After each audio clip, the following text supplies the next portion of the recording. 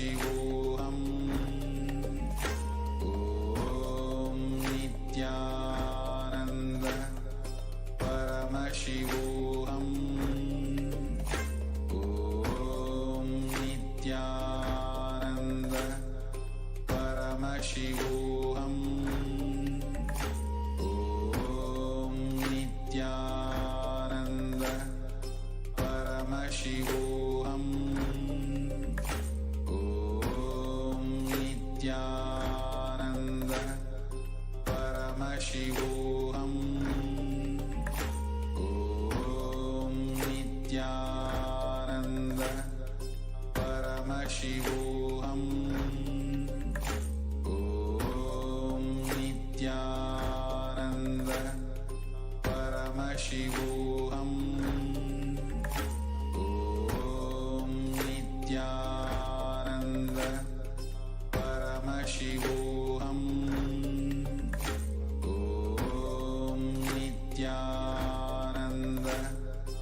Paramashivoham. Om Nithyananda Paramashivoham. Om Nithyananda Paramashivoham. Om Nithyananda Paramashivoham. Om Nithyananda Paramashivoham. Om Nithyananda Paramashivoham. Om Nithyananda Paramashivoham. Om Nithyananda Paramashivoham. Om Nithyananda Paramashivoham. Om Nithyananda Paramashivoham. Om Nithyananda Paramashivoham. Om Nithyananda Paramashivoham. Om Nithyananda.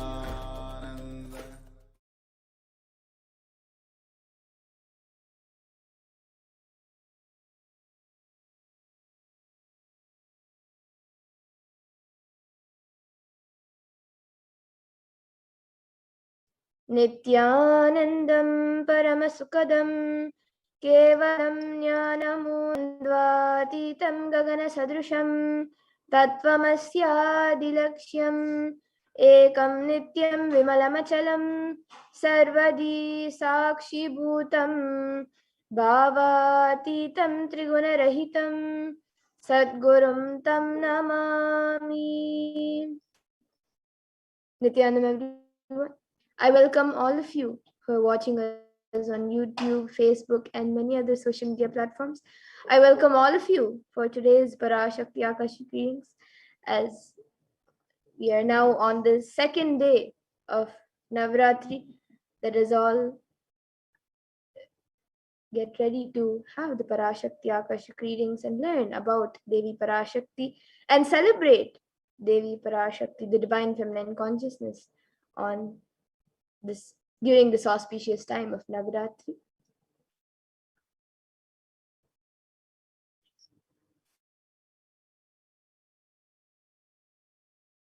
So if you are here, it means existence wants you to be here in this form.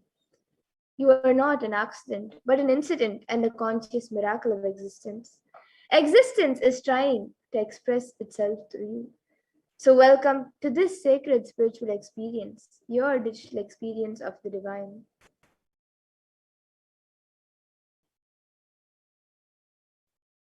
This may be what you think as your first time in the presence of a divine cosmic being, but this is not the first time this energy has graced planet Earth.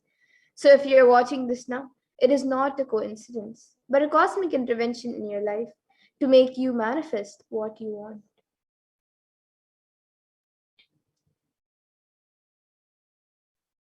Now you might be wondering, some of you might be wondering how this is possible and how has this worked before. So today, here you can experience these answers through the powerful cognitions as reference from the ancient texts of Hinduism, revived by the Supreme Pontiff of Hinduism. So now let us learn more about the divine cosmic mother, Devi Parashakti. So Devi Parashakti is the ultimate pure feminine consciousness and the cosmic mother. She is the source Shakti, and it is her cosmic womb, the Brahmanda Yoni, from which billions and billions of universes come out and go in, and the source where the Big Bang and black holes go on and on. Parashakti is the main deity of the sacred feminine and the divine consort of Bhagavan Paramashiva, who is the primordial divinity of Hinduism. And the supreme point of Hinduism beautifully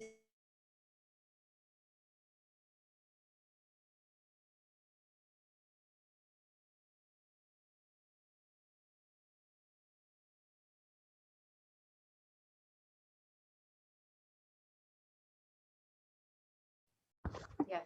And in the words of the Supreme Concept itself, about the relationship with the mother, the first and foremost relationship is the mother. The idea to learn, even the idea to relate, starts with the mother. Mother is too important a way to connect with what you think as life. In the Vedic tradition, our rishis were aware that your ability to connect with the mother should be directed to the cosmos. It should inspire, it should awaken your higher consciousness. It should inspire your higher consciousness. So connecting with life as mother is the most sweetest, most beautiful, most intimate path that you can relate with the cosmos and experience the state of them. And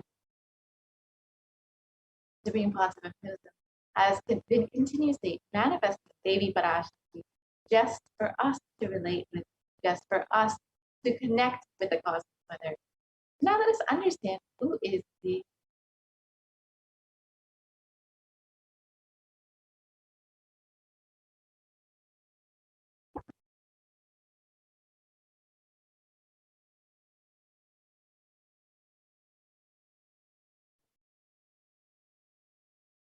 Yes, we apologize for the technical glitch. And connecting.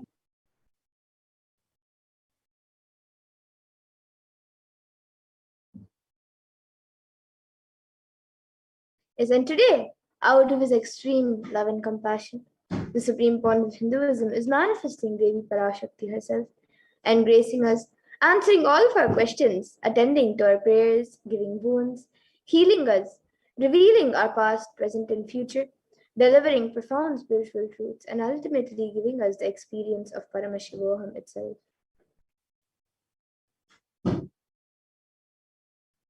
Let us understand what is the Bhava Samadhi Darshan.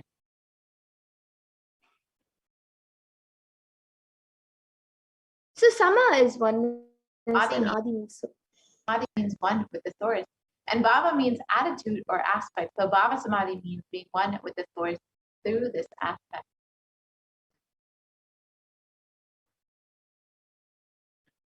And darshan means to have a glimpse of. So in the Vedic tradition, it is used to describe the moment when you come face to behold a deity, an avatar, a saint, or an enlightened being. As just seeing such a being can cleanse the karmas of lifetimes and create a deep lasting transformation in the receiver. And darshan is powerful superconscious vibration that is present around an avatar at all times. And he simply radiates darshan just as the sun continuously radiates light. And the auspicious moment when the receiver is able to catch it becomes the moment of darshan for you, raising you to the next level of superconsciousness, which is like hitting a reset button on your being.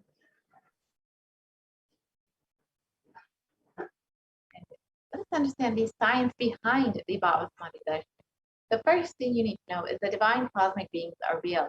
They manifest from Kailasa, the enlightened time-space zone, through deities and incarnations, and divine cosmic beings manifest through the Achavatara, the deities in temples, and through the Bhava Samadhi Darshans and the Nijavataras, the incarnations.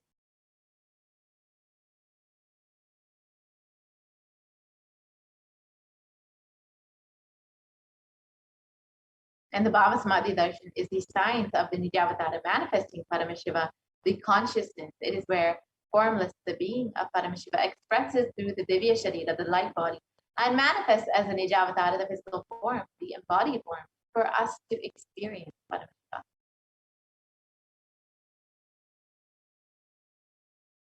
So, for example, Devi Parashakti expresses through the being of Rajrajeshwari and manifests as a Nijavatara, the physical form of Devi Meenakshi.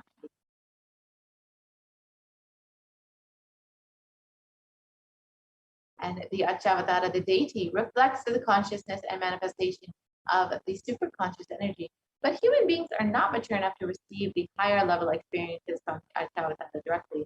So that is why the physical embodied form of the avatar comes down to bridge the gap and creates the experience of the superconscious energy in all of us.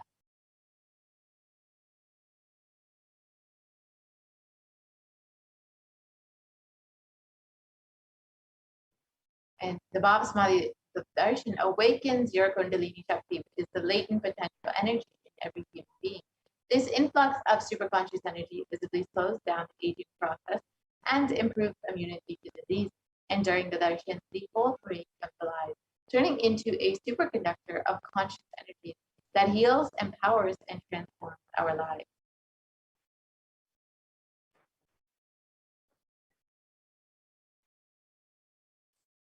And during the Bhava Samadhi Darshan, our neurons mirror that of the avatar. So the mirroring neurons, which is a natural phenomenon which takes place in all human beings, is the process that activates and processes all the observed moments or information of the avatar just by seeing. So that is, our entire body can silently and without movement or without moving recreate and receive what is happening elsewhere through a process of direct observation, experiencing the superconscious energy radiated by the avatar. And the Akashic readings are not predictions, they are readings from the cosmic archives. Beyond space, creation and destruction happen simultaneously. In the dimension of time, starts the past, present, and future. And because Akashic records are stored in the Akasha, the space dimension, there is no past, present, and future. That is why what you call as happening, yet to happen, are clearly already recorded.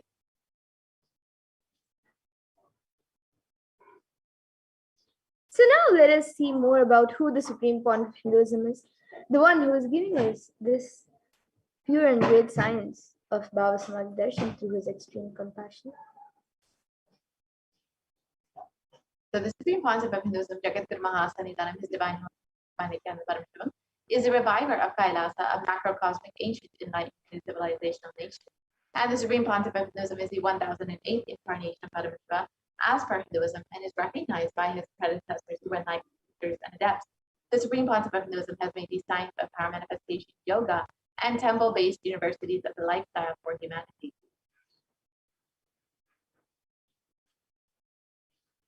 And the Supreme Pontiff of Hinduism is ordained as the 233rd Guru Mahasannidhanam of Kanchi Kailash Sarvagnipeetham, the incumbent Samrajyam, the present 293rd Jagadguru Mahasannidhanam of Kailas Unnata Shyamala Peetha Sarvagnipeetham, and the present Mahamandaleshwar of the Mahanirvani Akada, which is the largest apex monastic order. And Supreme Pontiff of Hinduism is the 1008th Acharya of Acharya Mahamandaleshwar of the Atalakada, is the present 23rd Guru Mahasannidhanam of the Dharma Mukti Swaragapra Adinam, and has been elected as Supreme Pontiff of Hinduism by a congregation of over 1,000 Hindu leaders. And the Supreme Pontiff of Hinduism is also revered as a teacher of Hinduism, the most prolific, most viewed, read and watched. He has authored 300 books and 10,000 articles in 3 different languages, which are English, Tamil, and Sanskrit. And these have been translated into 50 languages with over 1,000 titles. And over 20 million copies of books and articles have been sold, read, and downloaded. Over 10,000 hours of discourses have been given by the Supreme Pontiff of Hinduism, and he has enriched over 1 billion lives digitally, and is respected as the commentator of all sacred scriptures such as Upanishads, Bhagavad Gita, Shiva Sutras, Brahma Sutras, Yoga Sutras, Ashtavakra Gitas, Jain Sutras, and much more.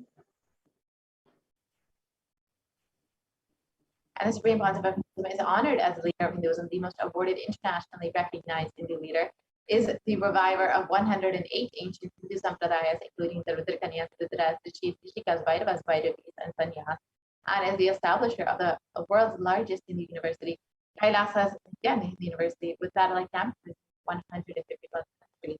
And the Supreme Pontiff of Hinduism is the establisher of 1,000 plus Kailasa ecosystems and the founder and reviver of over 100 Sadhya Pitas. The Supreme Pontiff of Hinduism is the collector of the largest Hindu library with over 1 million books, 1 million palm leaf scriptures, and over 20 million digital books. And now, with that, we will be now getting into the next segment of this program, where all of us will be learning and seeing the live demonstration of the extraordinary Shaktis. You will be learning, all of you will be learning about the science of power manifestation, and you will also be seeing a live demonstration of these Shaktis.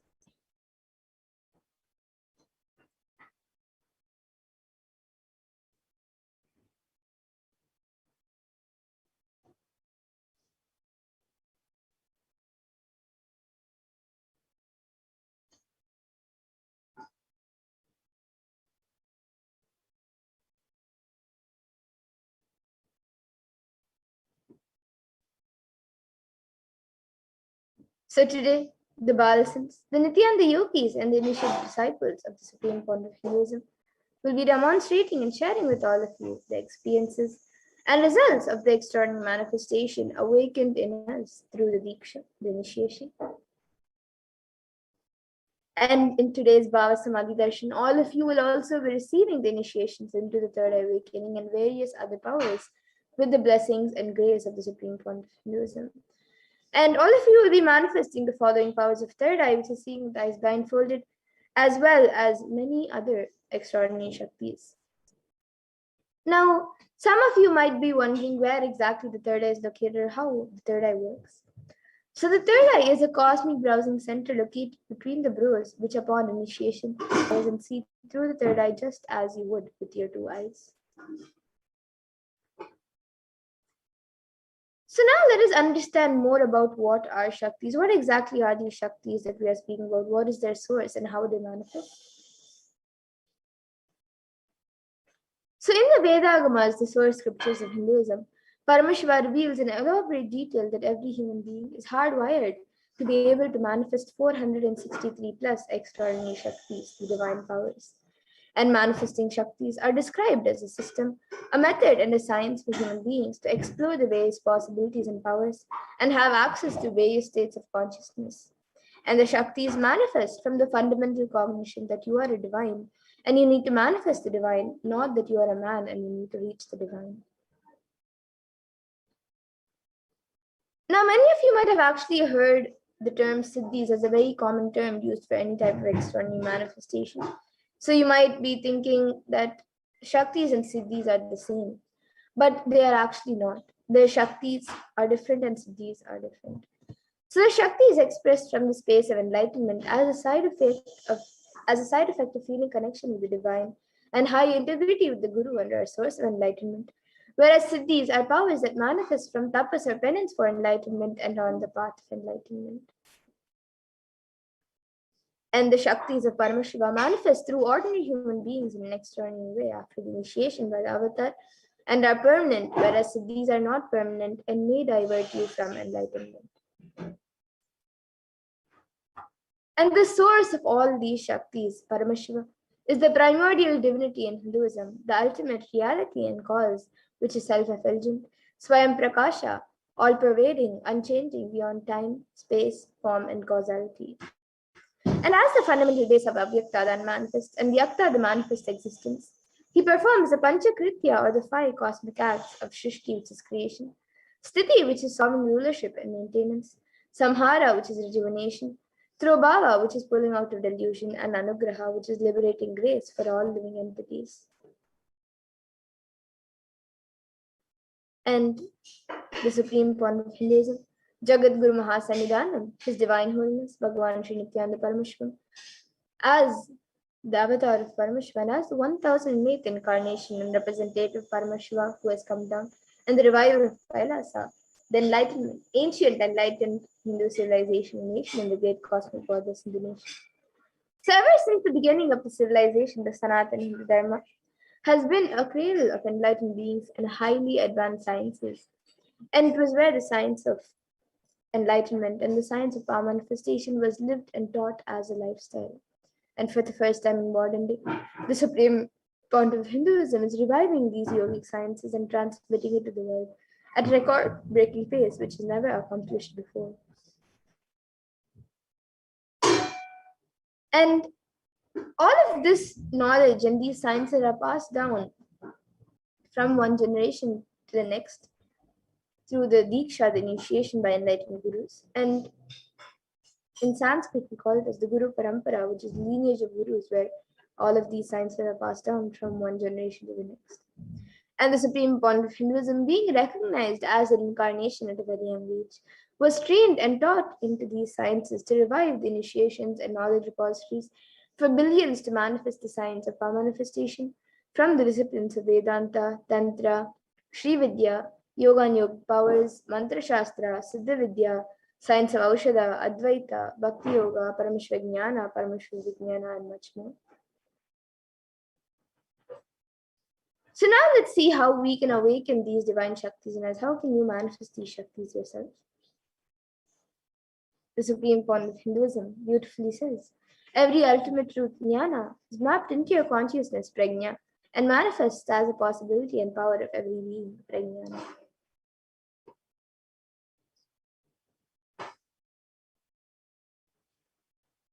And the science of power manifestation is authenticated through four aspects of pramanas, of evidences of pramanas. So the first is the unchangeable truths revealed in the source scriptures. And then the next is the Apta Pramana, which are the experiences and results of Aptas or authorities of Hinduism, where the Vedic rishis and scientists have time tested and verified the sciences.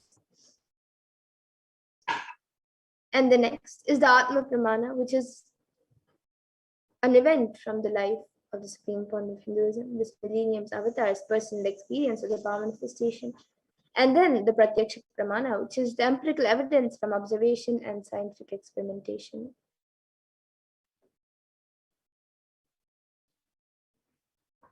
Now, many of you might have, of course, heard the word, or you might know a little bit about Vedas and Agamas. You might have heard about them. But some of you might also be new. And if you don't, Vedas and Agamas are actually what they are. The Vedas are actually the ultimate superior authority for Hindus, and they're pure science where the ultimate truths are explained. And the Agamas are the scriptures where the applied technology and the applied science are expanded. So as we saw earlier, the Vedas and Agamas are the scriptures where Paramashiva reveals all of these sciences. And the Vedas and Agamas, the Veda Agamas, is given this status of Shruti as they're directly revealed by Paramashiva. And they're the ultimate, eternal, unchangeable truths. And a reference cited from these Shastras or source scriptures is called the Shastra Pramana. So now let us get ready to witness a very unique and very exciting demonstration of the power of third eye. After we go through the Pramanas for this power, so we will be first seeing the power of seeing with the eyes blindfolded. So the Shastra Pramana for the power of third eye comes from the Vijnana Bhairava Tantra. Kapalantarmanonyasya tishtanmilitalochanaha kramena manasodadyat lakshaye lakshyamuttamam. And the translation for this verse is, by fixing the mind on the inner space within the ground center and sitting stably without any movement, having the eyes closed in succession, by that stability of the mind and inner space through the power of the third eye, one directly sees the ultimate goal Lakshyam by having the vision beyond the sight that reveals any object or place, attaining the space of oneness with the source, Paramashiva. And the next is the Apta Pramana, where Krishna initiates Arjuna into the power of third eye during the revelation of the Hindu Purana Bhagavad Gita. So Krishna initiates Arjuna into the power of third eye so Arjuna can behold Krishna's Vishwarupa Darshan, the vision of his cosmic form. And beautifully, Bhagavan Krishna says to Arjuna, न तु मां शक्यसे द्रष्टुम् अनेनैव स्वचक्षुषा दिव्यं ददामि ते चक्षुः पश्य मे योगमैश्वरम्. So in this verse, Bhagavan Krishna says to Arjuna, but you cannot see my cosmic form with these physical eyes of yours. Therefore, I grant you divine third eye vision. Behold my cosmic opulence. So this verse is from the 11th chapter of Bhagavad Gita, which contains the description of Bhagavan Krishna's cosmic form. So further in this chapter, the description of Bhagavan Krishna's cosmic form is completely narrated by Arjuna as he sees Bhagavan Krishna through his third eye. And the next is the Atma Pramana in Swamiji's own words. The first experience is that I was able to see everything around me, above me, the whole 360-degree, 10 directions, below me, everything. I realized not only I was able to see, I was able to feel and experience all of that as me. And the next is the Pratyaksha Pramana, which here you can see study measures were done on the brainwaves of the Supreme Point of Hinduism himself, using a positron emission tomography, a PET scan. And it was measured that when doing daily activities, there is high activity in the brain where the third eye is located. And when in deep samadhi active, and almost 90% of the rest of the brain is at peace.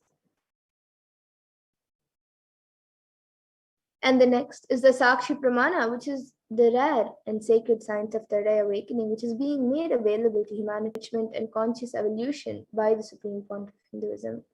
And as the living incarnation of Paramashiva, the Supreme Point of Hinduism, embodies the most profound yogic states that surpass all the bounds of time, space, and matter. And he is gifting this pure and great science of third eye awakening along with many others through the science of Diksha to millions of people. And everyone who has actually been initiated into these sciences have experienced and witnessed the profound results and extraordinary manifestation in their day-to-day life. So now let us all get ready to witness the live Sakshi Pramana, the live demonstration of the powers of third eye with the Balsans.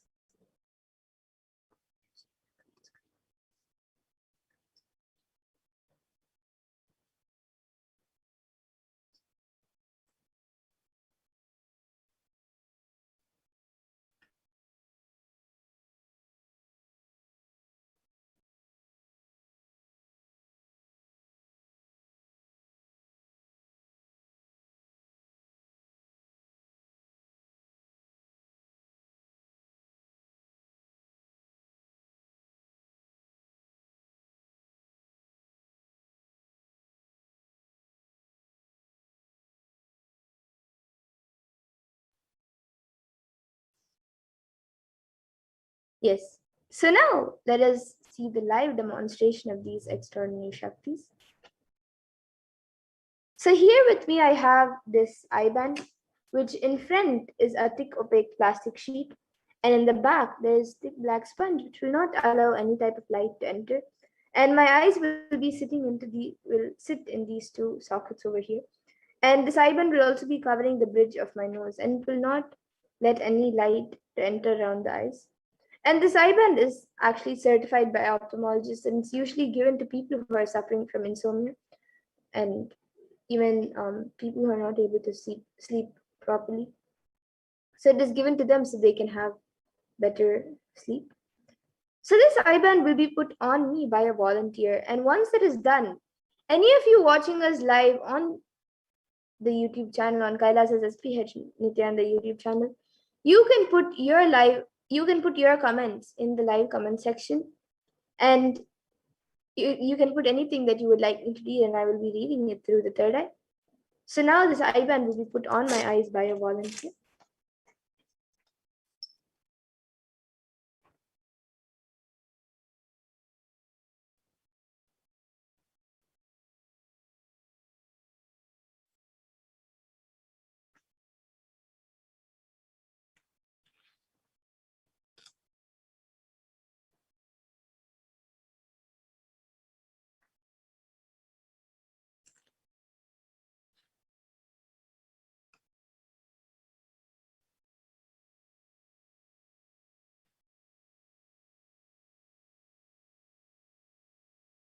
Yes. So now the I band has been put.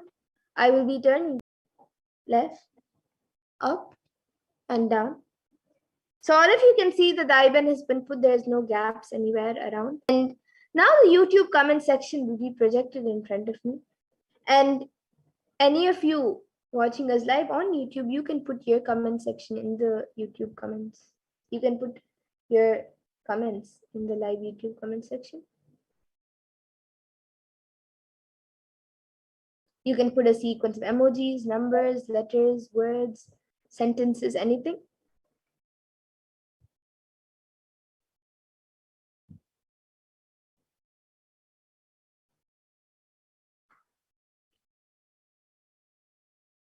Yes, we're loading the comments. And we'll also be projecting comments for all of you. Yes, so the first comment we have is from Ayanar Zavotin Zaya, who has put Nithyanandam.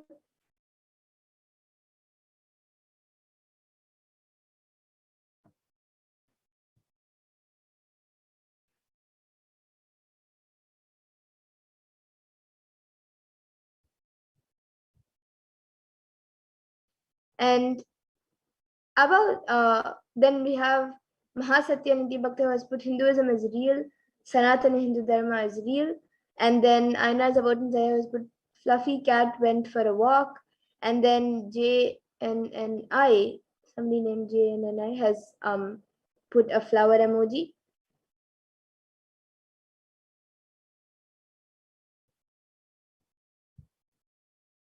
And actually, the comment that Mahasatyaniti Bhakta has put, there are few letter and keywords which doesn't have a capital letter.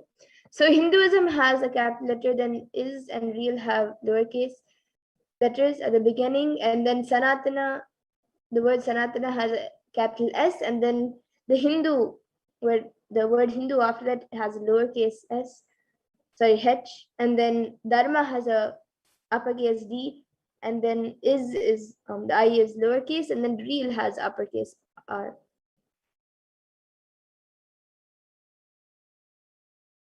Yes, anyone else also who would like to put in your comments, you can put your comments. It can be anything that you would like me to read. It can even be different languages or anything else.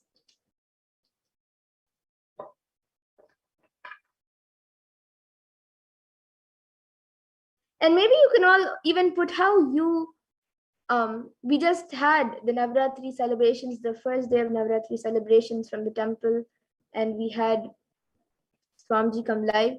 So you can also share your experience in the chat of how you felt during the darshan and your experience of the Navratri celebrations. And yes, Aina Zaya has put Cheroskro. Okay, I'm gonna spell out CHAROSCURIST.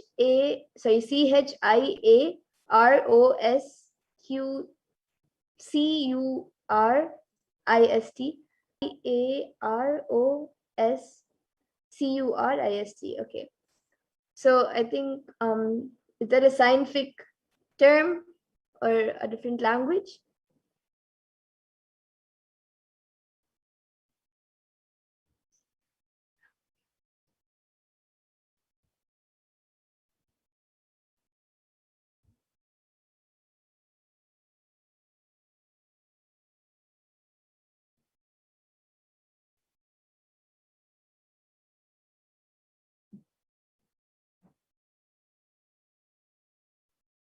Yes, so I know Zaya, you can maybe get back in the comment section of the meaning of the word or that you have put, or if it's a scientific term, then what.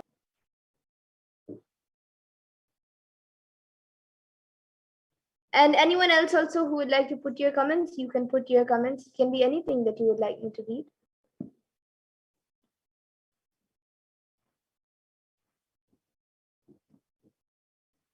Yes, Aina's Avodandaya has now put another scientific term, which is pseudo hypo hypoparathyroidism. And then JNNI has put a O with two dots on top, or a zero with two dots on top. Yes, it's a O with two dots on top. And yes, Aina Zaya, he has put a scientific term which is pseudo hypoparathyroidism.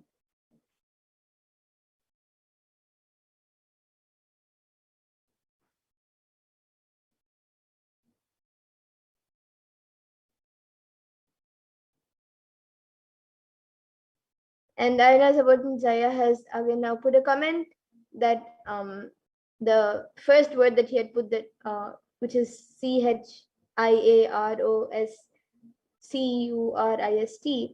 that word, the meaning, so it has that word and then it's written meaning, filters a painter who uses light and shade rather than color to create the illusion of volume. Okay, and actually the filters, the word filters and the word a does not have a gap in between. And yes, it's good to learn a new word today. Chiaroscurist. So that's a person who filters, a painter who uses light and shade rather than color to create the illusion of volume. So yes, that's great.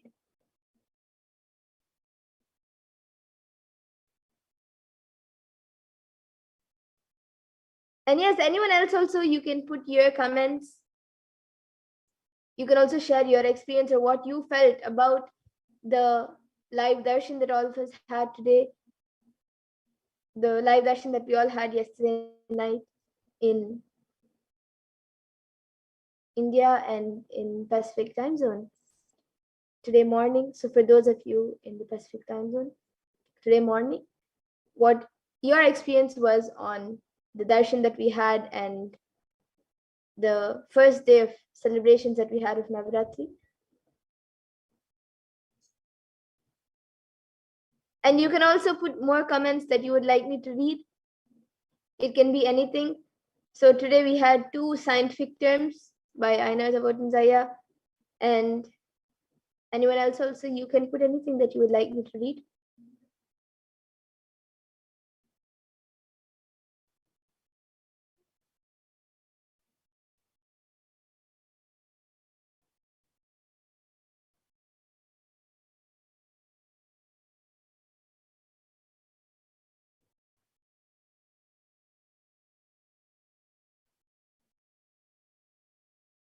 Also be having the power of body scanning. So if you would like a body scan, you can also put your comment in the comment section.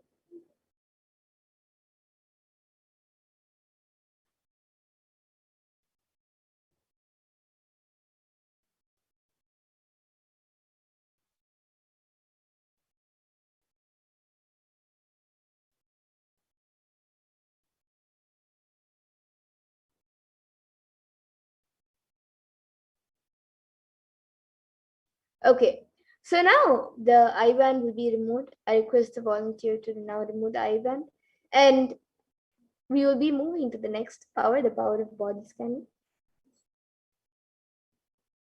Yes, and actually before that we have a comment from Yao Yao, who has put, Ma, can you please scan my body, especially my heart area? Thank you, and namaskar emoji. Yes, Ma, we will now be moving to the power of body scanning. I request the volunteer to now remove the IBAN.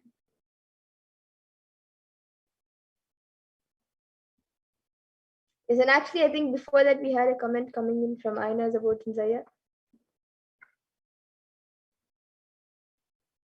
And he has put Maris Gringorjev is planning to do Nirha Samima from tomorrow. Please reveal any advice that could make the process easier for him. I have his consent. Yes, okay. In the next power, we will be doing that.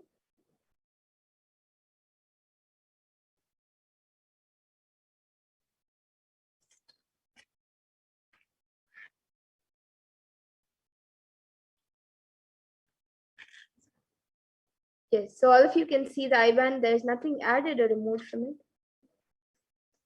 And now, we will be moving to the next power of body scanning. So, for those of you who might be joining us for the first time, this power of body scanning is the power that awakens the ability to scan and detect illnesses, diseases, or medically diagnosed issues in the body. And the best part is, even a solution is revealed through the third eye for the problem. So now we'll be seeing the pramanas for the powers of body scanning. And if you would like a body scan, you can put your comment in the YouTube comment section.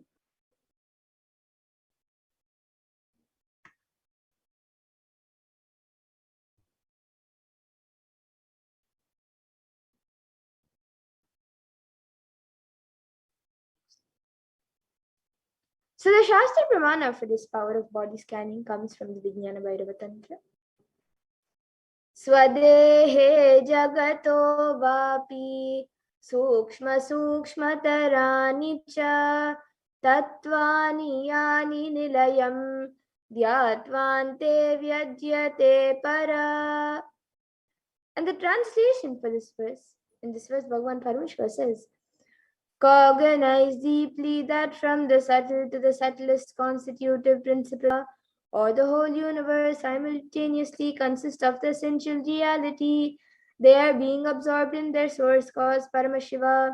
By the experience of such restful awareness, one becomes complete from all thoughts, and the ultimate universal divine power, Paradevi Adi Shakti, is revealed, and supreme power manifestation happens.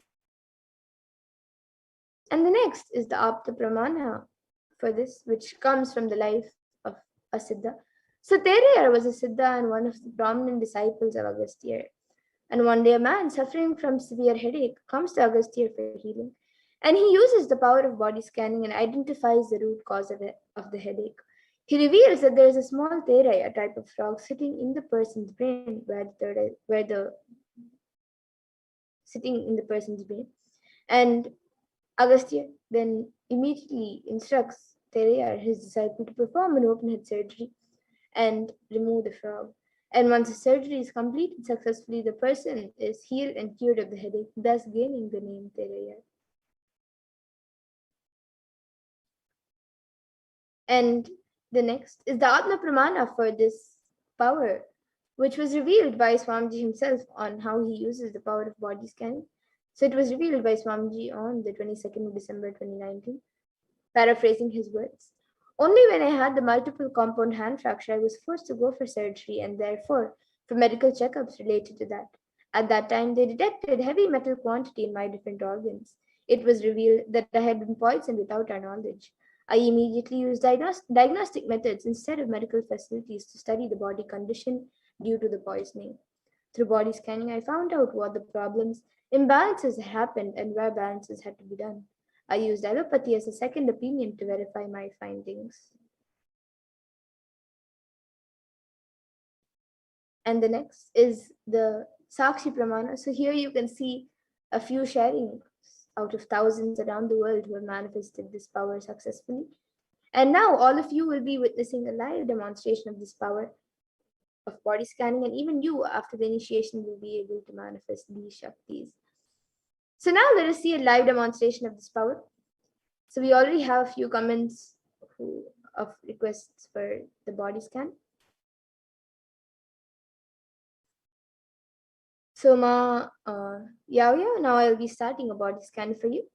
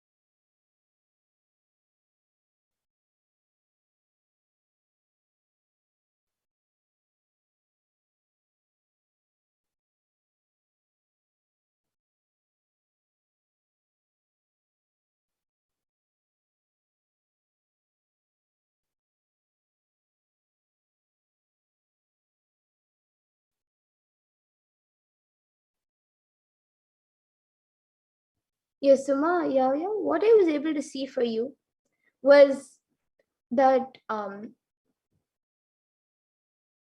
on your heart, like outside that area, there's like a small black patch which is forming, and every few days it is getting a little bigger.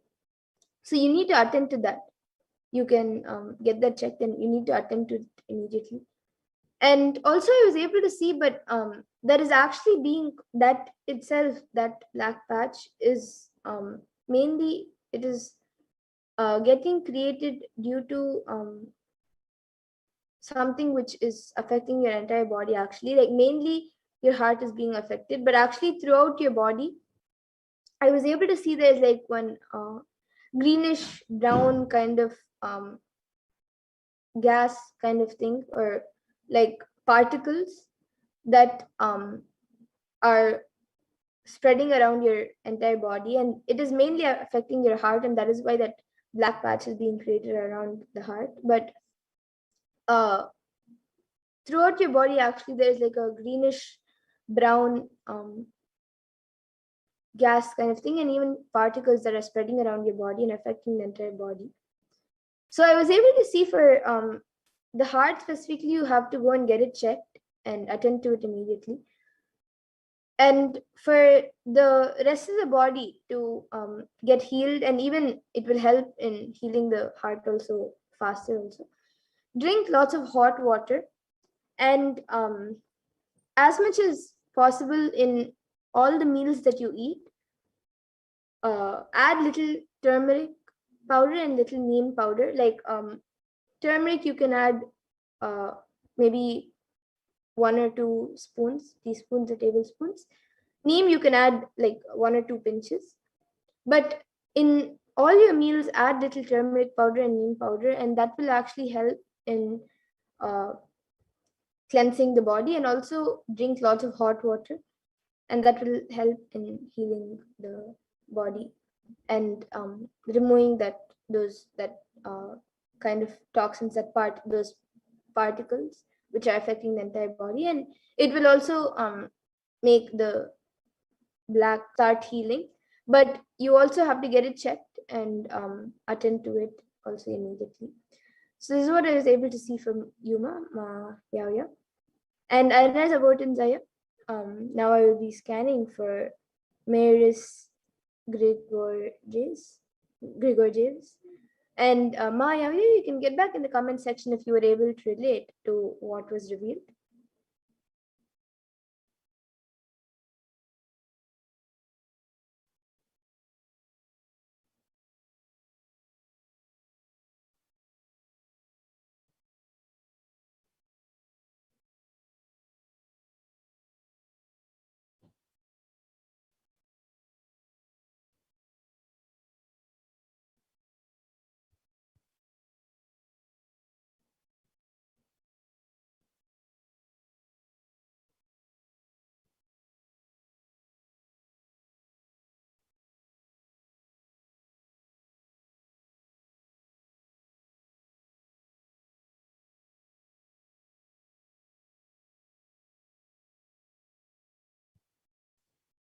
Yes, so Maris Grigorjev's Aya, Aina's about in Zaya, what I was able to see for um Maris.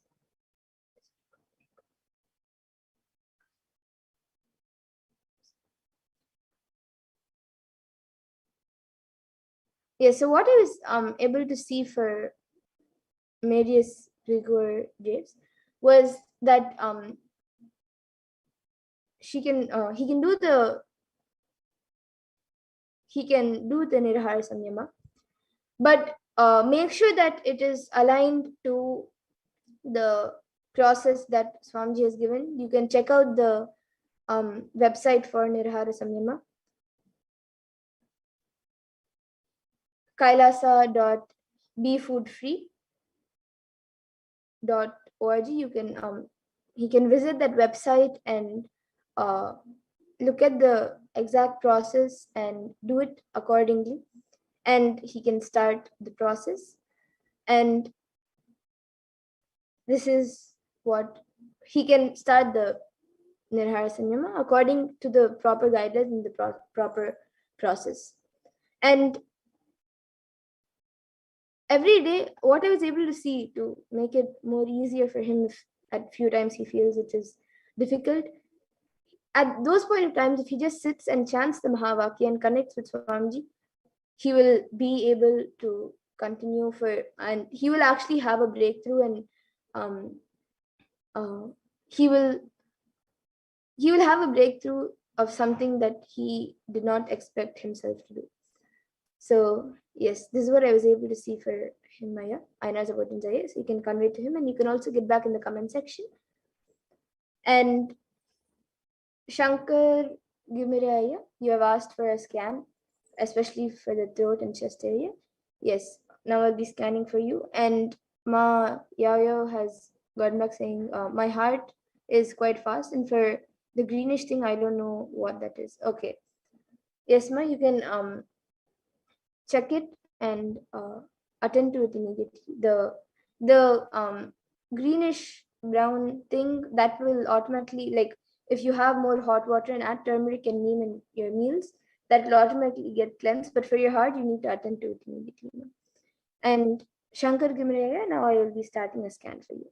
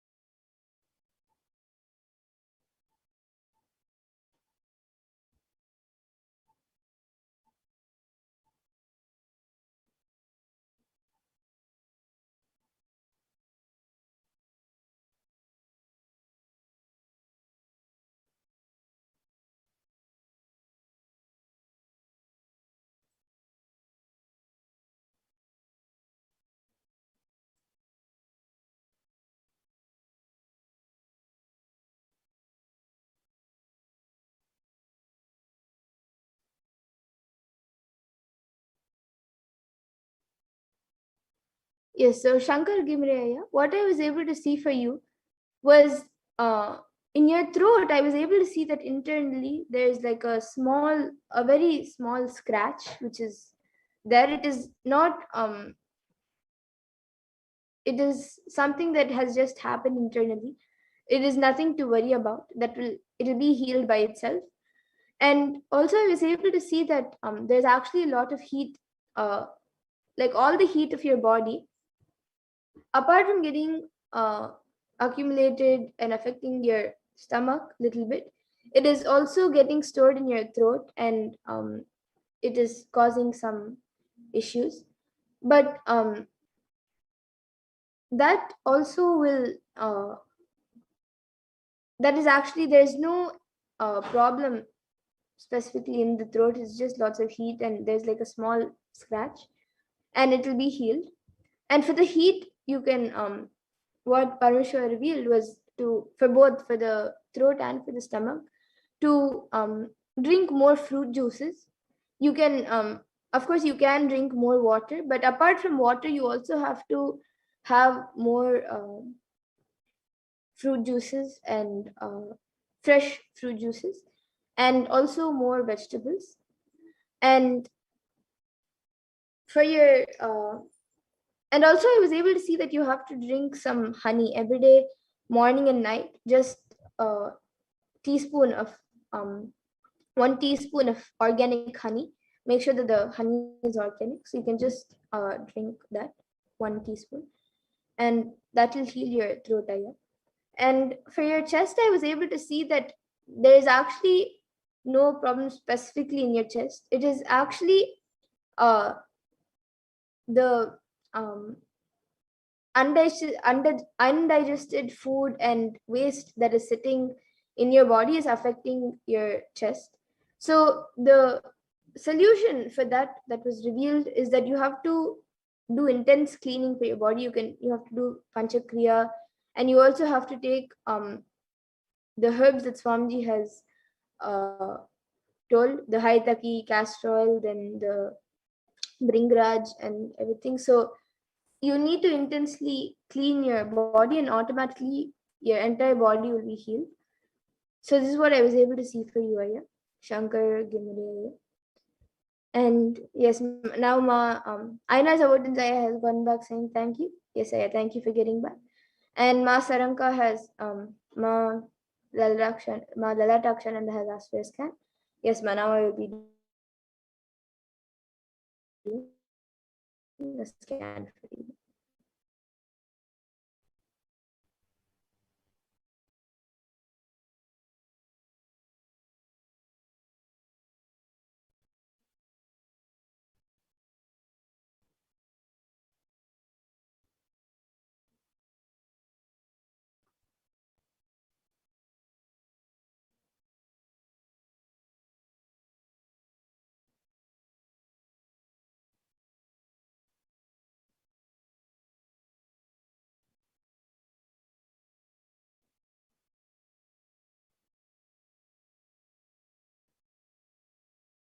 Yes, Saksha, what I was able to see for you, Ma, that physically there's actually not any major issue, but I was able to see that you are like throughout the activities that you are doing and throughout your day, you are putting a lot of pressure on your own body.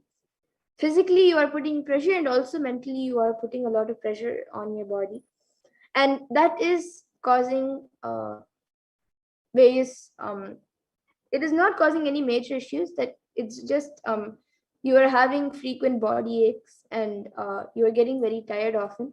It is because throughout your day you are putting in various activities, you are not in all activities, but in various activities you are putting too much pressure on the body, physically and mentally.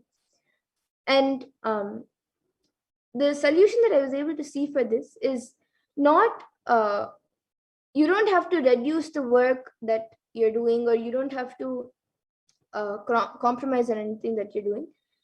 Just whenever you start something new, like before each activity of the day, like once you get up in the morning, and once you get up in the morning, immediately just chant the Mahavakya 3 to 10 times.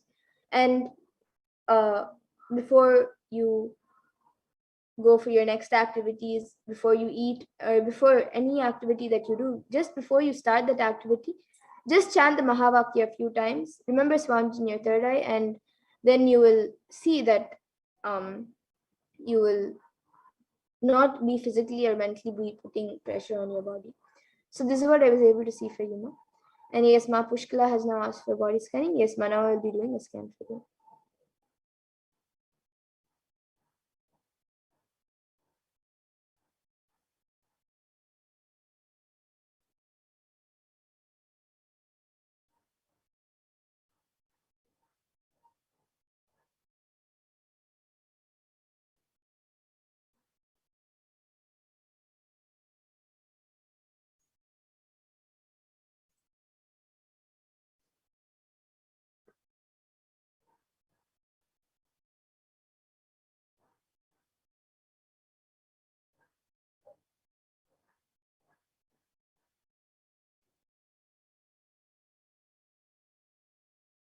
Yes, so Ma Pushkala, what I was able to see for you, Ma, was that for the past few days you were having a severe headache, and I was able to see that your skin is actually getting very dehydrated, like the water consumption.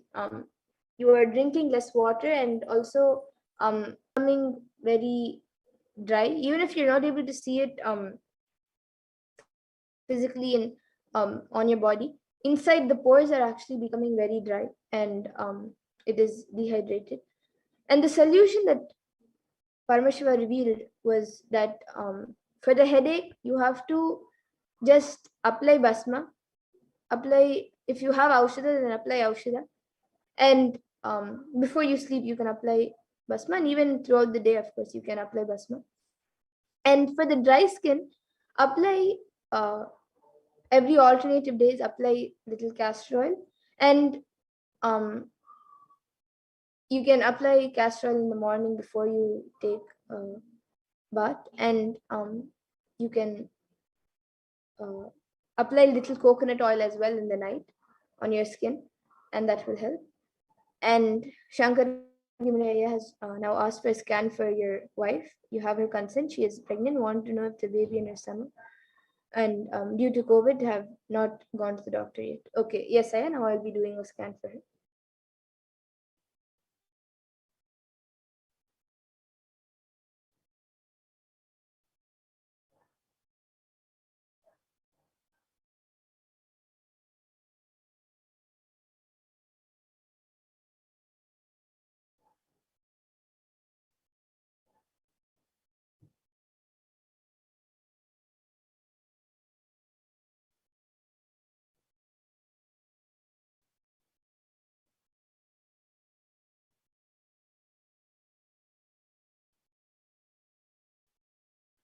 Yes, so Shankar Gimaraya, what I was able to see for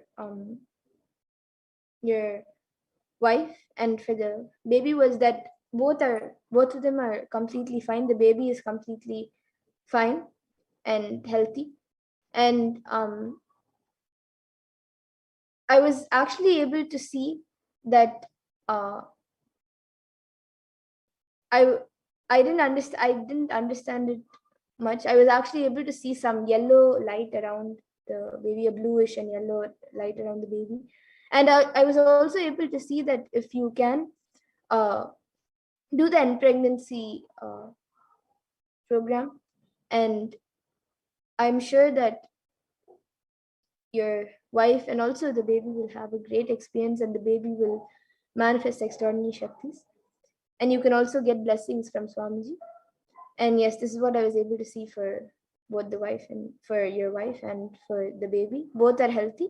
There's the baby is completely safe and healthy. And yes, Ma Pushkala has gone back saying, thank you so much. I've been feeling very dehydrated lately. Thank you for this kind solution. Yes. Thank you, Ma, for getting back. And now with that, I thank all of you who have joined us for this power manifestation segment. And we will now be moving to the next segment of this program, where all of us will be learning more about Devi Parashakti and how we can receive Devi Parashakti.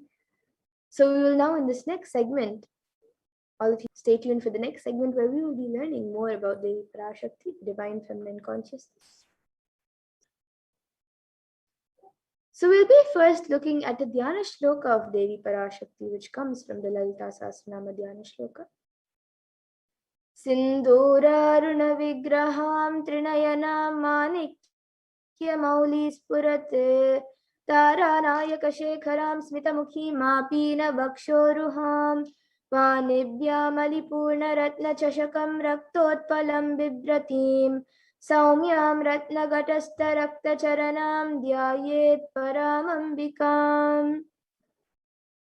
And the translation for this verse is the Divine Mother is to be meditated upon as shining in a vermilion red ball, with a triple eye sporting a crown of rubies, studded with a crescent moon, a face all smiles, a splendid bust, one hand holding a jewel cup brimming with mead, and the other twirling a red lotus.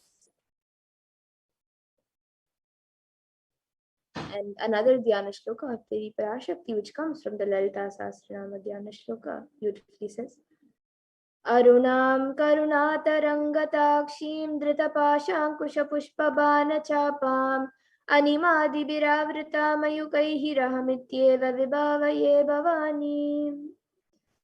And the translation for this verse is the divine. As I meditate on the great empress, she is red in color and her eyes are full of compassion. She holds the noose, the goad, the bow, and the flowery arrow in her hands.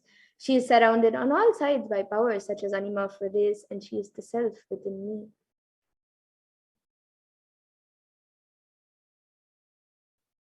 And Devi Parashakti is the ultimate pure feminine consciousness. Parashakti is the cosmic mother. It is her cosmic womb, from which billions and billions of universes come out and go in, and the source where the Big Bang and black holes go on and on. Parashakti is the source Shakti, the source energy, and the source power, from which all of us came, in which all of us are in even now, and in which all of us are going to merge.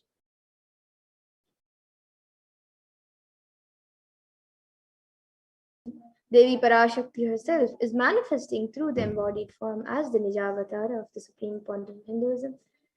Jagat Guru Mahasannidhanam, His Divine Holiness, Bhagavan Sri Nithyananda Paramashivam, gracing us, answering all of our questions, attending to our prayers, giving boons, healing us, revealing our past, present, and future, delivering profound spiritual truths, and ultimately giving us the experience of Paramashivoham itself.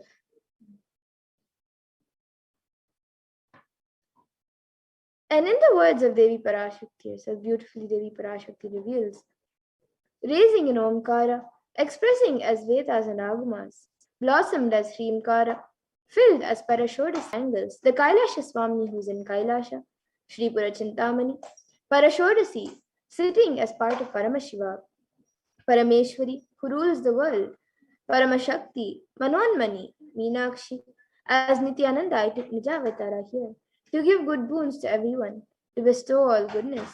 Hiranya Garbhaswarupini, Brahmanda Yoni, Shami, Chandramauli, Rapala, Aparna, Uma, Parvati, Savitri, Navayavana, Samrajya Lakshmi, Parameshwari, Parashodasi, Meenakshi.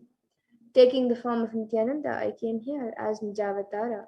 With great compassion, I am blessing. Listen, people, to do good to all of you, I took the form of Nithyananda and came down as Nijavatara.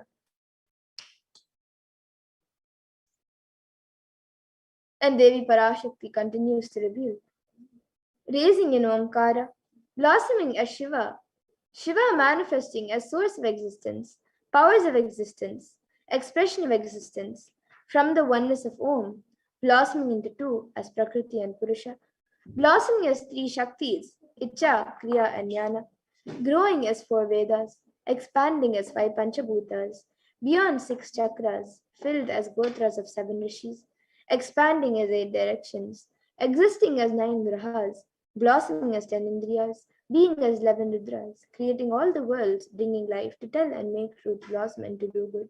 Parashodasi, Meenakshi, in the form of Nithyananda, I came to bless every one of you.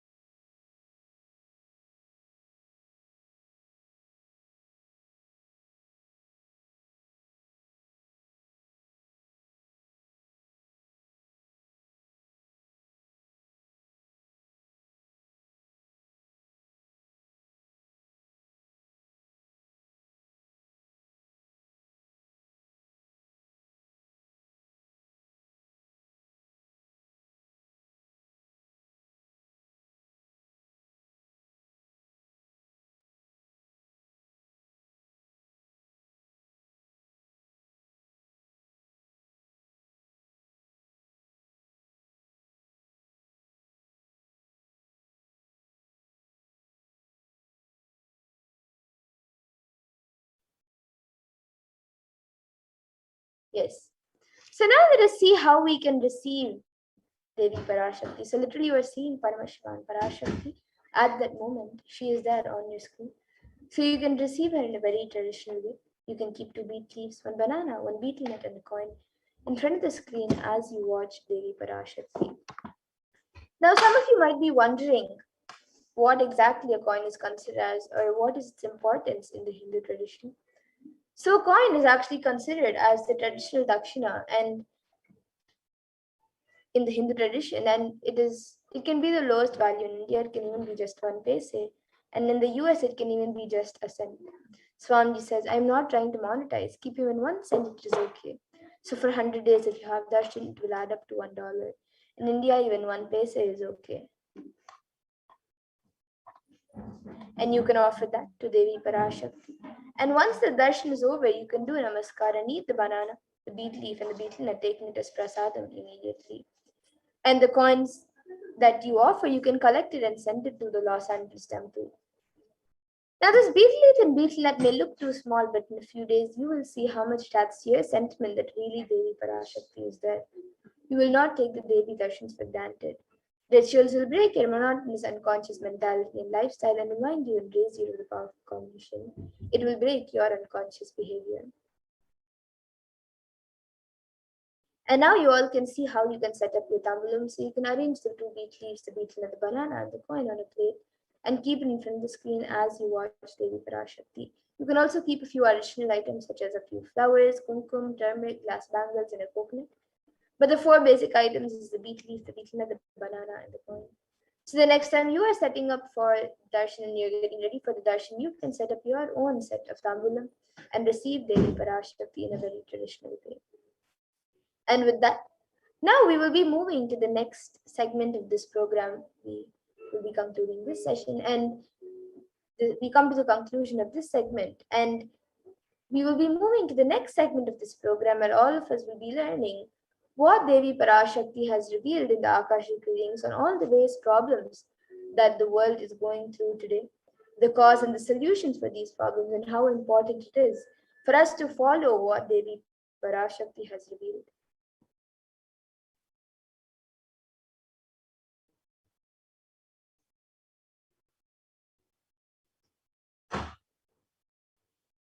So let us first see the compassion of the avatar. So in the Guru Paduka Sutra, composed by Adi Shankaracharya, the very first verse describes how the Guru Padukas, the sacred feet of the Guru, is the boat that helps us cross the Ananta Samsara Samudra, the seemingly endless ocean of samsara or suffering.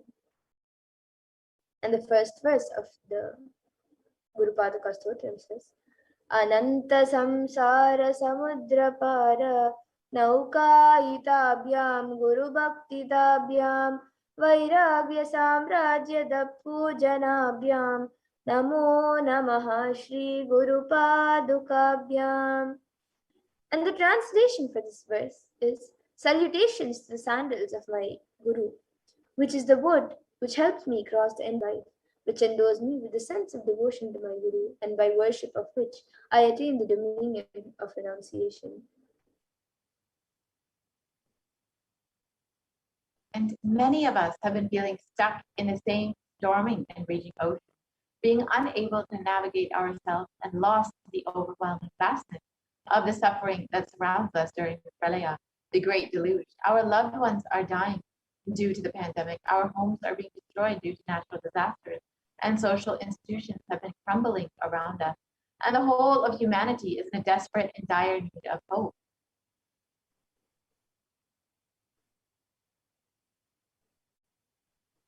The Cosmic Mother has alleviate the suffering of humanity.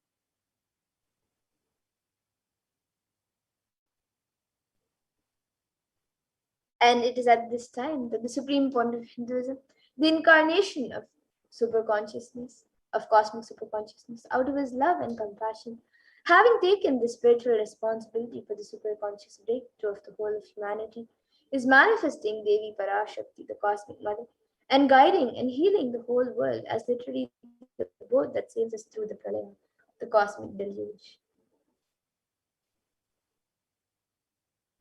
Devi Parashakti is herself manifesting through the Nijavatara and answering each and every one of our prayers, granting boons, healing us, manifesting miracles, removing all of our pain and suffering. And Devi is not just attended to us individually, but also as a humanity at large.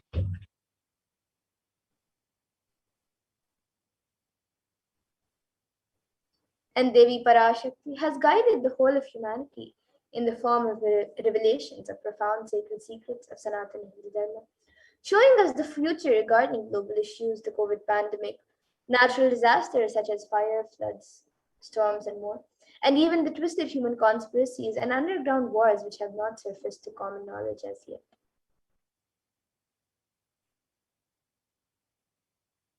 So in this segment, we will be elaborating on the statistical, scientific, and scriptural references of each sacred revelation, which has manifested precisely as the guidance emerged from Devi Parashakti, for us to imbibe deeply and to start following as Devi Parashakti continues to protect us until the storm ends and we are safely harbored at the shores of our consciousness.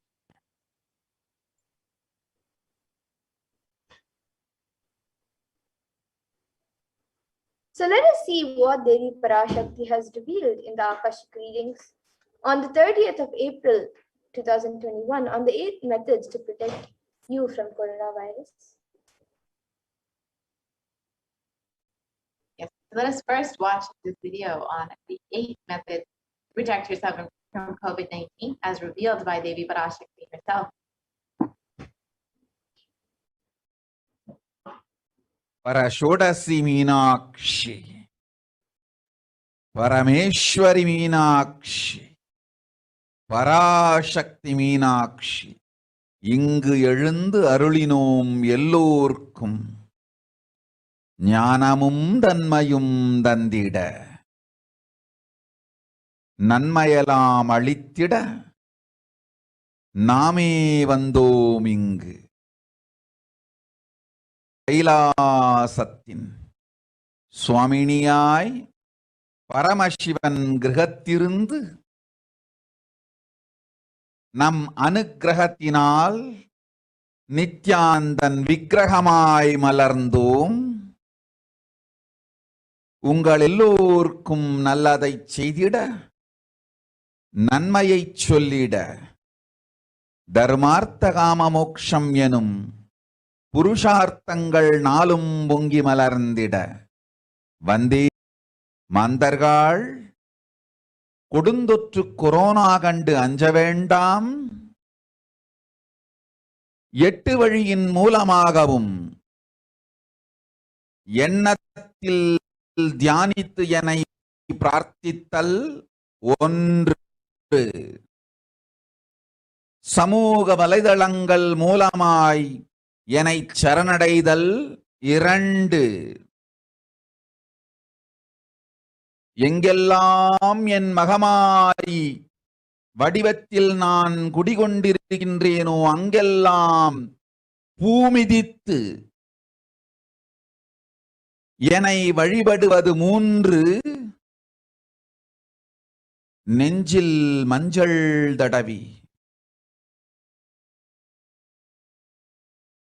வேப்பம் சாரருந்தி தினந்தோறும் என்னை தியானிப்பது 4, நிர்விகல்ப நிலையிருந்து நித்யானந்தத்தை நிறைத்து உயிர்வது 5, சிவ சிவ சிவ எனும் பிரபஞ்ச பெரும் நாதத்தை அஜபா ஜபமாய் நிகழ்த்தல் 6, நிறைவான பூரண மனத்தோடு வாழைப்பழத்தோலும் வெங்காயமும் குதிகாலில் வைத்து பத்திட்டு நித்திரையில் அடங்குவது 7, பூரணமாய் பரிபூரணமாய் அருணாச்சல ஸ்மரணையில் நினைப்பும் மறப்பும் அருந்த உணர்வு ஸ்மரணையில் அகம் அகம் என ஸ்புரிக்கும் அருணாச்சல ஸ்மரணையில் ஆனந்த ஸ்புரணத்தில் இருப்பு 8 எனும் 8 முறையிலும் துணை பேருக்கும் இல்லை கொரோனா கொடுந்தொற்றின் தாக்கமும் கொரோனா கொடுந்தொற்றின் பயமும் கொரோனா கொடுந்தொற்றின் மயக்கமும் வாழ்வீர்கள் வளத்தொடு நல் ஞானம் யோகத்தொடு நாமே நிம்மோடு நானே நீயாய் நீயே நானாய் நல்வாழ்வு வாழ்வீர்கள். 8இல் 1 செய்தாலும் கொரோனா உங்களை எட்டவிடாது காப்பு.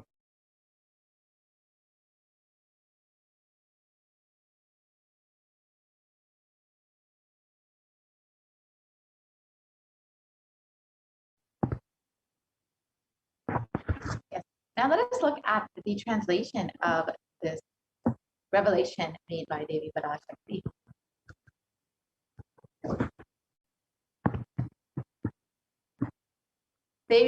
Devi revealed, "O humans, don't be scared of the deadly infection corona. Through these 8 ways, praying and meditating on me, surrendering to me through social media, wherever I'm residing, worshiping me by doing the fire wash, applying turmeric in the chest, drinking neem juice, and meditating on me every day, and being in the untouched state, filling with eternal bliss."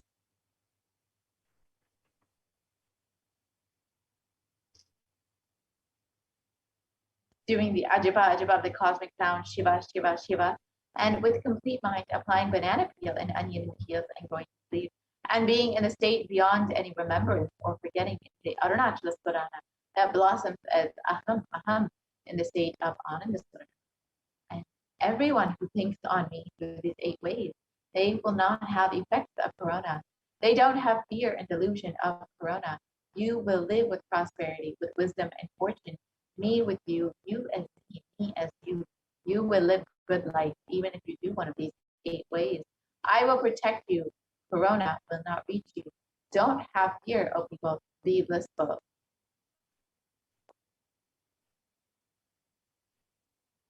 And in this revelation, Devi Parashakti has revealed 8 methods to protect all of us, all of humanity from COVID-19. So we're now going to see the benefits and the science behind each method that Devi Parashakti has revealed. The first method revealed by Devi Parashakti was praying and meditating on Devi Parashakti.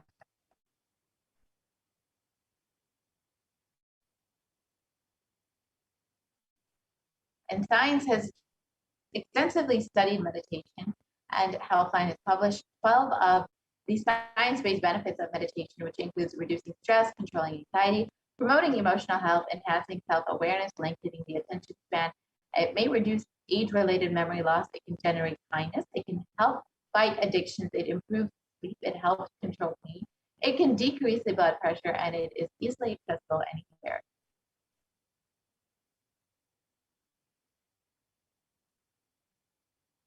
And the Department of Health and Human Services in the United States has published research about the benefits of prayer and the impact of the benefits of meditation and the impacts of meditation on both our physical and our mental health.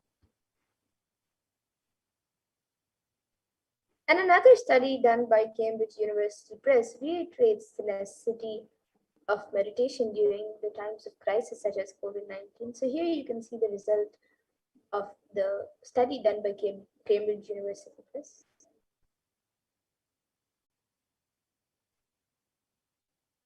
And research was published in Everyday Health, which shows how prayer and spirituality protect the emotional health.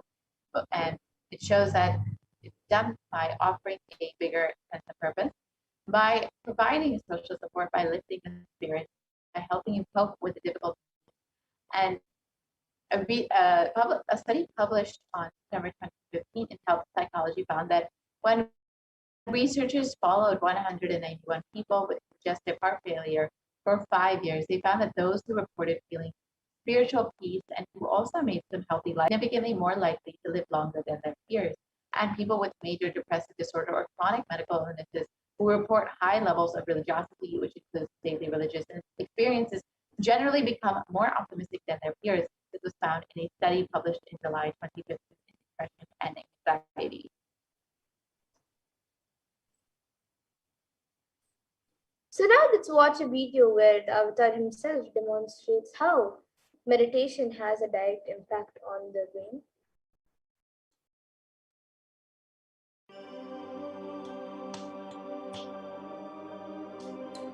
Nithyananda participates and encourages scientific researchers to derive evidences for meditation and healing through meditation. Dr. R. Murli Krishna, President, COO, Integris Mental Health and James L. Hall Jr., Center for Mind, Body and Spirit, Oklahoma in US, and his team invited Nithyananda to derive scientific evidences for meditation and the state of his enlightenment.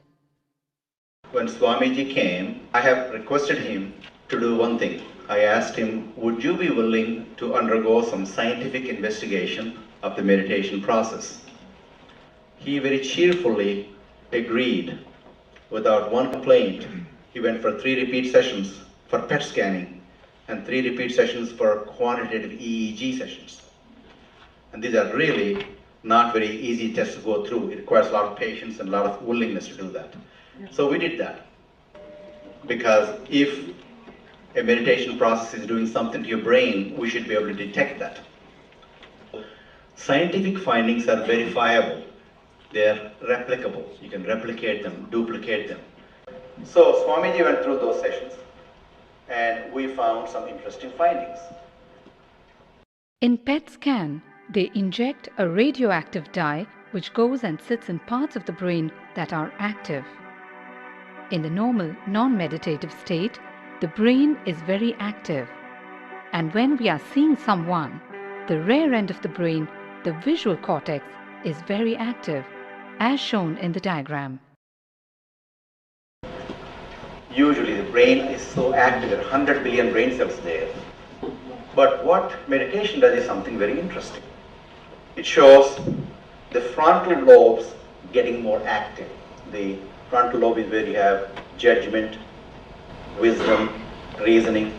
Here are some of the brain scans I'm going to share with you. This is alert, non-meditative state. The second one is 30 minutes into 30 minutes meditation. Look at the frontal lobes, how they light up. They light it up big time. 60 minutes of deep meditation, and here is a deep, deep level of meditation where it lights up significantly right here. Right in the middle. Probably 1.5 inches, 2 inches deeper.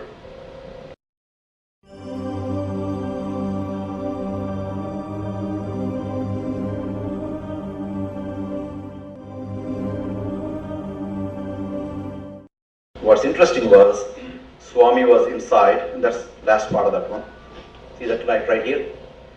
So what's interesting was, I've never seen that before in my life. So the other parts I've seen may not be to the extent that Swamiji showed, but this is something interesting. There is something called dopamine, which is a chemical our brain is involved in. Dopamine is produced mostly in this area. And when you have any pleasurable feeling in your body, it is mediated through dopamine. It's a neuroreceptor. It's a chemical that transmits messages of pleasure. It basically evokes pleasure chemical. You eat the same thing is with visual pleasures you have. Beautiful people, beautiful sceneries, nature, whatever gives you pleasure. It's mediated through dopamine. Everything that human being experiences involves dopamine. But what's interesting is that you and I have the potential to create our own dopamine in a big way.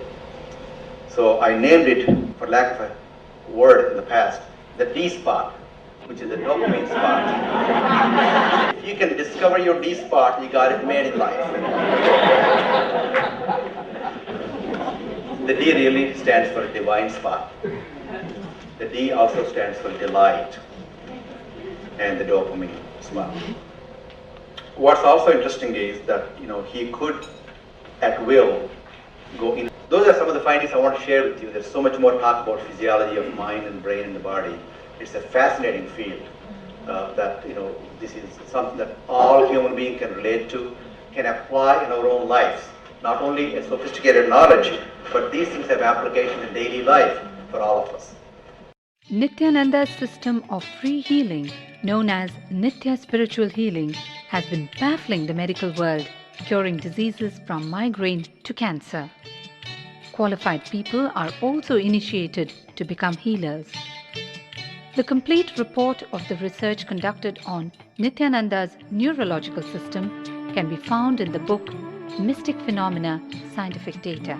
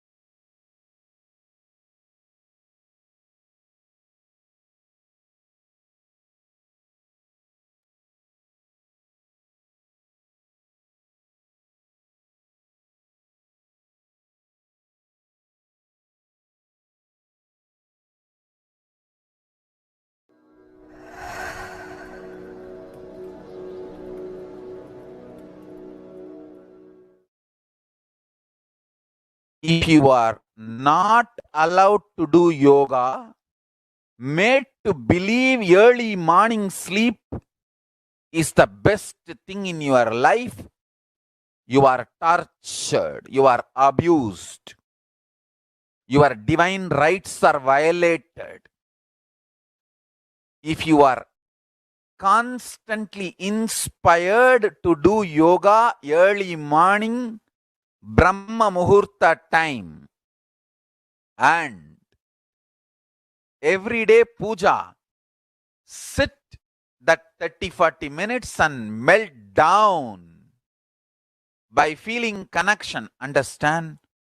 Nothing can be compared to prayer to bust your stress. I tell you, prayer is the best stress buster. Deep feeling connection and tears rolling in your eyes and melting down. Prayer to Paramashiva. Intense yearning, vyaking to Paramashiva. Relating to Paramashiva. Nothing can be compared to that to bust your stress. I tell you, everyday puja is an ultimate recharging experience. If you do everyday puja,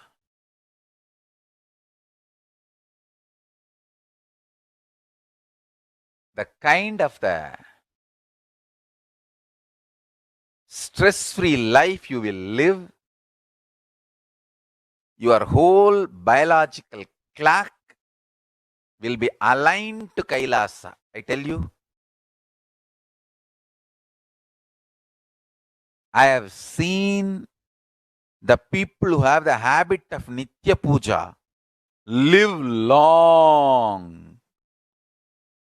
Not just long, happy.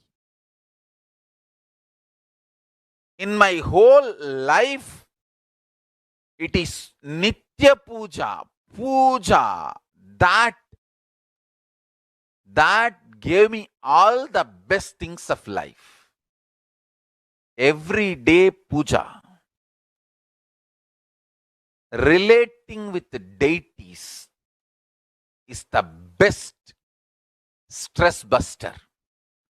Touch the deities, do decoration, dress up.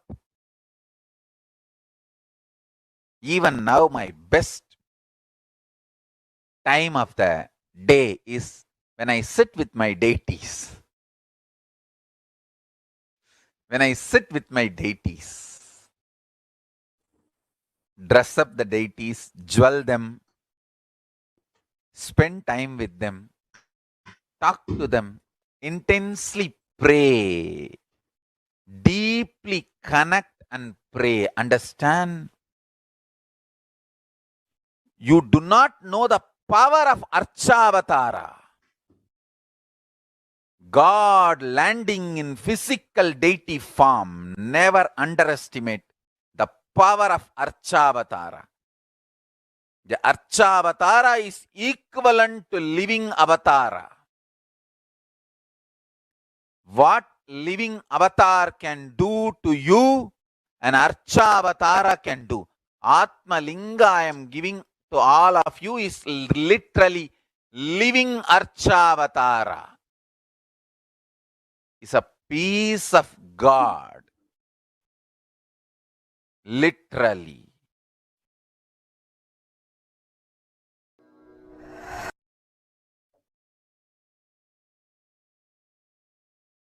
Yes. So now we all just saw what Supreme Point Hinduism explains what the need of prayer.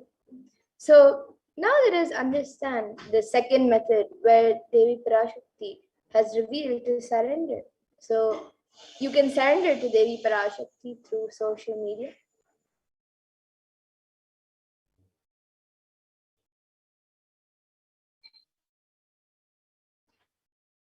So during Devi Parashakti gives us the opportunity to connect with her through various social media platforms and attends individually for prayers and showers us with blessings and boons.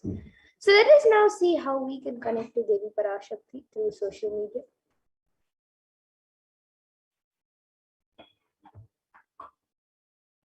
So the first way is through YouTube, where below the live video next to the channel, you can click on the join button and become a member of the channel. And then you can ask your questions in the comment section.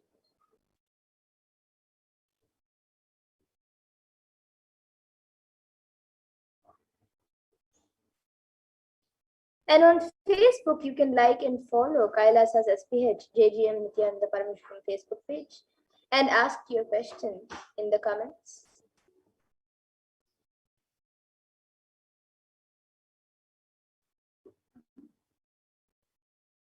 And on Twitter, you can follow at Sri Nithyananda. You can follow Swamiji's Twitter handle at Sri Nithyananda. And you can ask your questions in the reply section of the tweet with the hashtag AskTheAvatar.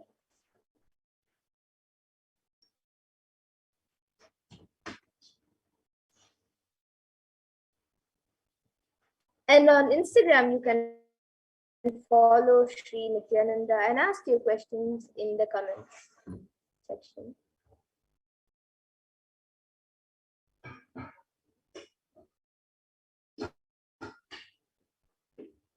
And another way is by visiting the main website, kailasa.org, and asking your questions through WhatsApp in a WhatsApp chat box, which is there on the main channel, on the main website.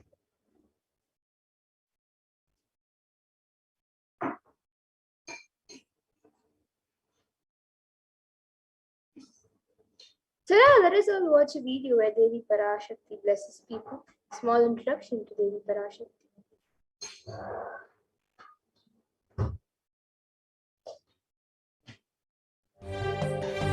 காளியின் ஆட்டத்தை ஆனந்தத்தை ஆனந்தத்தொடு ஆடிய ஆட்டத்தை கண்டோர் உயிருக்குளெல்லாம் இறங்கி குண்டலினி உயிர்ப்பிக்கச் செய்து மாய மனத்தின் இருளை அகற்றி மாயம் அழித்து மங்களம் தந்து குரு பக்தியும் சிவ பக்தியும் பரமசிவ பக்தியும் பரமசிவ சக்தியும் அளிக்கின்றேன். மனமாயை விடுத்து குரு பதத்தை பற்றுங்கள். நித்யானந்தமாய் நிஜாவதாரமாய் வந்துதித்த என்னை பற்றி வாழ்வில் எல்லா நலமும் பெற்றிடுங்கள். ஓம் ஓம் ஓம். யாதுமாகி நின்றாய் காளி, ஓம் காளி, ஓம் சக்தி, ஓம். Like this and ensure that you are also staying protected from COVID-19 during this time. The next method revealed by Devi Parashakti is to worship Devi by doing the fire walking wherever she resides. And the Supreme Concept of Hinduism has revealed that fire walking is an alchemy process. In the words of the Supreme Concept of Hinduism himself, our rishis and munis have been adepts and masters in every field, whether health or keeping the society safe. And every field, all the vratams, the pujas, spiritual techniques, the religious rituals, anything they designed is highly scientific and directly useful to the life. Coronavirus will not affect you at all, because that fire walking time, that small blisters you get, just shoots up your immunity. That power, the power to protect yourself from any virus or any problem. It's actually a powerful technique. It's a very powerful technique followed in those days, especially during the season. Especially that is done very traditionally, systematically. If you had even small blisters And even if you did not have any blisters, you are protected already from corona problem. You will not be affected at all. Corona will not work on you. It will not affect you. And don't worry, it's a traditional way of making you immune. Actually, it's a traditional vaccination process. It's 11 feet lengthy burning live charcoal on which you are supposed to walk, which with the traditional powerful music, which activates the lymph system, that mukulam, would we call it, in the back of the neck. This music will feel like it is hitting the back of your neck, and your whole detox system will be awakened. In that peak altered state of consciousness, you should walk on fire. Not just like that, you will walk. You will first awaken, trigger the detox system, and then walk on fire in the 11 feet fire pit. And if you do for one fire walking, you are absolutely protected from corona. Pray to Mahamariam and do the fire walking. That is it. It's like a traditional, powerful vaccination. Pray to Parashakti Mahamari, do the Pachipatni Vratam, do this traditional fire walking, and you are absolutely protected from coronavirus. No need to panic. Traditional vaccination, traditional fire walking.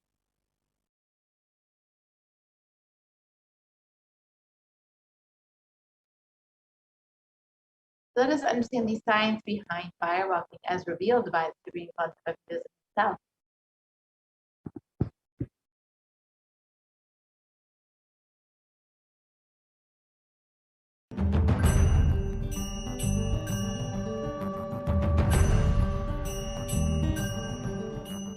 All these transmutation processes means balancing the system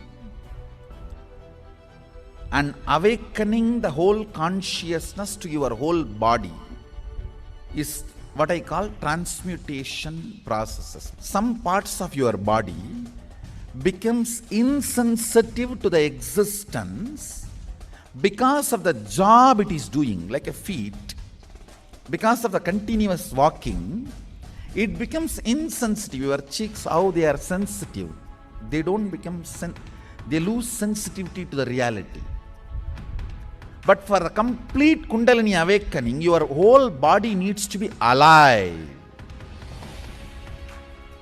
and experiencing the reality and ability to experience the higher consciousness. That is the reason we have the process of firewalking.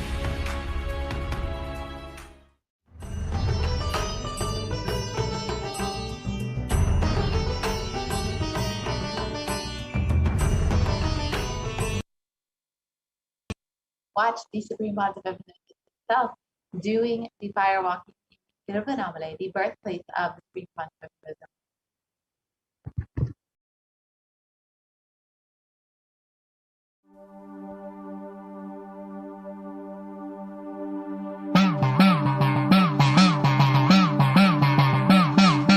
சத்தியம் காத்திடும் உத்தமத்தியே சத்குருவாய் வந்த நித்திய தாயே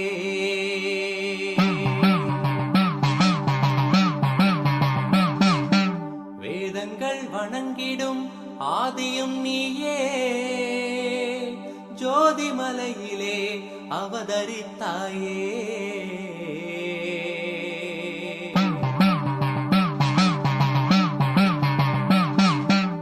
அவனியை பேணும் ஞானமும் நீயே அக்னி வடிவிலே அருள் புரிந்தாயே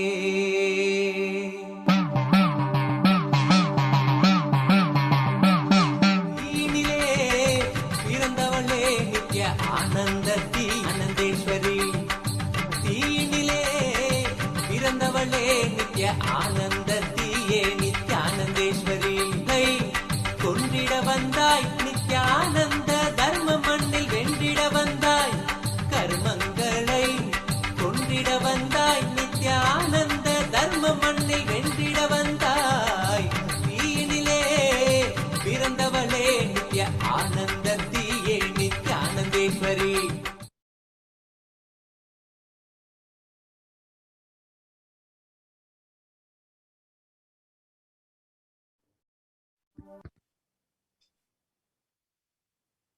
Conducted by the U.S. National Institute of Medicine and the National Institute of Health regarding various effects of firewalking has found that firewalking increases the levels of happiness and lowers the fatigue level in those who participated in firewalking in comparison to those who did not participate in firewalking. So even modern science has shown that firewalking does have an impact on your very physical body. Yes, so now let us look at the fourth method, which is applying turmeric on your chest, drinking neem juice, and meditating on daily Parashakti every day.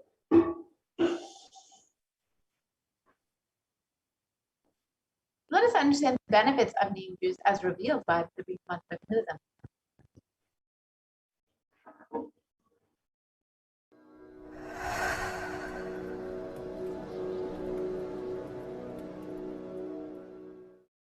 Bididi.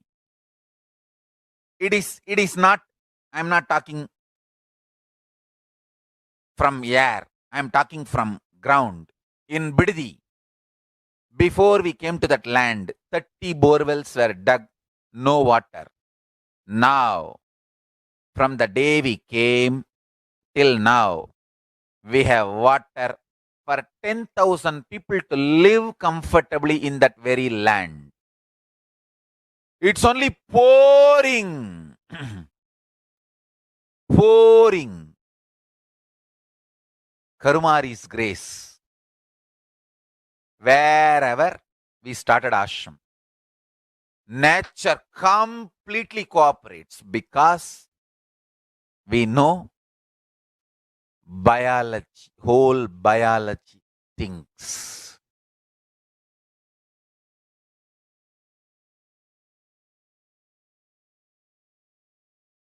If you are having bitter relationships in your life, just start drinking bitter neem juice every morning. The problem will be solved.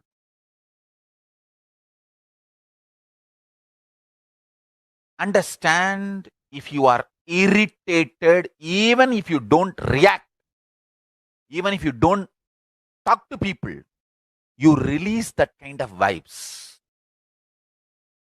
Take Haritaki. You will see you release sweet kind of vibes. Take neem juice. You release healing, compassionate vibes.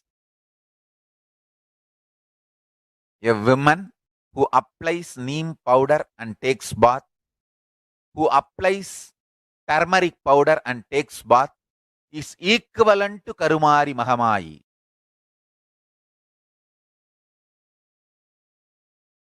That neem paste and turmeric powder, if a woman takes bath with that, she is equivalent to Mahamayi. She is embodiment of Karumari because she will be manifesting that same vibes of Karumari. I sincerely recommend people start doing all these activities like applying neem paste and taking bath, applying haritaki powder and taking, applying turmeric powder and taking bath, applying basma and taking bath, especially for men, basma, for women, neem paste and turmeric paste. All four can be used by both, all genders. That is different. If you want specific, I'll recommend the neem and turmeric for female body, haritaki and basma for male body. Understand, your whole biology things. Working on whole biology changes the whole life. So, now with this understanding the whole beings, think Mahavagya. This is Ajapa Japa. Think Mahavagya. with the understanding your whole biology thinks. Om Nithyananda Paramashivoham. Blessings to all of you. Start manifesting powers now.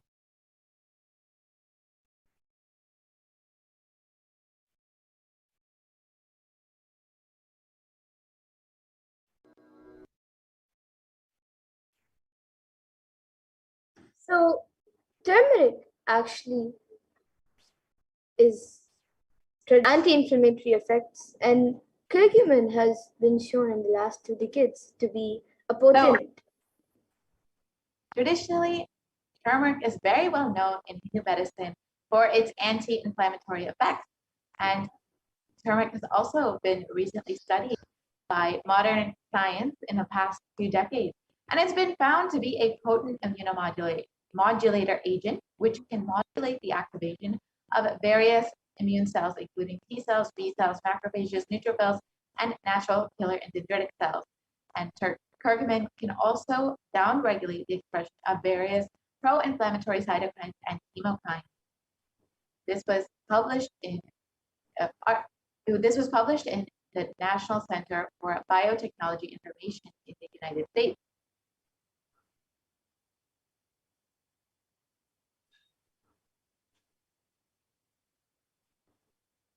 And this research shows that turmeric can modulate the activation of various immune cells, as well as enhance the body's antibody response. And so this essentially strengthens your immune response, and with a strengthened immune system, you will be more likely to stay healthy and be able to maintain an active lifestyle.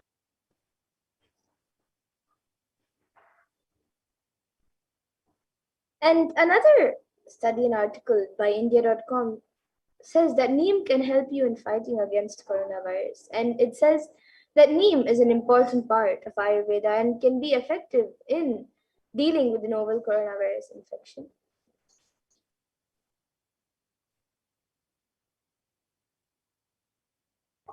And neem and turmeric are also effective against coronavirus, according to AKG and two studies.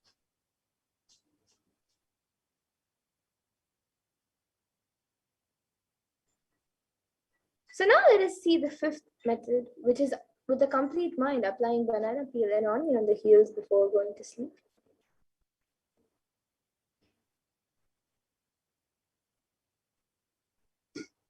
So it's a very simple.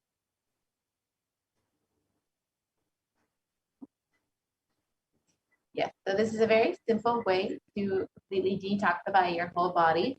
So you can put onion in the heel and put a sock over it and go to sleep like that. Or you can also put a banana peel on the heel and put a sock over it and go to sleep. And this will completely detoxify your entire body and also protect you from COVID-19.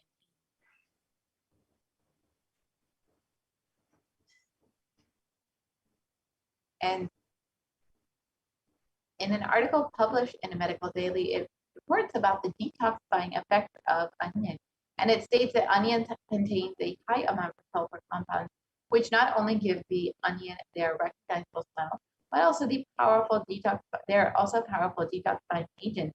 And with more than 100 sulfur-containing compounds, which are what cause the eyes to tear, onion can help prevent and treat ailments from diabetes to heart disease. So this is why it's very well known in Ayurveda for its medicinal uses, and that is the primary use of onion in Hinduism.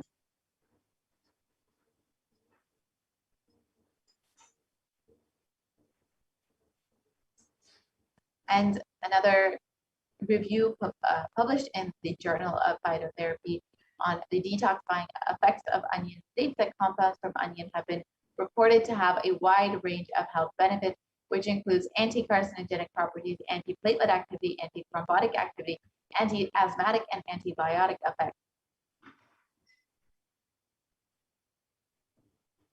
So now let us see the sixth method, which is being in an unclutched state filled with eternal bliss.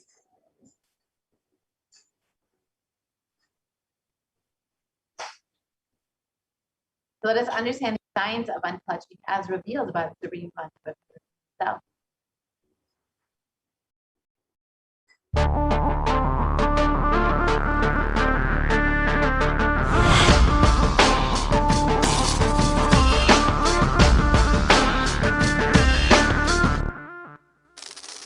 The brain is the organ which controls our whole physical being. Once our brain has been imbalanced, it will then transmit that imbalance throughout the whole body.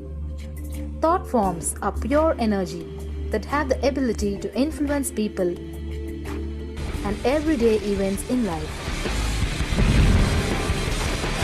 According to science, our brains generate an electromagnetic field which may be measured by such instruments as an encephalograph. This electromagnetic field is generated by the brain every time we think, and as our mind is never still, we may be compared to perpetual power generators. Fear produces nervous disorders. Anger produces headaches and violence. Confused thoughts produce congestion and ill health. Depression causes cancer, tumors, mental diseases, and lowering of the immune system, causing death through own willpower. Our thoughts generate intricate energy patterns which can be detected by sensitive equipment and seen by clairvoyant individuals. These energy patterns are known as thought forms. Surprisingly, thought forms are shaped by the thoughts themselves. Each of us creates hundreds of thought forms every hour and release them into the environment. Although we cannot see them, the thought forms have as real an existence as any other form of energy. Most people can sense others' thought forms, and a continuous energetic exchange happens between people, about which we are usually unaware. This also explains why we sometimes take a sudden liking or dislike to a certain person directly on meeting them. We just catch their vibes. Unclutching is equanimity and enlightenment. Thoughts are like bubbles in a fish tank. Just as bubbles in a fish tank rise from the bottom, our thoughts also rise in the same manner. When one bubble comes and reaches the surface of the water, the next bubble starts and the third bubble starts. Because the bubbles are rising at high speed, they look like a continuous stream. But our mind is not a continuous stream. There is always a gap between two thoughts. Like the bubbles, we also experience a neutral space between two thoughts. This neutral space between two thoughts is our original state, the pure silence. It is a state of pure consciousness, the state of God. Since the gap or the neutral space between two thoughts is too small, we think all thoughts are connected and form a shaft. But there is always a gap between two thoughts. In the forest of northern India, the hunters trap the birds using a trap. They tie a rope between two trees. The rope is the shaft that we create by connecting two thoughts. In the middle of the rope, they secure a wooden stick. The stick is our mind. The rope is tied at the midpoint of the stick. When a bird comes and sits on the stick, the bird's own weight turns the whole stick upside down. It turns topsy-turvy. The moment it turns upside down and loses its sense of balance, it feels totally shaken and tightens its grip on the stick. It simply holds onto the stick as if its life depends on it. Similarly, we connect thoughts and form a shaft out of it and live in the fear that if we drop our mind, we might be lost. We might lose our identity. Because it is hanging upside down, it thinks, if I unclutch from this stick, I will fall and die. It's similar to the fear that if we start trusting that we are unconnected, unclutched, independent and illogical thoughts, we might be lost. If the bird lets go and relaxes, it may flutter to balance for a moment or two. When it leaves the stick, maybe for a few seconds, it will fall, but then it will adjust itself and start flying. In the same way, we hold on to whatever we think is our identity and security. our education, our mind, our life, our relationships, or our bank balance, ultimately comes to remove the stick that is our identity. Just like the bird, we don't realize that if we drop our mind, at that moment we can become a Paramahamsa. That very moment we can be liberated.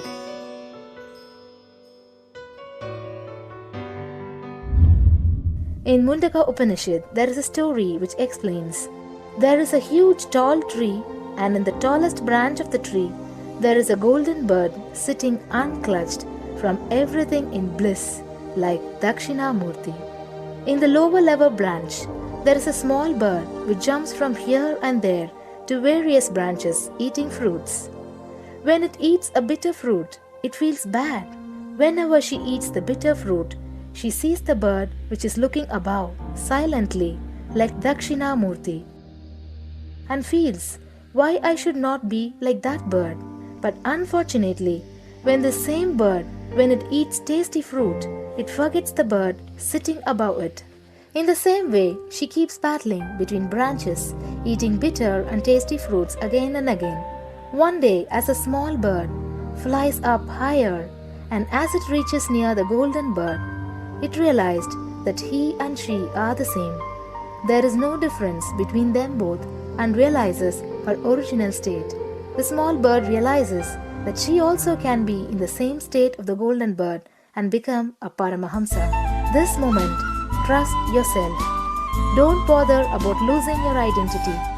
Just trust yourself and let go of your identity. You will immediately become a Paramahamsa and be liberated. All you need to do is to trust that you're unclutched. Dropping the conclusions you can't be transformed is unclutching.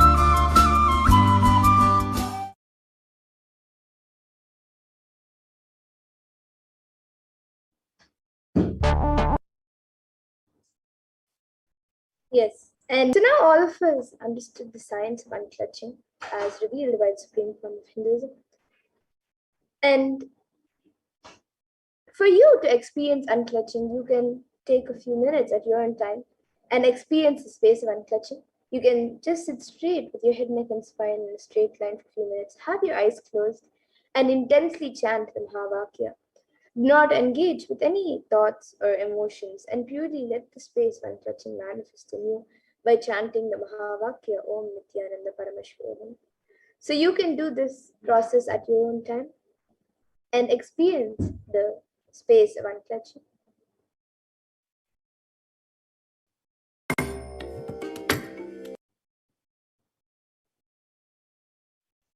And the next method is the seventh method is to do the ajapa japa of the cosmic sound Shiva, Shiva, Shiva.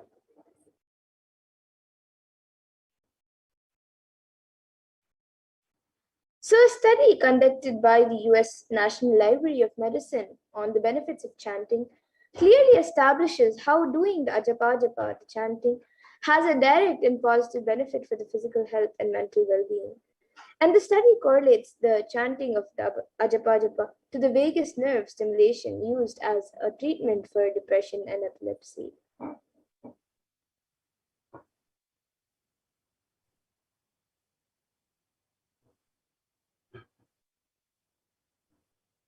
So here you can see the results of the study.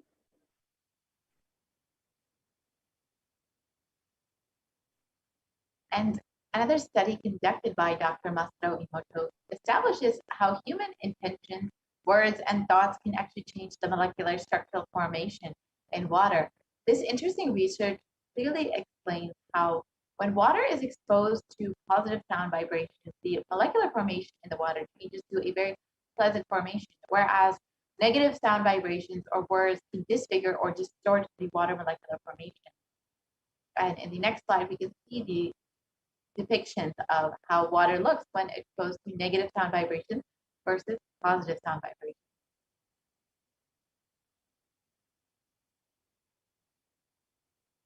So when water is exposed to positive words and sounds like compassion, thank you, wisdom, it forms these beautiful snowflake-like structures.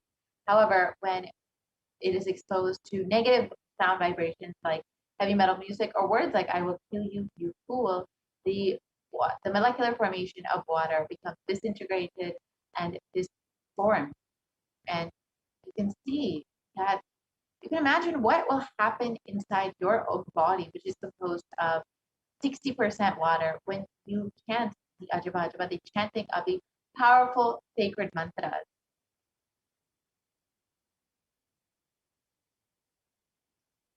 And you can join to become a part of the Global Unclutching Initiative. So whether you are doing the Ajaba Ajaba or doing the unclutching, practicing unclutching, you can register your minute per piece at kailasa.tv/minute 4 piece, the number 4 piece. The link is projected. And the Supreme Council of Hinduism has revealed that if 10,000 people can do this just for 3 months, we can give such a powerful, super conscious breakthrough to the whole of humanity, because all of us are interconnected. We are not all islands. These are all fundamental truths. When you start unclutching, Kailasa starts happening, experiencing the joy, bliss of you unclutching. Nothing goes to waste in its cosmos. So these methods can not only protect you from COVID-19, they can give the whole of humanity a super conscious breakthrough. So you can go ahead, spend some time experiencing this science of unclutching and the Ajapa, and you can register your minute at kailasa.tv/minute 4.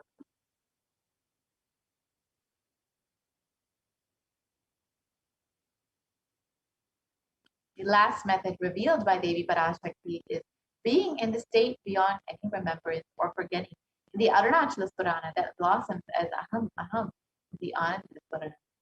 So just being in the remembrance of the divine, of Devi Parashakti, of Swamiji, you will be fully protected from COVID-19.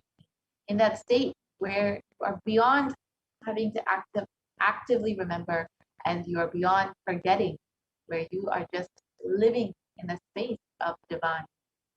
So this is one of the methods revealed by Devi Parashakti. Each of these methods are independently powerful enough to protect you from COVID-19.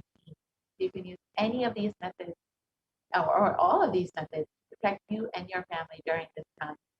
And one of the methods that Devi Parashakti has revealed is to pray and meditate on Devi. So just being in that prayerful mood and connecting with Devi Parashakti is enough to protect you from COVID-19. One of the easiest ways to connect, to relate with Devi Parashakti, is to an offering, to make a small token of your love and gratitude to Devi Parashakti. You will just open up your being to connect with her, to receive all of the blessings of Devi Parashakti, and to be in that space of oneness with Devi. So in this next segment, we will be understanding some of the various offerings that we can make to Devi Parashakti.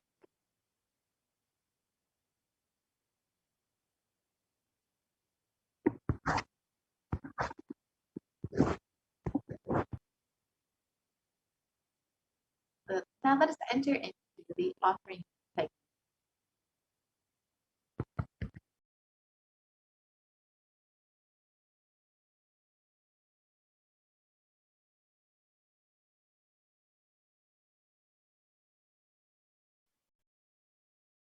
Nithyananda. Now let us see the various traditional offerings that we can offer to Devi Parashakti as we get ready to receive her darshan today.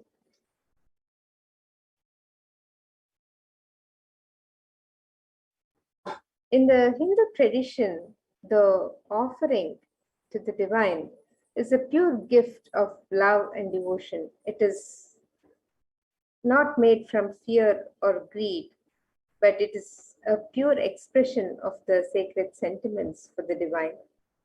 And when an avatar lands, the offerings are made purely as a part of the grand Leela being played out for the purpose of enlightenment.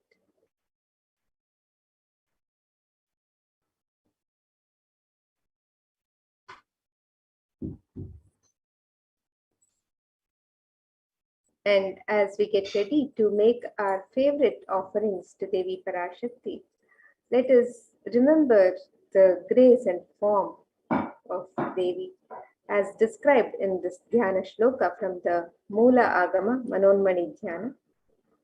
This verse describes Devi. It says, Indunibhavedakaravaninayanam syat pankajavaraabhaya japakshara sarayuktam angahimabhushana vichitravasanam syat tungamakutojjvala manonmani swarupam.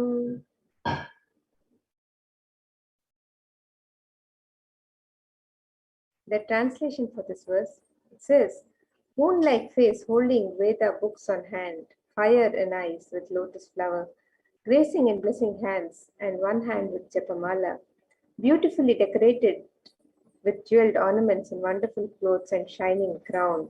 Her name is Manonmani.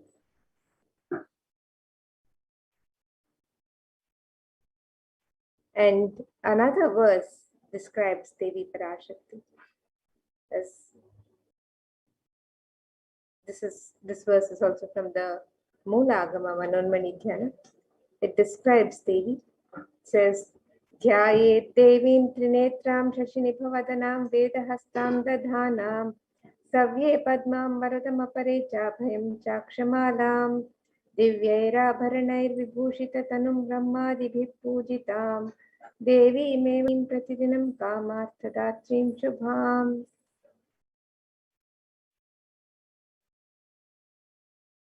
And the translation for this verse, it says, I meditate on Devi with 3 eyes, glowing like a moon and holding the Veda, lotus and gracing with blessing and gracing hands. She is wearing beautiful ornaments. She is worshipped by Brahma and other many gods and showers auspicious boons for all actions every day.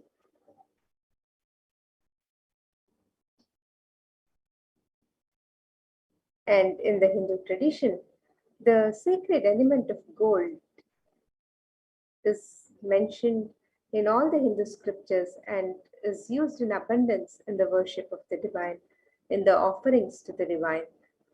And let us now see the significance of this divine element of gold as described in the scriptures. This verse from the Atharva Veda describes Tredajitam janmanedam hiranyam agnirekam priyatamam babhuva somasyaikyam insitasya parapatata apamekam veda samveta ahutatte hiranyam trividastva vishe.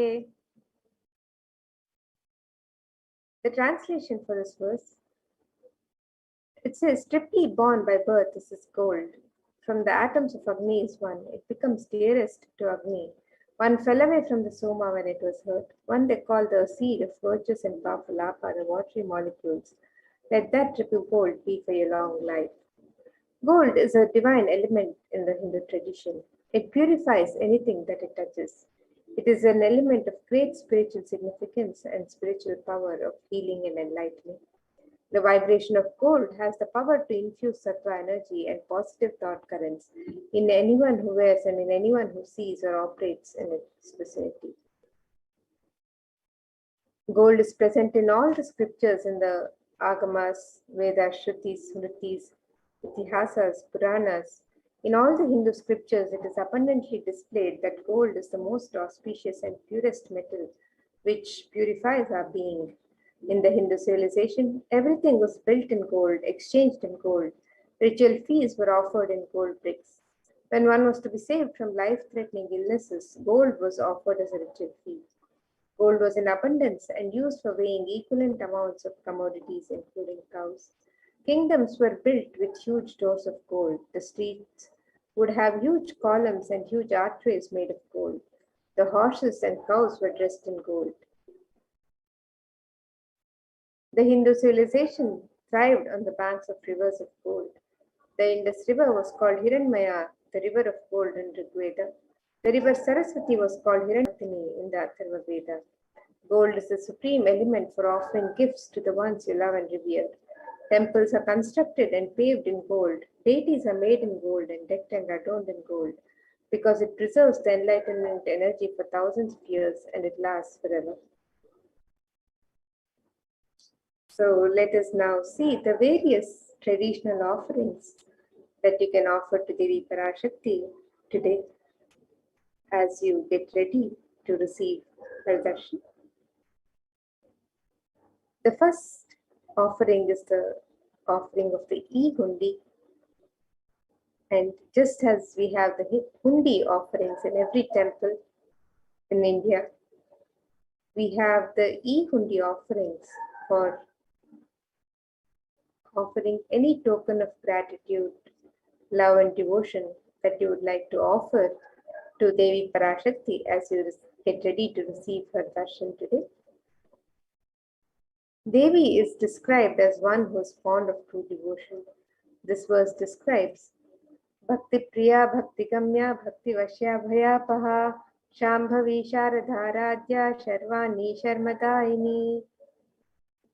It says, Devi is fond of true devotion and is realized through true devotion. She can be won over through true devotion and she removes all fear.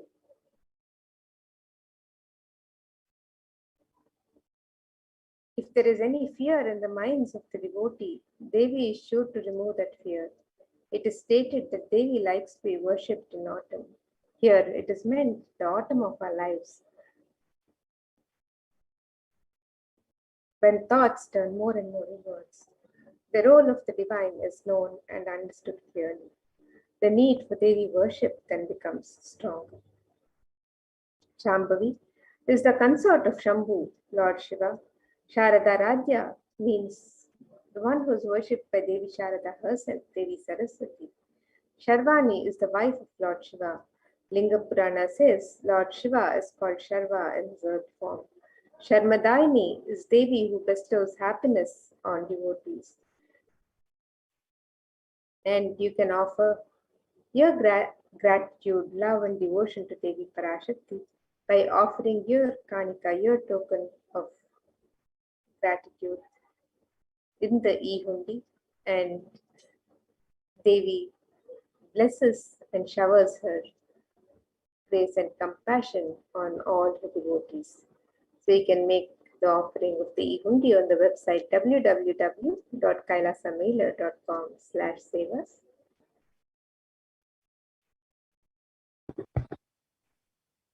And the next offering is the Sankalpa chanting, the offering of your conscious resolution to the feet of Devi Parashakti.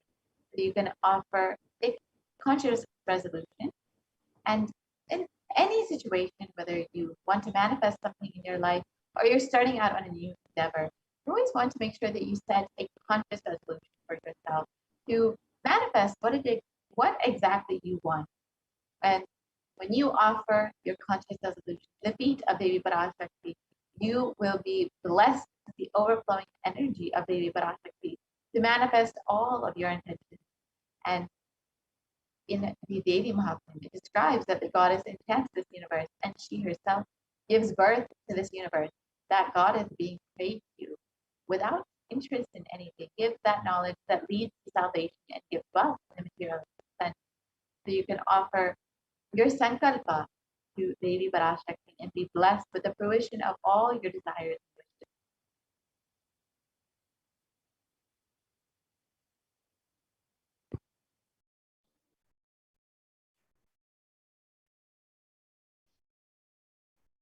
The next offering to Devi Parashakti is the offering of the Sahasranama Swarnakasu. This is the offering of the pure gold coin inscribed with one of the 1008 sacred names of Devi Parashakti. Devi is described in the Lalita Sahasranama as Nama Parayana Prita. She who likes the repetition of her various names. And this offering of the Sahasranama Swarnakasu is a very special and unique archana offered to the Mahameru of Devi Parashakti. So you can make these offerings of the pure gold coins inscribed with the sacred names of Devi Parashakti in 3 different denominations, and you can offer any number of coins as you would like to. And with this offering, you're blessed to imbibe the Ananta Kalyana Gunas, the the divine qualities of Devi Parashakti herself, which are inscribed on the coins through her various sacred names, through her 1008 sacred names.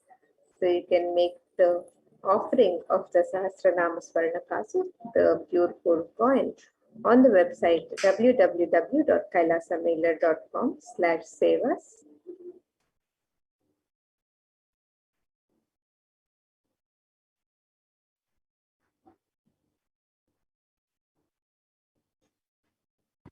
And the next offering is the finger ring with a pearl, the Mukta Anguti. And Devi is very well known to be adorned in pearls and very fond of pearls. And of course, the pearl represents the compassion of Devi. And in this verse, it describes, I bow to the goddess Meenakshi, whose crown has garlands of pearls, and the face shining like a full moon, who wears anklets that are studded with gemstones and has small bells, who is shining like the splendor of the lotus, who grants all the wishes, the daughter of the mountain, who is worshipped by goddess Vidvani and Brahma. I remain ever bowing to the goddess Meenakshi, the ocean of compassion.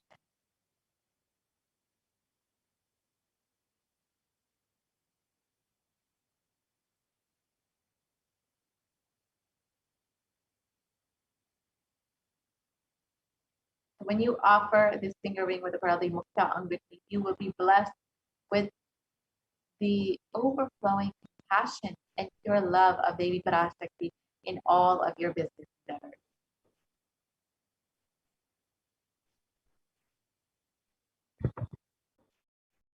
And the next offering to Devi Parashakti is the offering of the Swarna Padma Pushpa, the gold lotus flower.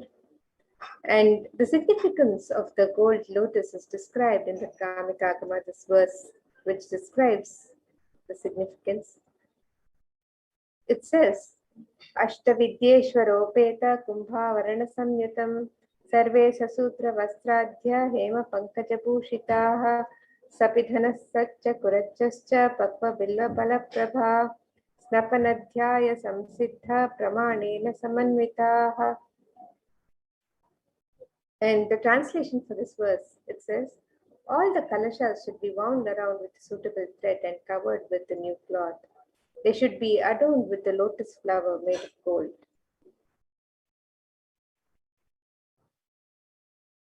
The lotus is a divine flower in the Hindu tradition. There are hundreds of scriptural references for using the lotus in the worship of Paramashiva. Almost everything in the worship of the ultimate involving the consecration of the deities of worship or meditating mudras and asanas used during worship involves the lotus flower, the lotus leaf, the lotus pericarp, the lotus petals. The Shakti of Paramashiva is also called a lotus. The base of the Paramashiva Linga is also a lotus. The disciple of Paramashiva is also considered a lotus, the one who is about to bloom. And you can make this offering of the gold lotus in any of 3 different sizes as you wish to offer, and be blessed to have the state, space, powers, and being of Devi Parashakti in your inner space amidst any and every adverse situations in life. We can make this offering of the gold lotus and all the traditional offerings on the website www.kailasamailer.com/sevas. And in this verse, it describes the power of the Devi's very toes.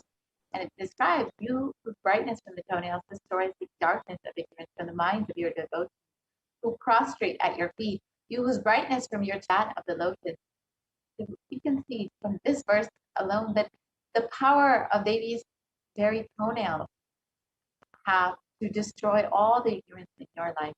So when you offer this Swarnamati at the feet of Devi Parashakti to adorn her toes, you will be blessed with receiving the grace of Devi Parashakti, even in the most difficult aspects of your life.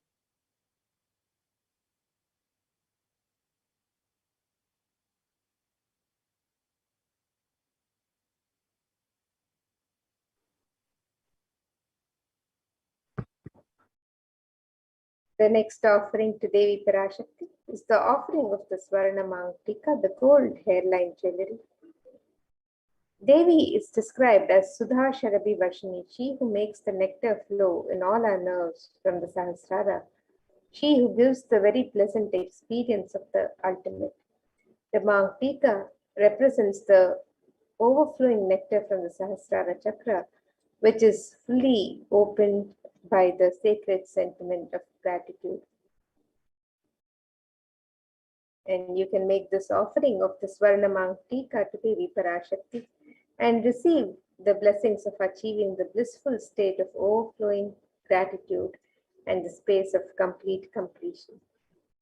You can make this offering on the website www.kailasavela.com/savas.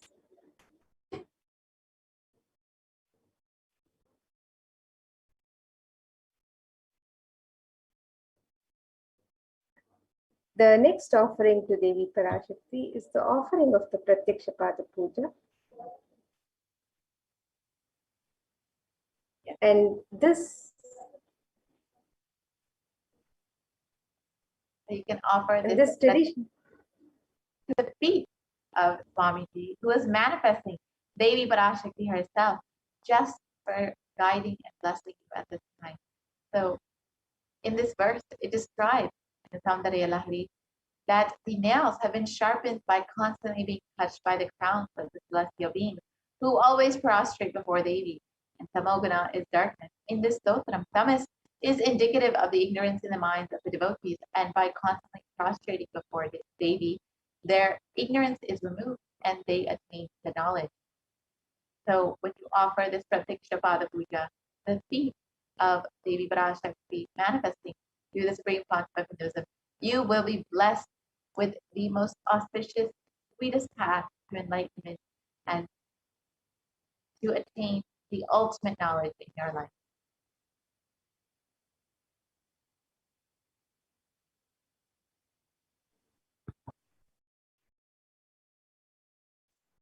and the next offering to Devi Parashakti is the offering of the Vastra Seva, the offering of the sacred cloths to Devi Parashakti. This traditional offering is made to the divine as a token of gratitude for the blessings and protection of the divine at all times. And you can make this offering of the sacred cloth and be blessed with all the auspiciousness and blessings of Devi Parashakti and the Nijavatara, the supreme pontiff of Hinduism, Jagadguru Mahasannidhanam, His Divine Holiness Bhagavan Sri Nithyananda Paramashivam. And we can make all of these offerings on the website www.kailasamailu.com/savas.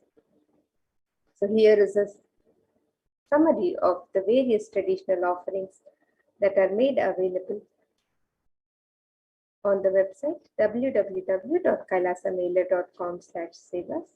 And you can make any of these offerings as your token of gratitude, your expression of the sacred sentiments to Devi Parashakti as you get ready to receive her darshan today. The offering of the e-hundi can be made in multiple currencies and in any amount. The offering of the Sankalpa chanting, the conscious resolution, can be made on the website for yourself and your family members. Devi Sahasranama Kasu, the pure gold coin inscribed with one of the 1008 names of Devi Parashakti. The coins can be offered in 3 different denominations and any number of coins. In the offering of the pearl finger ring, the gold finger ring embedded with pearl, the Mukta Anguti, you can make this offering to Devi Parashakti in 3 different sizes also. The Swarna Padma Pushpa, the gold lotus flower, may be offered in 3 different sizes. The Swarna Metti, the gold toe ring to adorn the sacred feet of Devi Parashakti. The Swarna Mangtika, the gold hairline jewelry representing the overflowing nectar from the Sahasrara. The Pratyakshapada Puja, the traditional offering of gratitude from disciple to Guru. You can make this offering on the website. And the offering of the Vastra Seva, offering of the sacred cloth to Devi Parashakti. All of these offerings can be made on the website www.kailasamailer.com/save.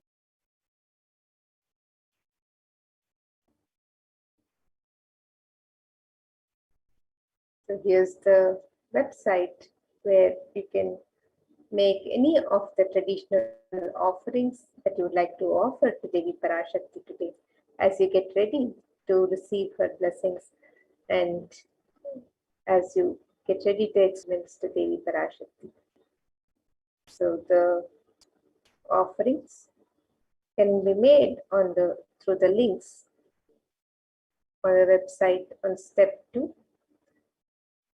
You can make the offerings of the e-hundi on this link in step 2, and you can also make the offerings of the various ornaments and sevas for Devi Parashakti.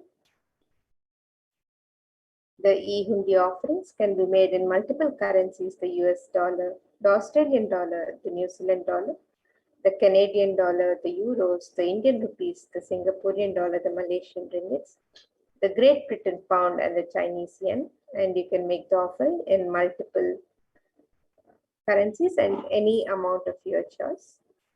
And the offerings of the traditional ornaments or the sevas can also be offered on the website.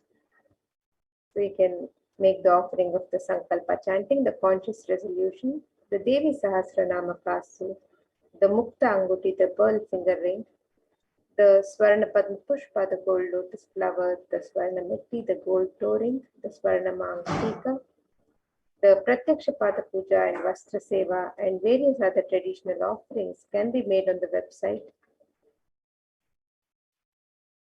And the website again is www.kailasamailer.com/sevas. And if you would also like to show your support as an e-Kailashian and become a member of the YouTube channel, you click on the join button on the YouTube channel, Kailasa's HDH Nithyananda YouTube channel, and you can post your messages to Devi Parashakti, and during all the darshans, you can post your messages in the live chat, your prayers, messages of gratitude, anything that you would like to express. You can post it on the live chat by joining as a member of the YouTube channel. You can also subscribe to the channel to receive notifications of the channel when the channel is live. So you can be an e-Kailashian and celebrate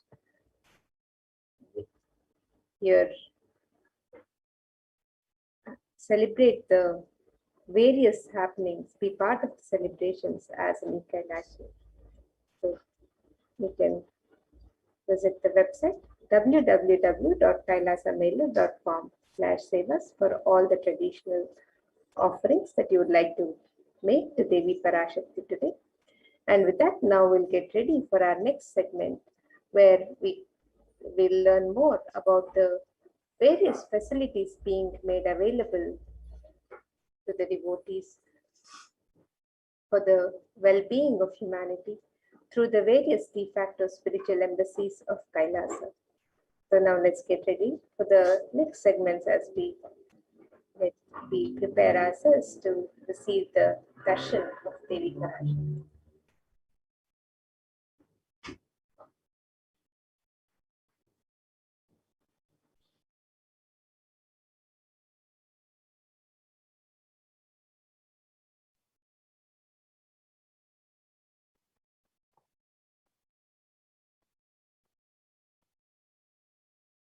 Nithyanandam, everyone. Welcome back to this segment.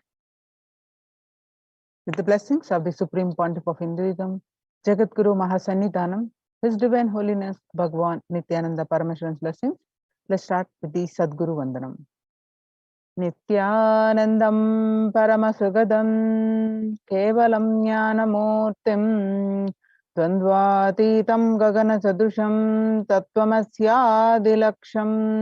Ekam Nityam Bimalachalam Sarvadi Sakshibhutam Bhavatītam Triguna-rahitam Sadgurum Tam Namami.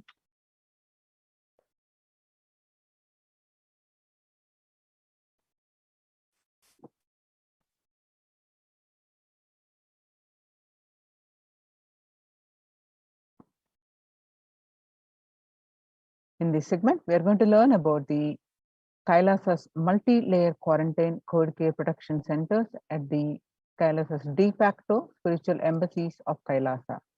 So what we learn from this segment today concerning statistics on mental health and global peace across the world due to COVID-19 pandemic.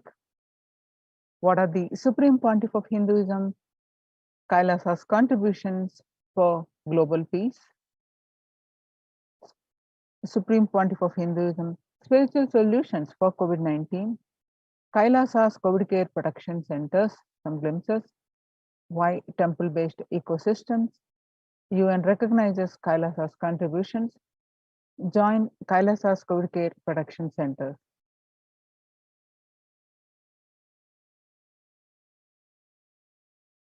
Today, people around the world are trying to grapple with the grim reality that the pandemic is far from over.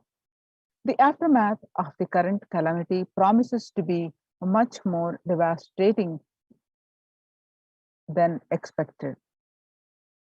The greatest countries, economics of the world are facing disastrous futures. Countries are facing off each other in deep mistrust.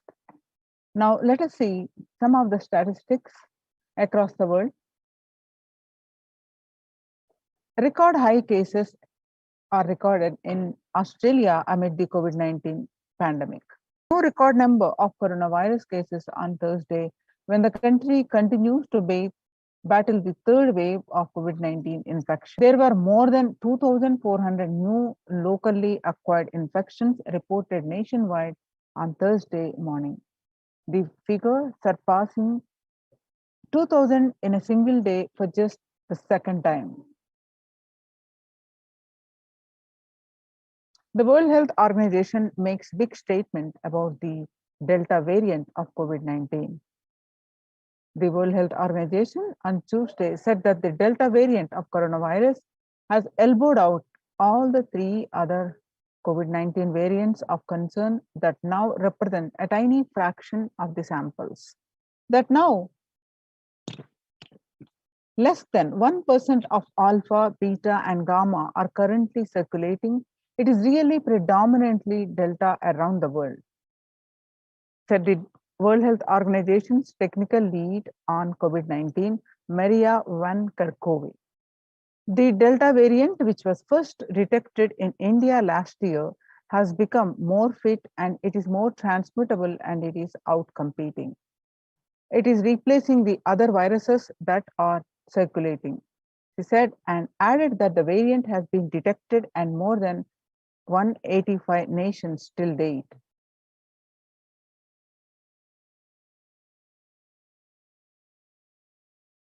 The coronavirus pandemic has now killed more Americans than the 1918 to 19 influenza pandemic did.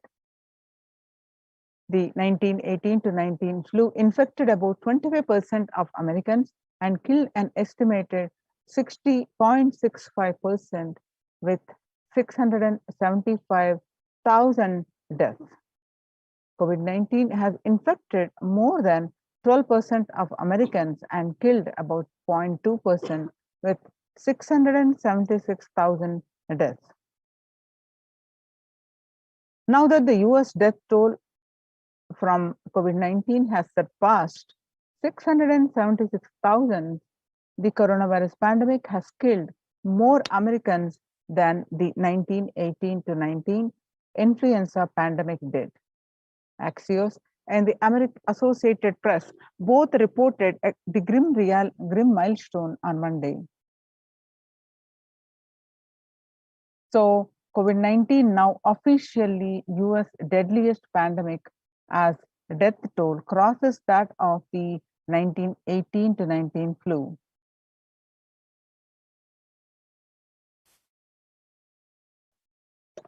People infected with alpha variant exhales 100 times more virus into the air than original COVID strain.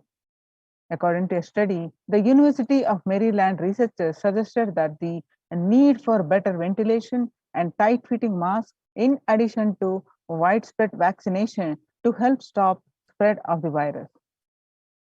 The findings showed that the amount of virus in the air coming from alpha variant infections was much more, 18 times more, than could be explained by the increased amount of virus in nasal swab and saliva. These major increases in the airborne virus from alpha infections occurred before the Delta variant arrived and indicate that the virus is evolving to be better at traveling through the air.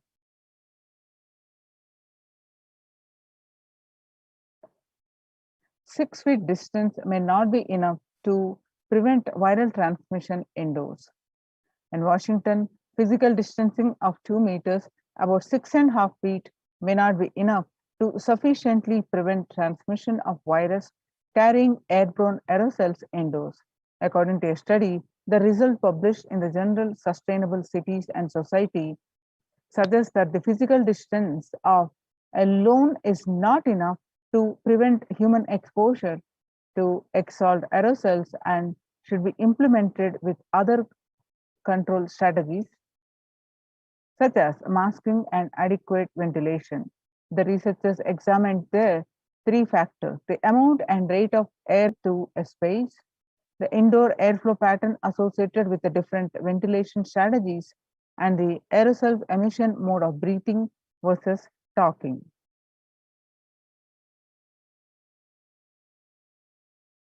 COVID-19 Delta variant is still most concerning, says the World Health Organization experts.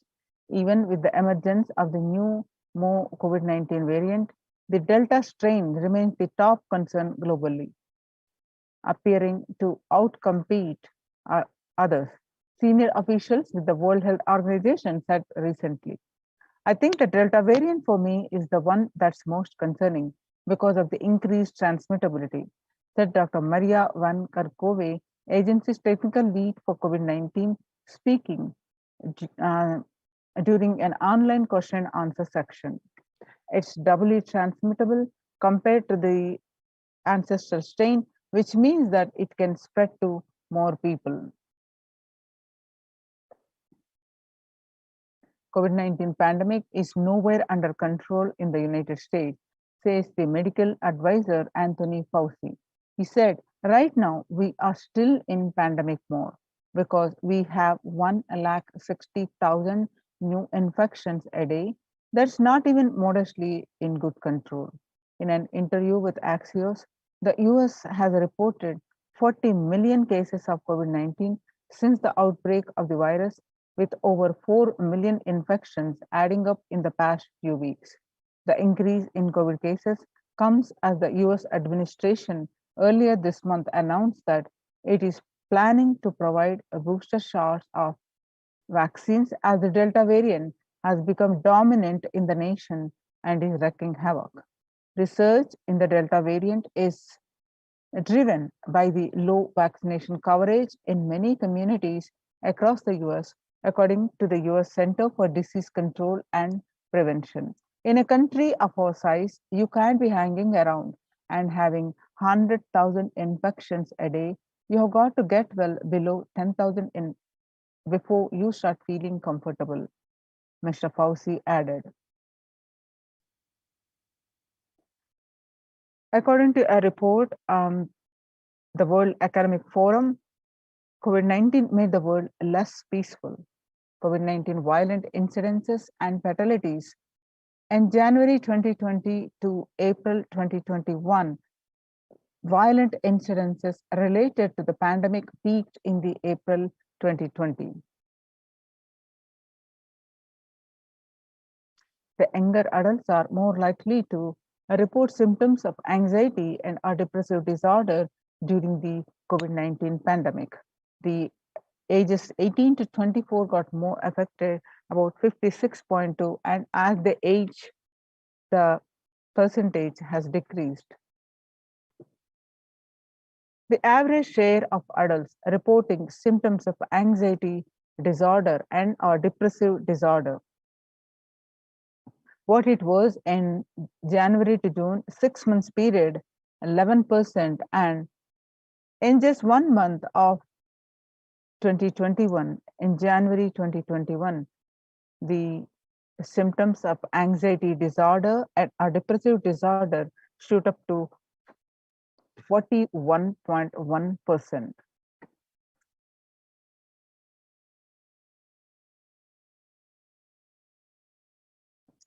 The share of adults reporting symptoms and anxiety and or depressive disorder during the COVID-19 pandemic, some more statistics confirming the same, that the younger adults are getting more affected than as they age. Stress in America 2020, a national mental health crisis. COVID-19 is a significant stressor for most Americans. Nearly 8 in 10, 78% say the coronavirus pandemic is a significant source of stress in their life. Nearly 7 in 10, 67% say they have experienced increased stress over the course of the pandemic.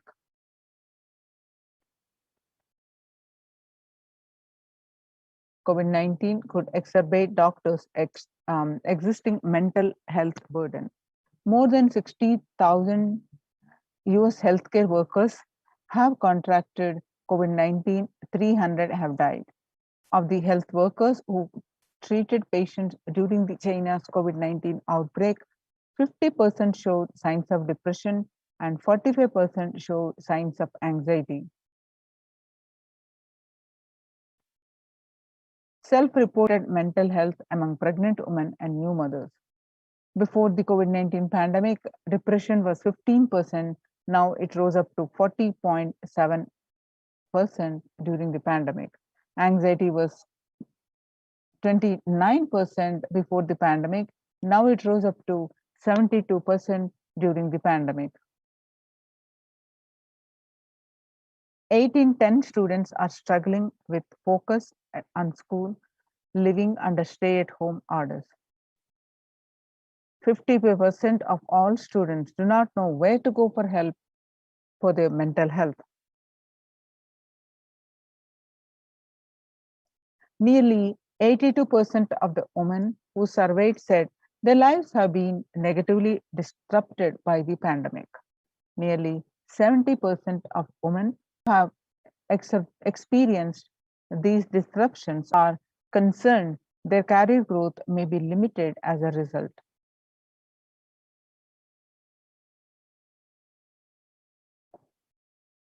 The global economic outlook during the COVID-19 pandemic, a changed world. The pandemic is expected to plunge most countries into recession in 2020, with per capita income contracting the largest fraction of countries globally since 1870. International Labour Organization, COVID-19 is a threat to peace building in conflict-affected nations. The COVID-19 crisis has worsened already fragile situations. The ILO, the International Labour Organization, is more aware than of its responsibility to promote peace and resilience in the time of this global pandemic. The Mumbai mayor says the third wave is here.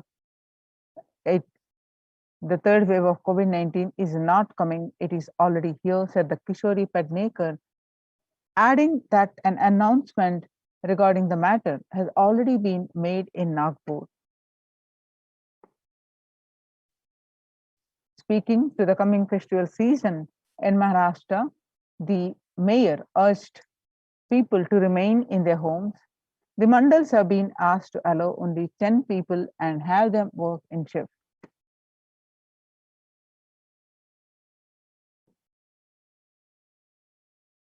Breakthrough infections found in 25% of health staff. A little over 25% of healthcare workers were infected with coronavirus despite getting fully vaccinated. A recent study has revealed giving an insight on the breakthrough infections due to the Delta variant. The study, jointly conducted by the Institute of Genomics and Integrative Biology and Maximum Hospitals in Delhi NCR, found that the vaccination breakthroughs were far more common during the Delta outbreak in Delhi than previously reported. A new coronavirus strain known as Mu, which was first identified in Colombia in January, has been designated a variant of interest by the World Health Organization.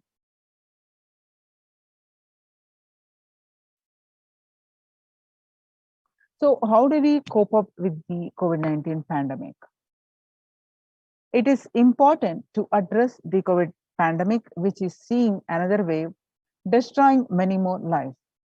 The Supreme Pontiff of Hinduism says the pandemic fatigue setting in as a result of continuous lockdown is resulting in delusional ignorance. Holding on to the delusion and supporting this space of delusional decisions leads to delusional arrogance. Continuous lockdown leads to delusional thoughts like, so what? If I die, it's okay. I can't live forever in this lockdown. Going out and then exposing oneself and putting the risk on yourself and others with irresponsibility and insensitivity is the delusional arrogance.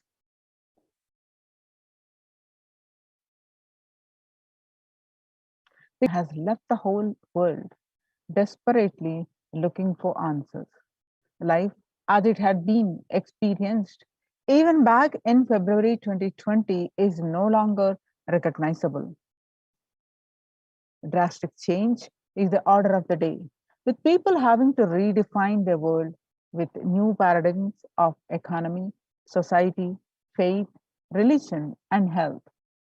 Blessed are those who have had the greatest fortune to be with the incarnation of Paramashiva, the Supreme Pontiff of Hinduism, in their lives to carry them through this crisis. Join the Kailasa Scout Care Protection Centers. Register now through the link below, https://kailasa.org/kailasa care.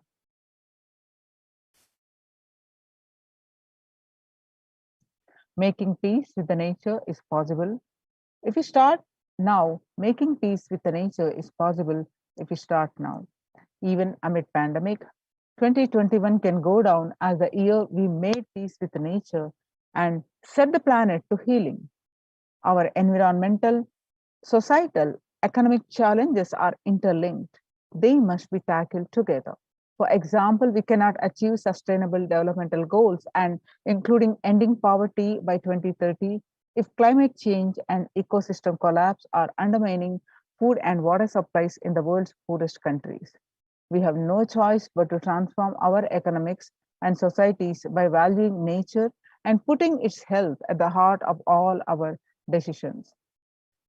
Making peace with the nature is possible if we start now. Let's watch a small clip.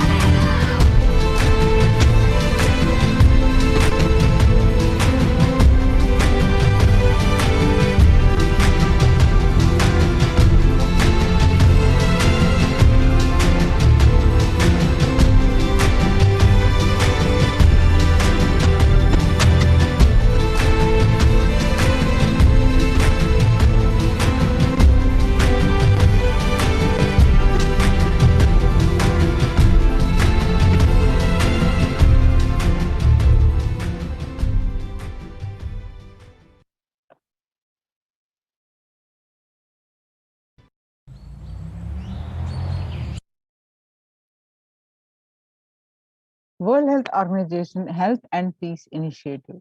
Health and peace are interrelated. If, in the words of the Director General of World Health Organization, Dr. Tedros, there cannot be health without peace, and there cannot be peace without health. If individuals and groups enjoy equitable access to health services, fulfilling their rights to physical and mental health, and health actors design neutral health interventions that promote trust and dialogue, and, and communities are empowered to cope with violent conflicts, then health coverage is more universal. Grievances can be heard and addressed to generate trust around the health emergency. Concerns affected communities are more likely to make meaningful contributions to peace and reconciliation, and to resist incitement to violence. Amid COVID, we need enhanced international coordination to build peace. United States Institute of Peace. Tackling the pandemic and building resilience in fragile states requires concerned international action at local, national, and global levels. As the humanitarian and economic toll of the COVID-19 pandemic continues to grow, so does the risk that this crisis will fuel now new conflicts around the world while stemming prospects for resolving ongoing ones. Stronger health system and universal health coverage must be a priority. Remarks to the General Assembly special session in response to the COVID-19 pandemic. For the first time since 1945, the entire world is confronted by the common threat, regardless of nationality, ethnicity, or faith. A new social contract between people, governments, the private sector, civil society, and more can tackle the roots of inequality with the fair taxation and income and wealth, universal benefits, and opportunities for all.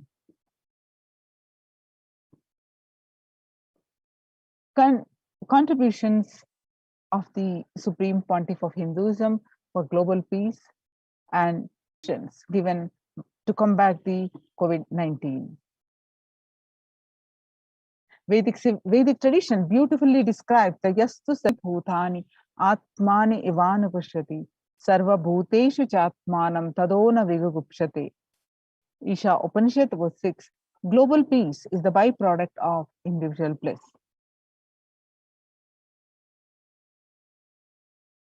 Whenever an individual goes through spiritual bliss, he manifests a beautiful peaceful life for him and everyone around him. If he is powerful enough, he moves the whole city and manifests peace, and he is more powerful and he moves the whole village or whole country. If he is powerful enough, like incarnations, he moves the whole world. Global peace is the byproduct of the individual bliss. So how do we achieve that individual bliss? By practicing the completion. And what are the techniques, how the Supreme Pontiff of Hinduism describes that global peace is the byproduct of individual bliss. How to achieve the individual bliss? Let's listen from the Supreme Pontiff of Hinduism. Charlotte, Srisailam, Vancouver, you experience. Because the more deeper you go, the more you experience the unified field of consciousness. Various words are used.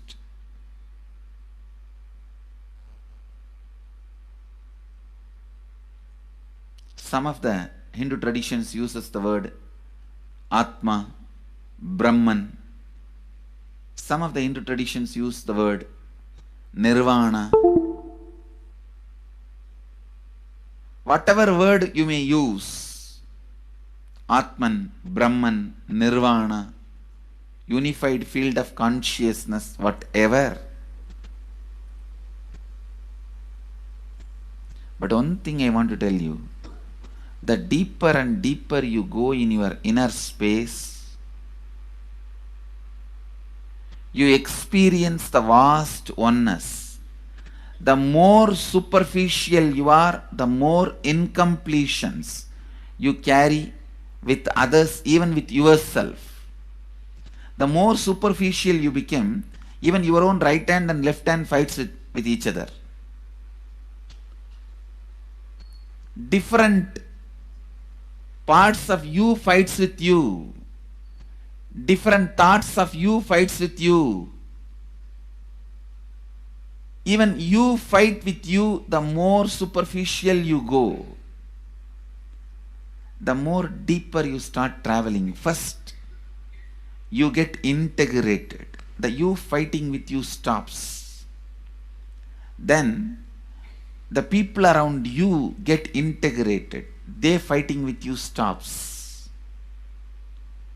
Completion with yourself, then completion with others, then comes completion with other things, not just living beings, even with inanimate beings. The completion starts happening. Even with a nature, completion starts happening. Please understand, the more deeper you travel, the more deeper you go, the more deeper you settle down, the more deeper you start living. Your cognition expands. Your cognition includes. Your cognition becomes more and more inclusive. More joy, more bliss, more knowledge, more enlightenment. Please understand.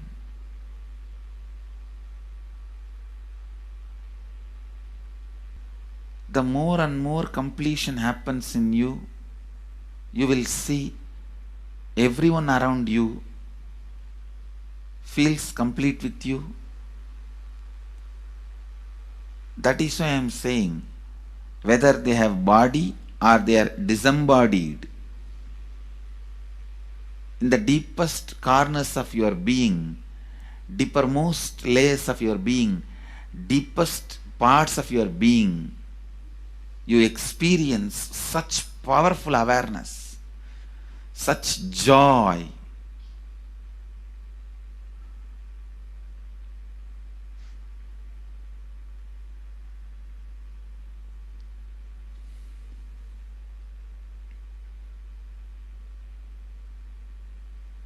Going into the deepermost corners of your being not only is a joy, it's a power. Because suddenly you will see everybody around you, everything around you listens to you. It really becomes a vibrant power where the tendency to exploit is not there. Listen, that's a very important thing. Power without the tendency to exploit. Because as long as you feel the other person is separate from you, when you get the power, it will always be used for exploiting. Because the other person is separate from you, then naturally what you will feel? Let me suck all the possible energy, intelligence, time, talent, treasure. But when you feel the other person is your own extension, you will see, you will be showering so much, enriching so much. The power you have will not be exploiting, it will be enriching.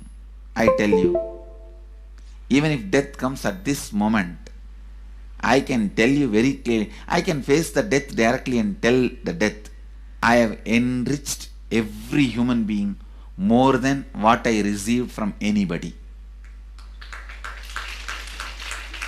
I have given to every human being whom I met in my life more than what I received from them. My accounts is clear. I am ready. Come on, let's go. My accounts is clear. I don't have debt. Money, loans to be paid, no debit card, no credit card.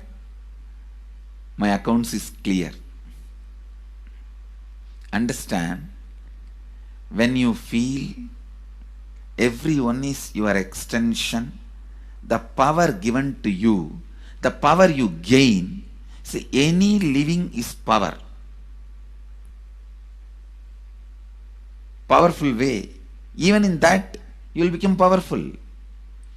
So any lifestyle you choose, you will get power in that field.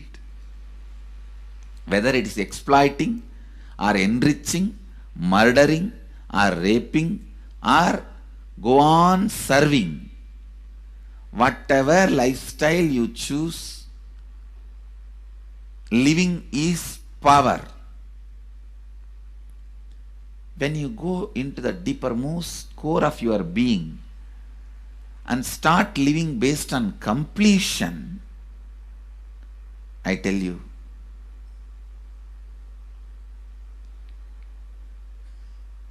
the first power you will experience is everything around you listens to you. That power will simply make you enrich everyone. The best power you can have through living is power of enriching. Whatever you do, as I said, whether you live the life of enriching or exploiting, you will become powerful. I tell you, the power of exploiting brings more and more conflict within and without. And those conflicts naturally bring suffering. And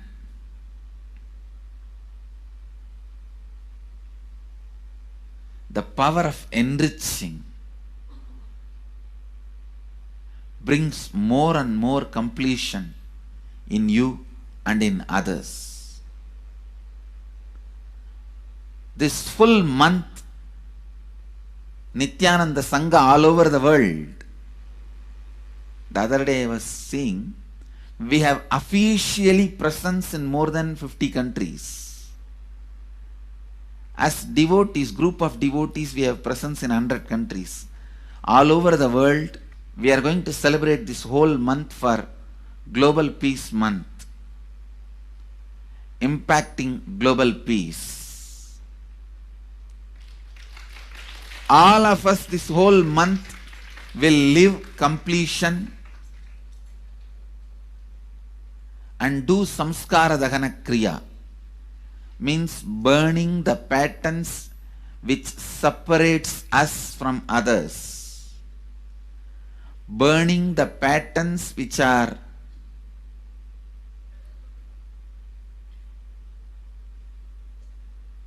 constantly keeping us in a superficial level. All over the world, we will be doing samskara dahana kriya, burning our patterns and leading us to more and more completion.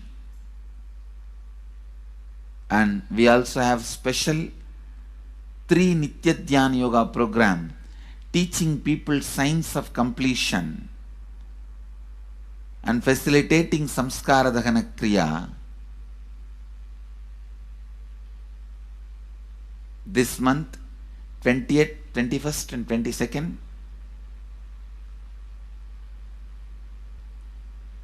this whole month all over the world, all our temples, ashrams, centers, yoga centers, schools, colleges, universities should do samskara dahana kriya, should do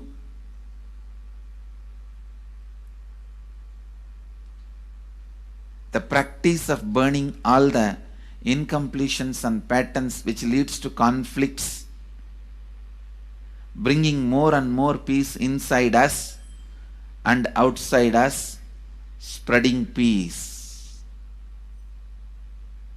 This whole month, let's impact global peace. Let us really contribute to the global peace, not just talking about it. Let's do it. Let's do it. Not just talking about it. Let's do it.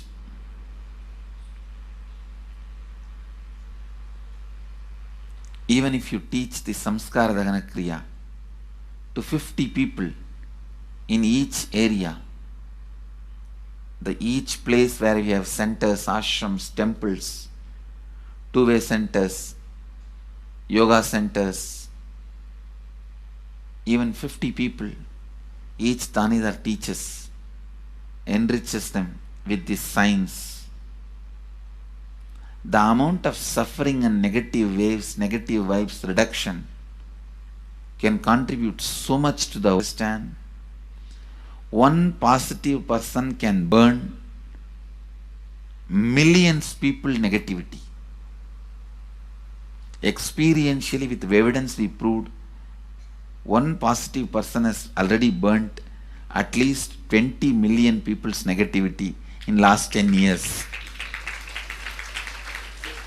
and brought peace. So each one of you, if you stand up as one positive being, one authentic, responsible, enriching being,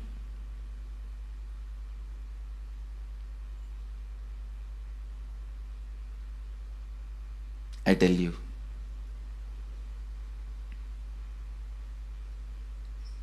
we can do so much to the world. It will be better place than the time we entered. When we leave, it should be better place. That's all. When we leave the earth. So understand, inner peace is your birthright. Go to the depths of your being. Bring more and more completion into you. Completion with others. And start living Advaita. Today in the Inner Awakening session, it's all about completion with others.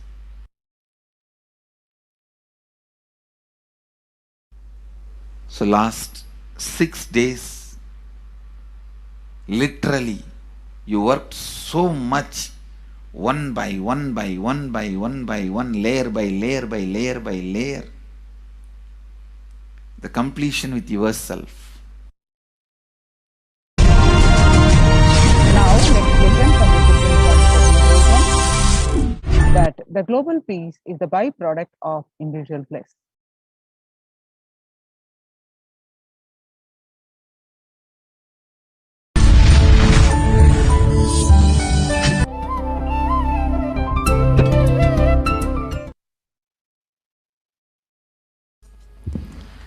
Nithyanandeshwar Samarambam Nithyanand.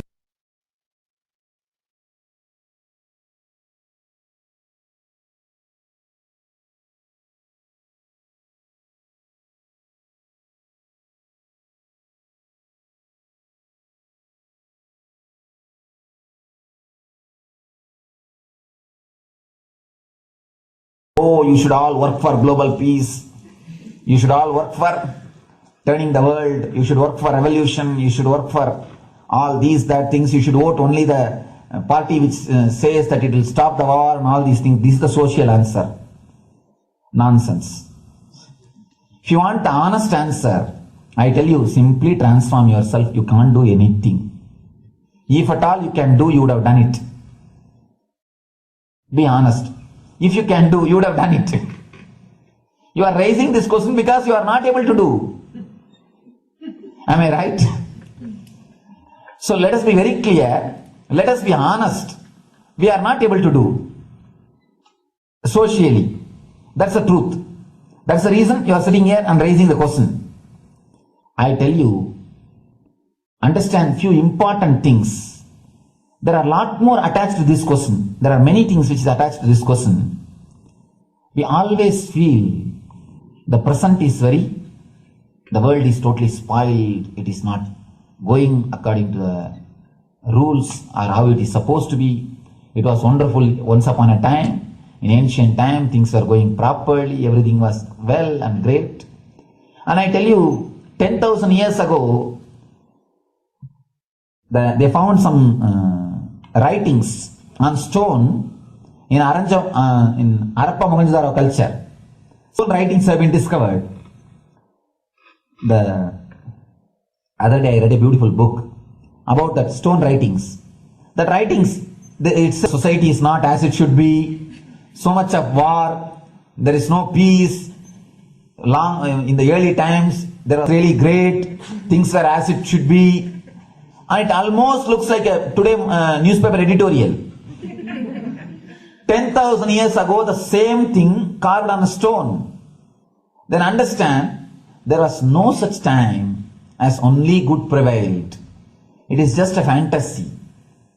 Hinduism, they call it Satya Yuga, the age of truth. There was a time only truth prevailed. And every religion, Christianity, they say the Garden of Adam and Eve. There was a time wonderful. Every religion has got the fantasy. The past was great. There was golden past. Always the idea of golden past exists only in the past. The more you go back, again you say the past was great. And I tell you one thing, it is a wonderful way of postponing accepting the reality. Otherwise, I can be sure the world was same as it is today. Whether it is 5,000 years ago or 10,000 years ago. Maybe one thing, there was no CNN channel that time. So the news did not reach you so quickly. That's all. The news did not reach you so quickly. That may be the only difference. But otherwise I can be sure the good and the bad was equal. Good and the bad was equal. The same amount of wars were there. All the other things were there. If you read the Puranas, the mythological stories of India, you see enough of things. Enough of dirty things. I think sometimes I find little more. And if you read completely the Puranas or the Hindu scriptures, there are a lot of things much worse than modern day. The criminal activities or bad things or negative things, whatever you say, all this stuff. And never think only present day is corrupted. Or in the ancient days also, all these things were there. Only one thing was not there, the CNN news or the internet. So the news did not reach you. But otherwise I can tell you, enough the good and bad was there. It always will exist. It will exist. All you can do is, if you awaken yourself, if you reach the enlightenment state, you can go beyond it. And I tell you, enlightenment is the only service you can do to the society. Just become enlightened so that you will reduce the negativity. Now as of now, you are also the part of negative group. Naturally, we will be a negative group. As long as we are unenlightened, we will be the part of collective negative consciousness. So if you become enlightened, at least you will reduce your weight. That's the only thing we can do. Nothing else can be done. So all I request you to do is just become enlightened. Realize that you are a lion. That's the only way to help yourself and the society. Otherwise, all revolutions, you see, all revolution again end up as one more tradition. In last 2000 years, 3000 wars have happened in the humanity. In 2000 years, 3000 wars. Human beings have not done anything except doing wars, except fighting. Everybody claims he wants to do revolution. He wants to spread peace. You see, every country claims their army is a defensive army. Then who is offending? Tell me. Every country says defensive army. Then who is offending? These are all just, games.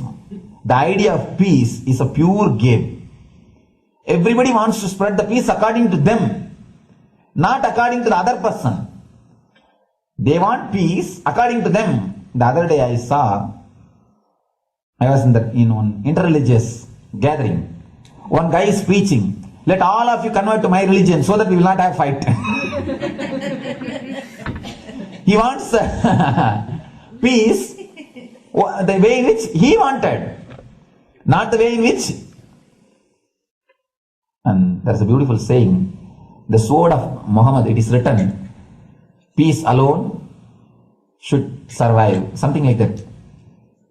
He has written some statement about the peace on the sword. We all take sword to spread the peace. So no revolution is going to help, because in the last 2000 years 3000 revolutions have happened, but still world is same, I think much worse. So no revolution is going to help, only individual evolution is going to help. So be very clear. Instead of working in the outer world, start working in the inner world. That will help you and society some way.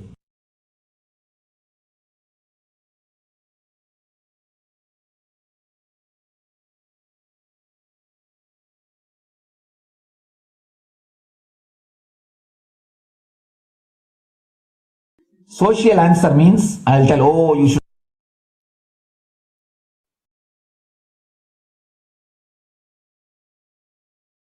Now, let's listen from the supreme point of Hinduism that Sri Kailasa is all about peace-based powerfulness. Listen carefully. The space of Shanti,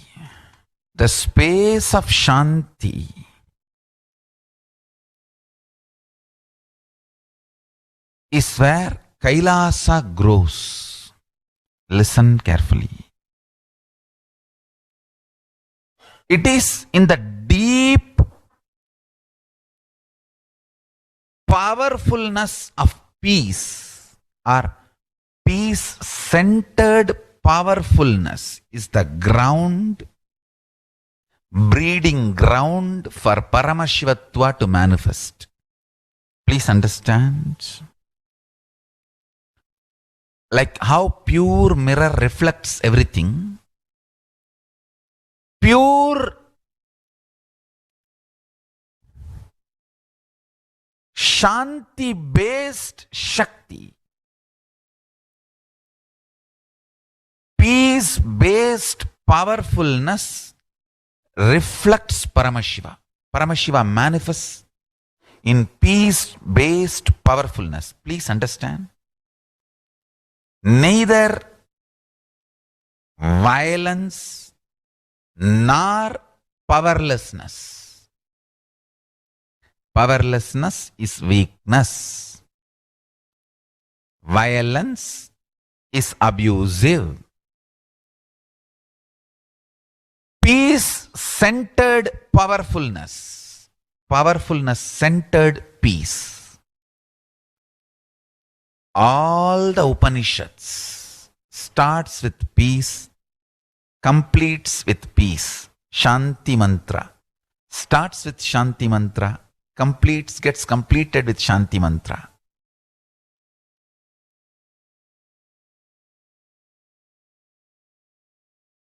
Peace-based powerfulness is a fundamental requirement for Paramashivatva to manifest. That is why people who don't want us to manifest Paramashivatva or power manifestation do not want to allow the peace in our life, or do not want peace in our campus. Understand?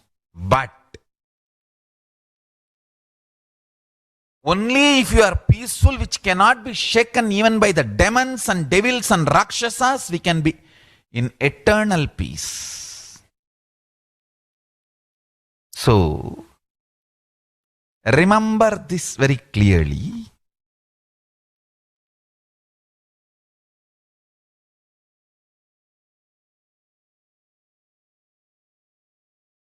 Peace alters very DNA structure, genetic structure, the core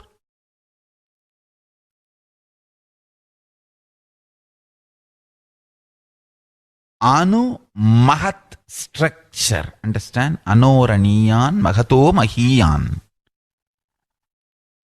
The consciousness in you is atom inside the atom, Mahat, more than Mahat. That Anoraniyan Mahato Mahiyan. That consciousness starts growing in you with more and more peace-based powerfulness developing in you. Nothing can be compared to unclutching. Spend more and more time, energy in unclutching. It will never be wasted. Time spent on unclutching is the most productive time for you in your life, because unclutching completely makes you altogether a different material. Understand? It makes your very biomemory, muscle memory, core structure, molecular structure, genetic structure, DNA structure, everything. All the 8 energy flow circuits, 7 energy flows, 1 the pure conscious explosion. So totally 8 energy flow circuits exist in you. All the 8 explodes when you unclutch. Understand? Unclutching is the space of Sri Kailasa. Listen carefully.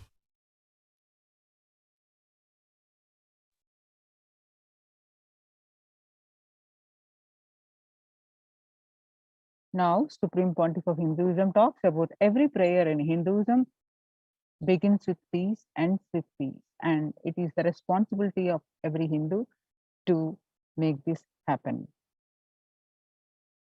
Every chanting, every prayer in Hinduism ends with Shanti, Shanti, Shanti 3 times. Means peace, peace, peace. Hinduism is the real religion. Loving peace, living peace. Individual level, social level, global level. Understand? Hinduism lost all its 56 nations, 1,000 kingdoms, samsthanas, is not a loss to Hinduism, it is a loss to planet Earth, human beings. Wherever Hinduism is practiced, kept alive, the ideal of global peace is kept alive. Just do this one simple statistics. You yourself study. Google and study.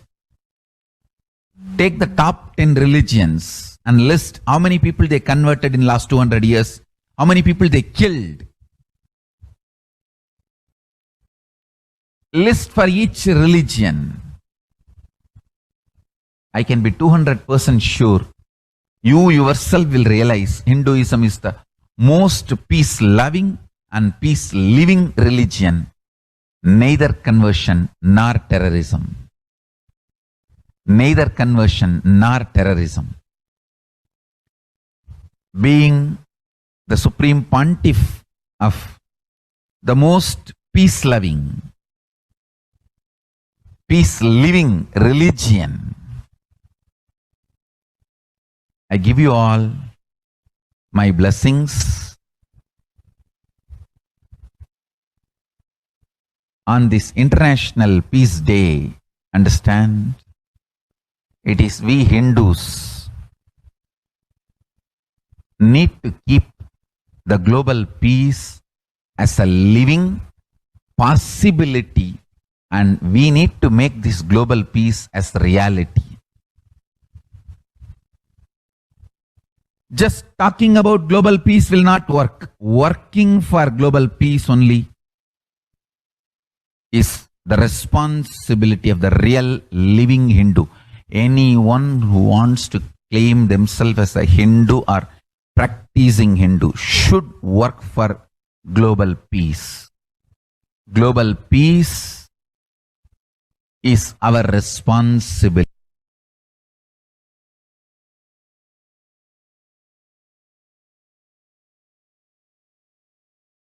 Every chanting,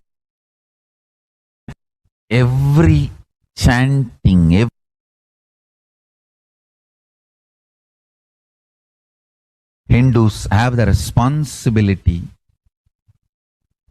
to bring global peace. So you can also throw a challenge. See, if you are making a Hindu micronation, you can throw this challenge to each one, your friends, family, 10 people. Let them participate in the challenge and then let them send the challenge to others. So I welcome all the living and practicing Hindus to become founding fathers of Kailasa micronation in your countries.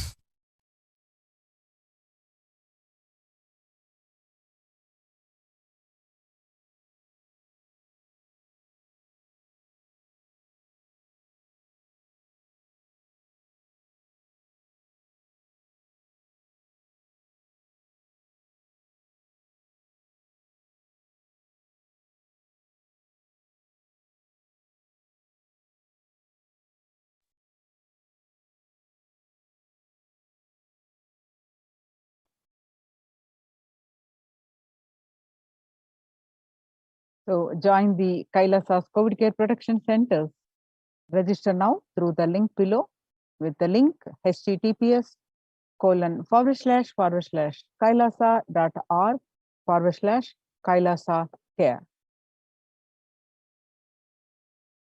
Now let's understand the Supreme Pontiff of Hinduism's contribution to combat this pandemic.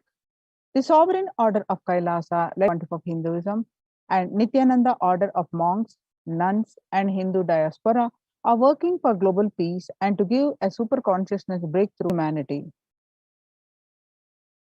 It is the Supreme Pontiff of Hinduism's mission to revive a conscious world where the global issues at the climate, economic, social, health, and humanitarian levels cease to exist from their very root, turning the problems of poverty, hunger, violence, discrimination into powerful living through the experience of oneness.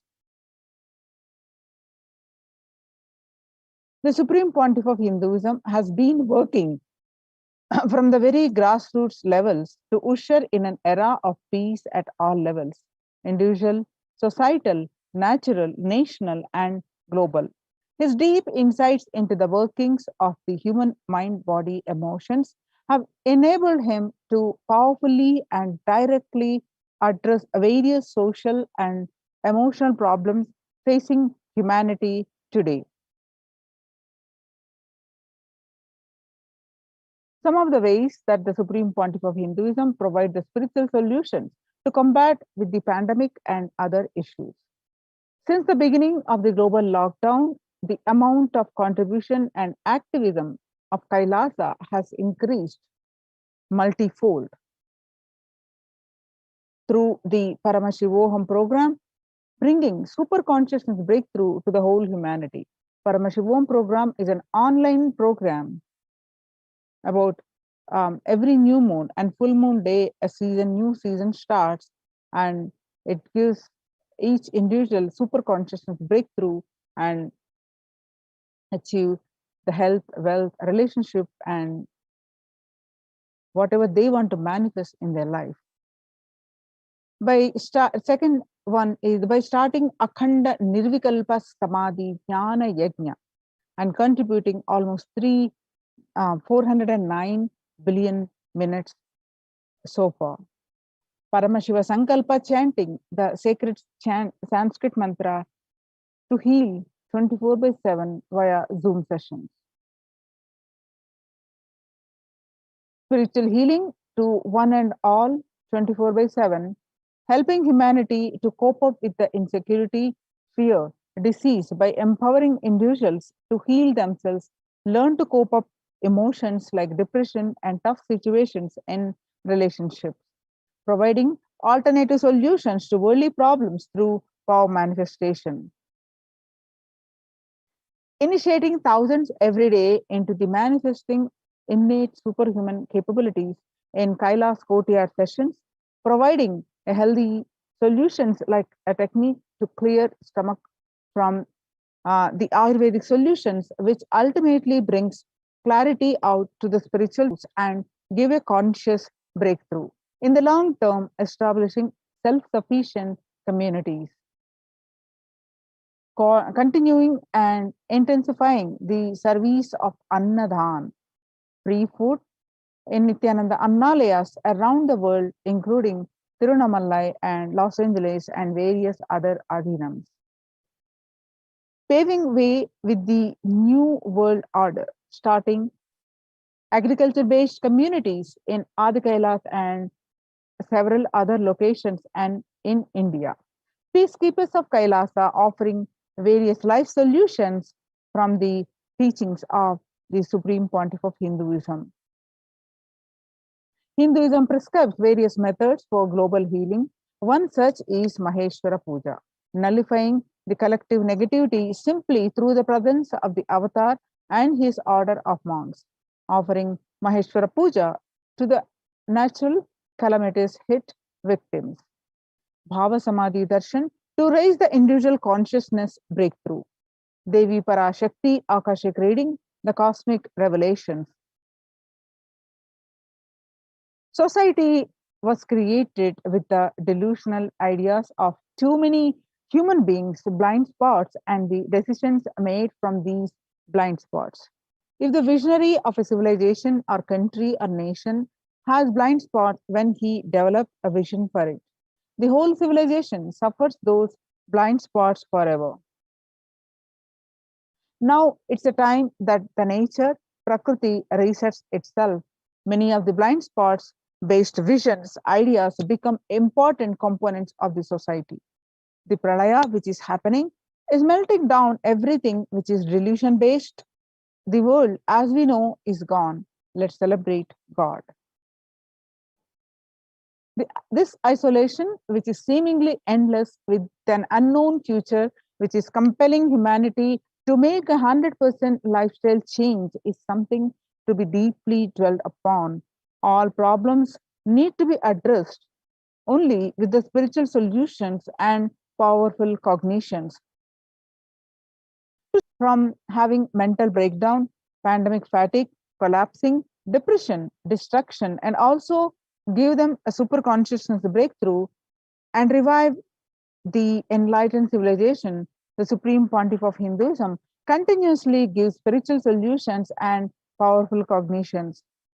Some of the spiritual solutions and powerful cognitions Supreme Pontiff of Hinduism are unclutching, practicing completion, practicing oneness, practicing ajapa japa of Mahavakya, Om Nithyananda Paramashivoham, continuously building deep feeling connection, yoga, puja, vegetarian diet, and Nirahara Samyama. People from over 50 countries continuously radiate the space of Paramashiva by practicing the unclutching meditation 24/7 a day. And it started from 13th May till date and continuing at any given point of time. 4 to 8 zones actively unclutching around the world. Join this movement at http://kailasa.tv/minutes for peace.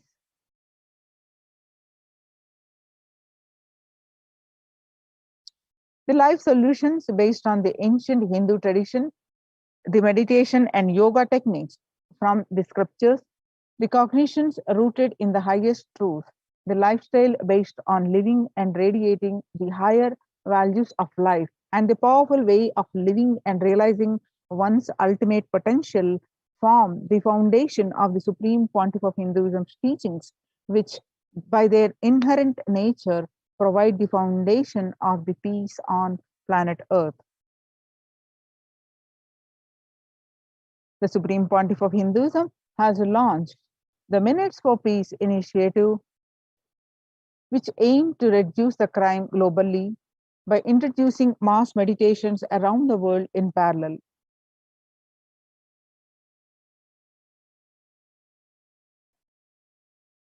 The scientific studies have shown a reduced crime rate after participation in the meditation and completion techniques.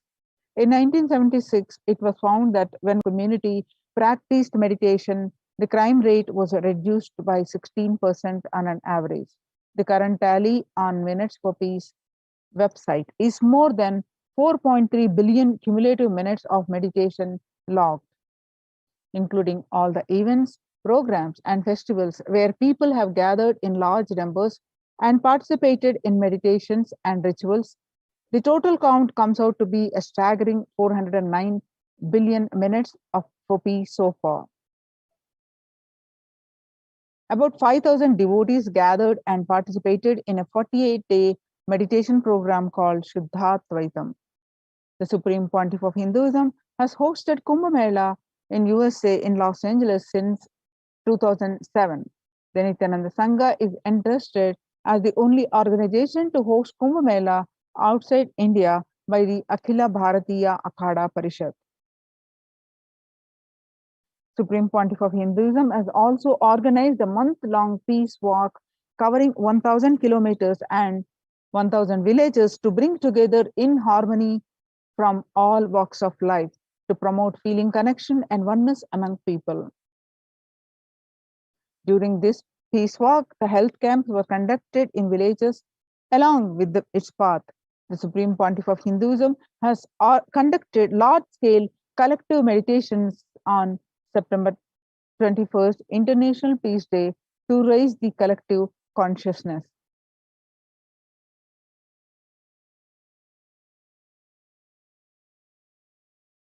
Into the sannyas. Sannyas is our social responsibility, let us say, Hinduism and humanity.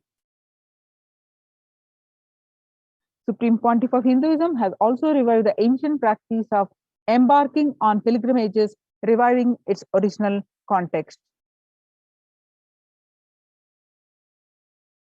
Through Annalayas, the food donation center, the de facto spiritual embassies of Kailasa worldwide, under the guidance of the Supreme Pontiff of Hinduism, has served over 2 million organic meals so far.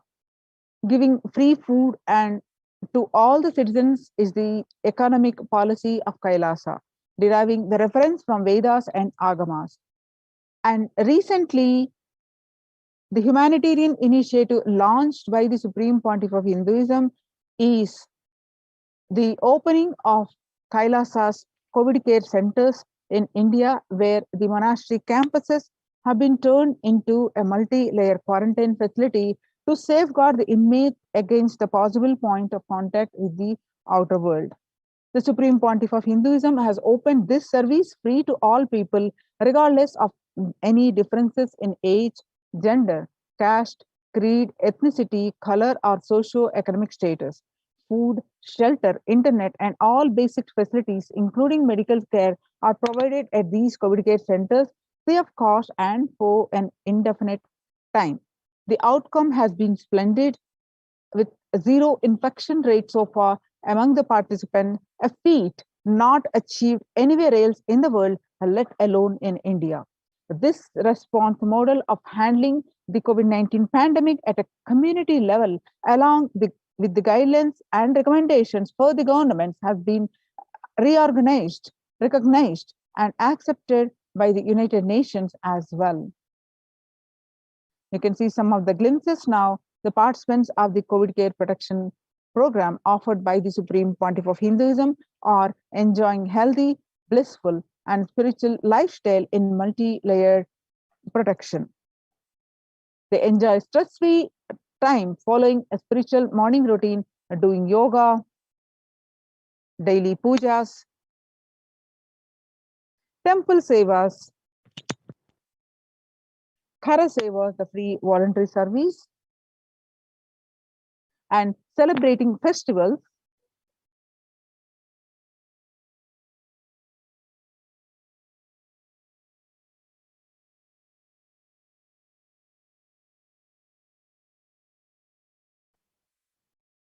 So join the Kailasa's COVID Protection Center. Register now through the link below with the link https://kailasa.org/Kailasa care.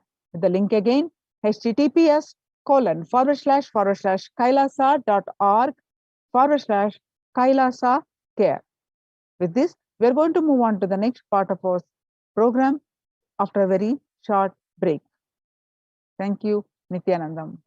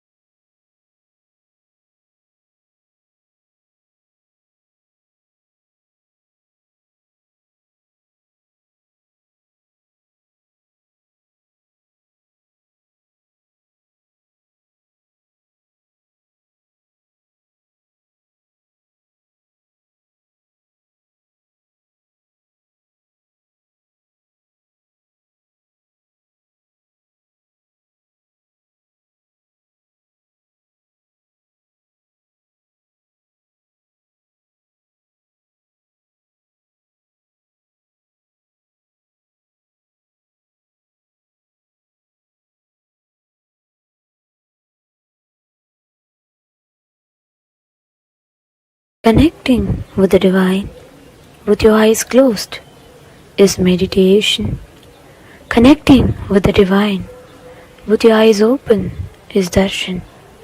Come, let us all now move from meditation to darshan. Slowly, very slowly, please open your eyes.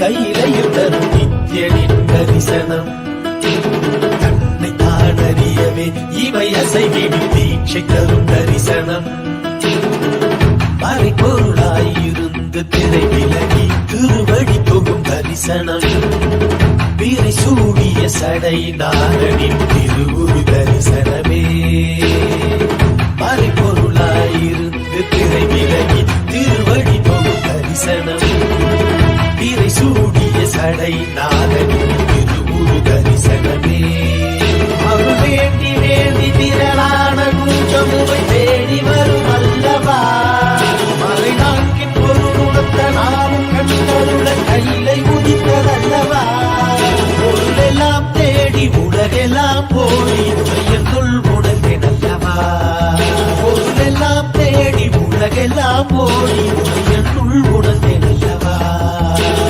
உலகை காத்தருளவே கையிலையில் தரும் என் தரிசனம் கண்ணை தான் அறியவே இவை அசைவிடும் தீட்சை தரும் தரிசனம்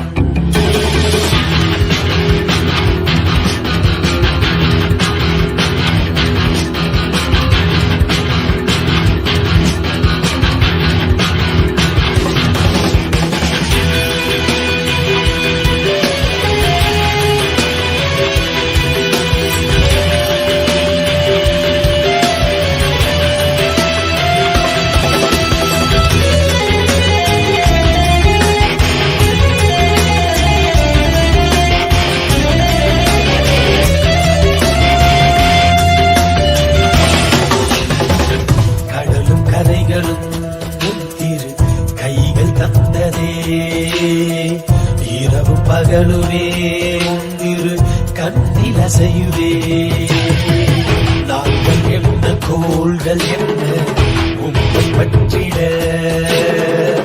ஏழு புவனங்களும் உம்மை சுற்றிட பொருளும் அருளும் தர மனதின் இருவிலக பரமசிவ தரிசனம் விட தானம் பெற்றுவிட மோட்சம் தரும் தரிசனம் பல சித்த புருஷர்களின் ஞானி யோகிகளின் தவமெனின் தரிசனம் அடியும் முடியையும் ஒன்றாய் காண்பதற்கு கையிலையில் தரிசனம் சதுர்வேத கோஷமு கீதங்களின் ஒளியில் தரிசனம்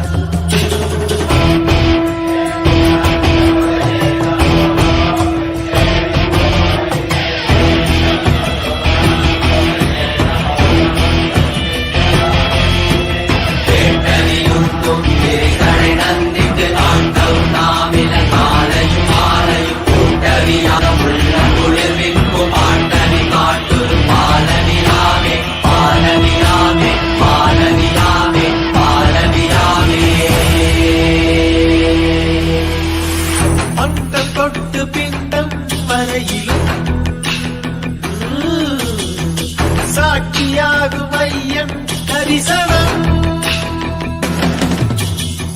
சொல்ல வார்த்தை ஏதும் இல்லையே சொக்கநாதன் முந்தன் தரிசனம் நித்யானந்தா நித்யானந்தா நித்யானந்தா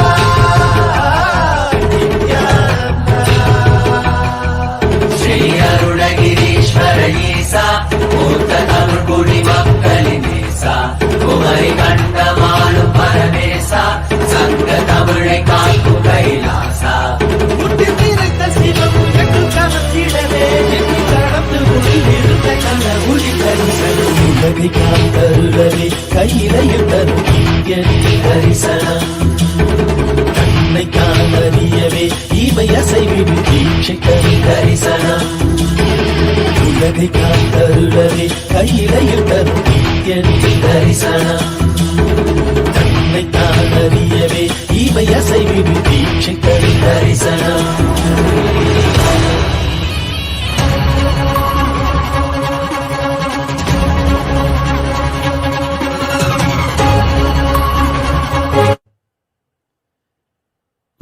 ஓம் நித்யானந்தேஸ்வர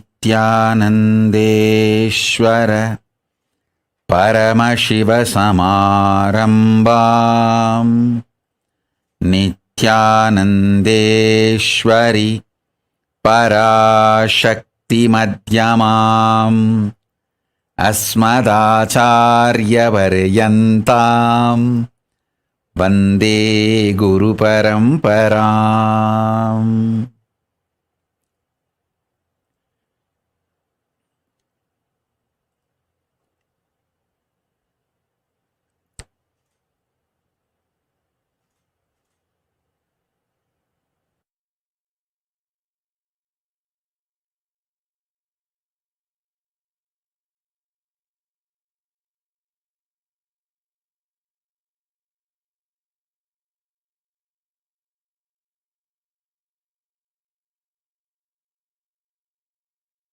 I welcome you all with my love and respects.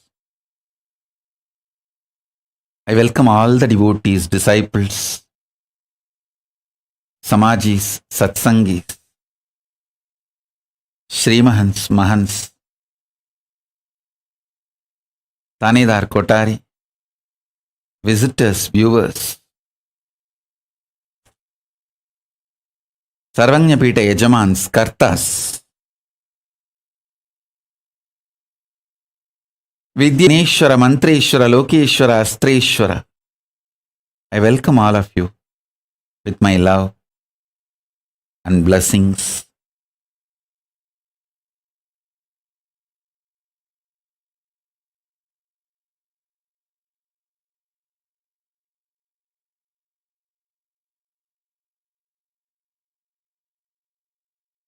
Paramashiva's message from Kailasa.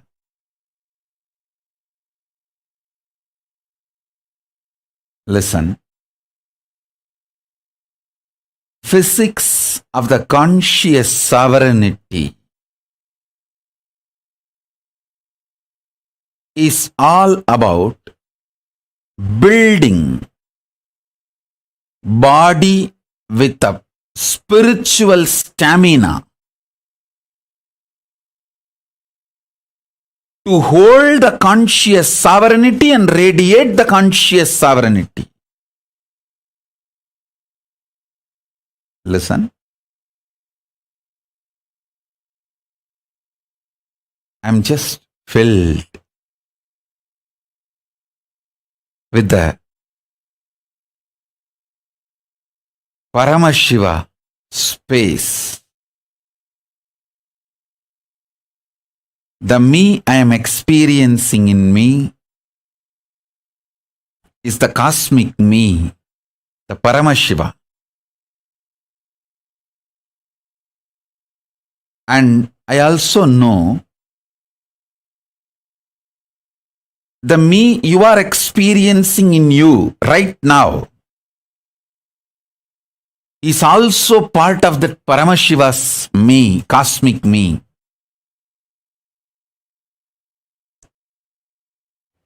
With this deep love of oneness, you are Paramashiva, I am Paramashiva. We both put together is part of Paramashiva.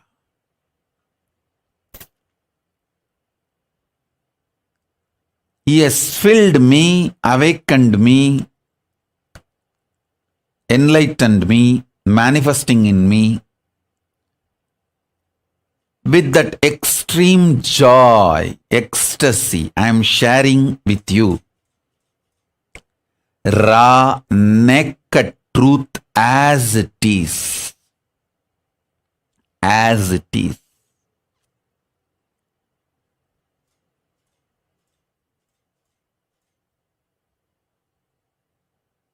Listen. With extreme love and compassion, I am sharing it as it is. Listen.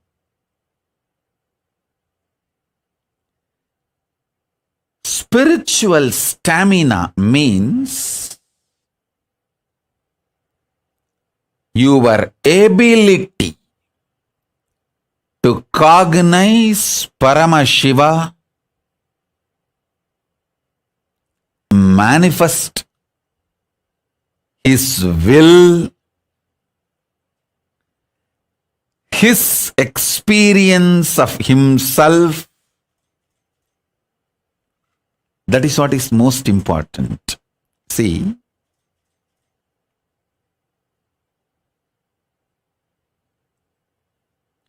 whoever decides to trust my introduction about me, I feel so overwhelmingly loved by them and loving them.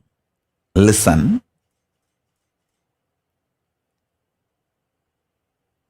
Love means whoever trusts your introduction up by yourself, about yourself, you simply love that person and that person simply loves you. Listen. When you trust Krishna's introduction about himself, who he is, how he is, how he feels about himself, Adityanam Aham Vishnu, how Krishna declares among the Adityas. So, he opens himself.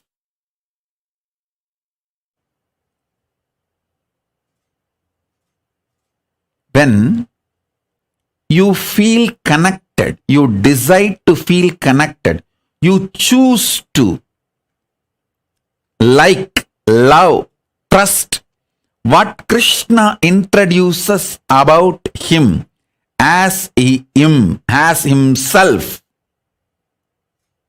When you decide to trust, simply Krishna consciousness manifests in you. If you decide to trust the anti-Krishna gang, abusers, their version of Krishna, how Sagun Krishna's sexuality, how Shishubala talks about Krishna and Krishna's sexuality, how Shishubala describes Krishna and Krishna's people. Shishubala may give very valid logical evidences for your independent investigation. He may have everything to support your independent investigation. The selfie Krishna took when he hugged his gopikas may be available for you.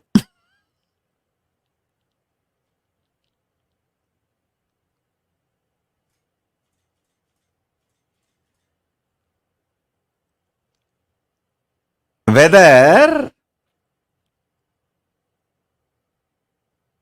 the Shishubala and his culinary gang, the Shishubala gang is able to convince you or not able to convince you, the moment you decide to follow Shishubala's description about Krishna, you will reach the same space Shishubala is in. You will attract the same kind of people Shishubala like, and you will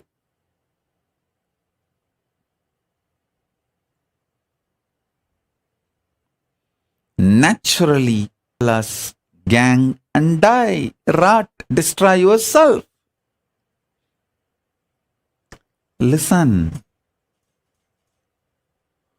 Whom you choose to trust, feel connected, you fall into that gang.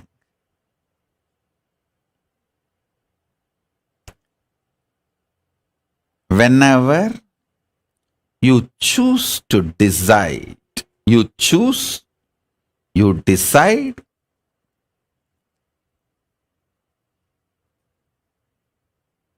to listen about my introduction about me, my definition about me. You enjoy the space given to me by Paramashiva. Now I am introducing me. The me in me is manifestation of cosmic me, Paramashiva Paramburul. It has realized the me in you is also part of Paramashiva. Listen. So sit sincerely with the decision. You, me, both are part of Paramashiva, and that Paramashiva is awakened in me, and now giving this satsang and Shaktipada, Shaktinipada to awaken Paramashiva in you. That's all.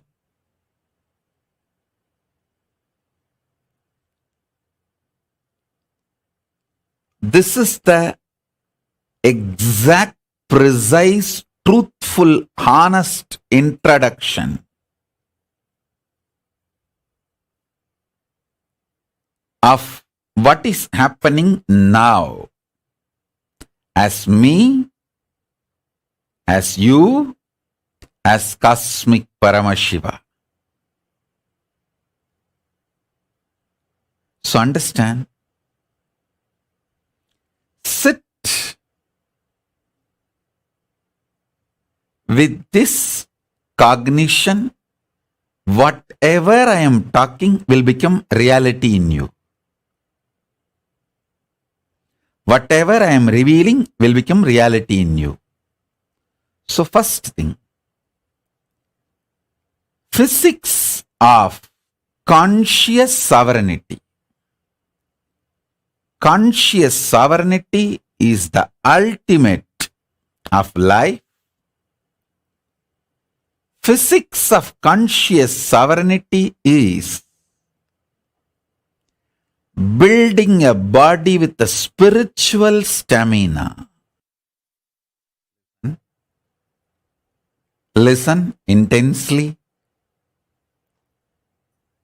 Listen carefully, deeply. Every word now I utter can become your realization,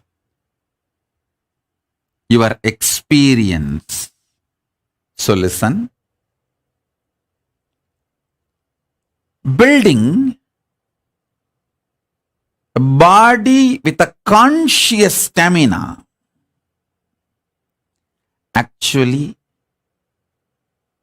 building a body with a spiritual stamina, conscious stamina, is very easy job. Too easy. I can give you just some 10-15 simple tips.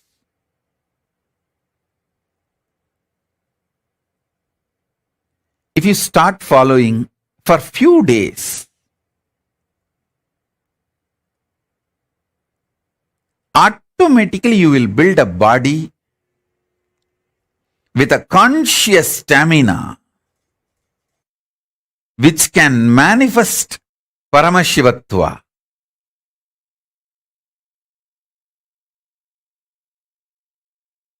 Because my gurus have done it for me. I know the precise methodology. Without wasting much time, I can teach you. Many instructions, tips I would have given you. Please add castor oil in your food every day, at least 1 teaspoon. See, don't add too much castor oil, then you may feel dehydrated, tired. At least 1 or 2 teaspoons per day or per meal. See, if you are taking only 1 meal a day, then go for just 1 teaspoon, not more than that. So based on the food intake, choose. These are 2 simple instructions. It's not something very difficult, complicated.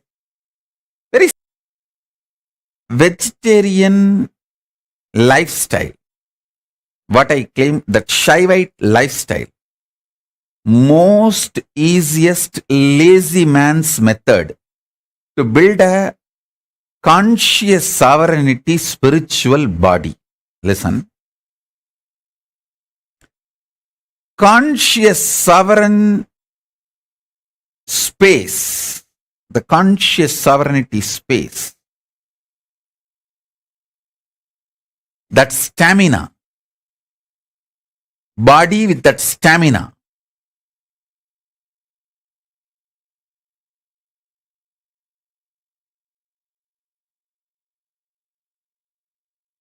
once you start manifesting, you will feel so happy to live inside your body.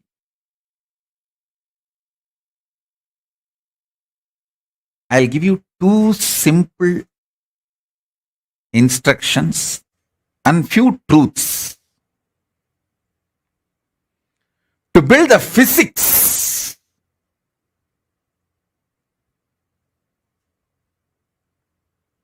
Listen.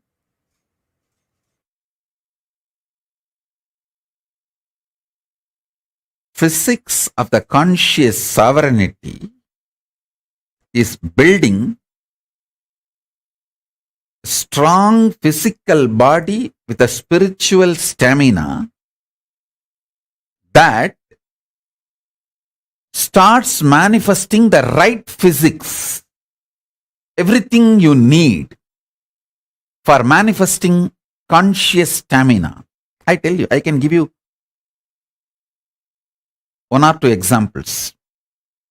When you start having spiritual stamina, conscious stamina,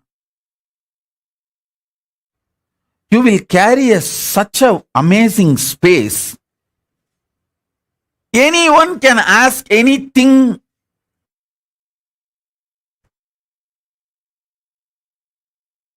You will never feel irritated. You just know you are so happy they asked you. You will never feel demanded. You are so happy. The people come into your space.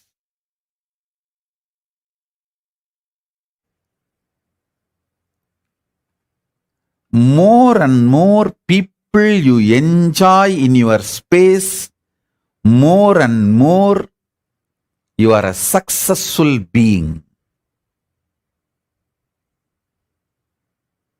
Because you know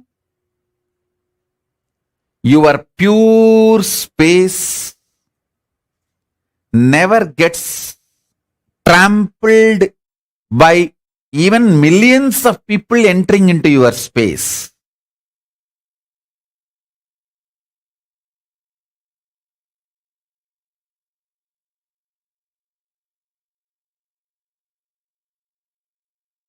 The conscious stamina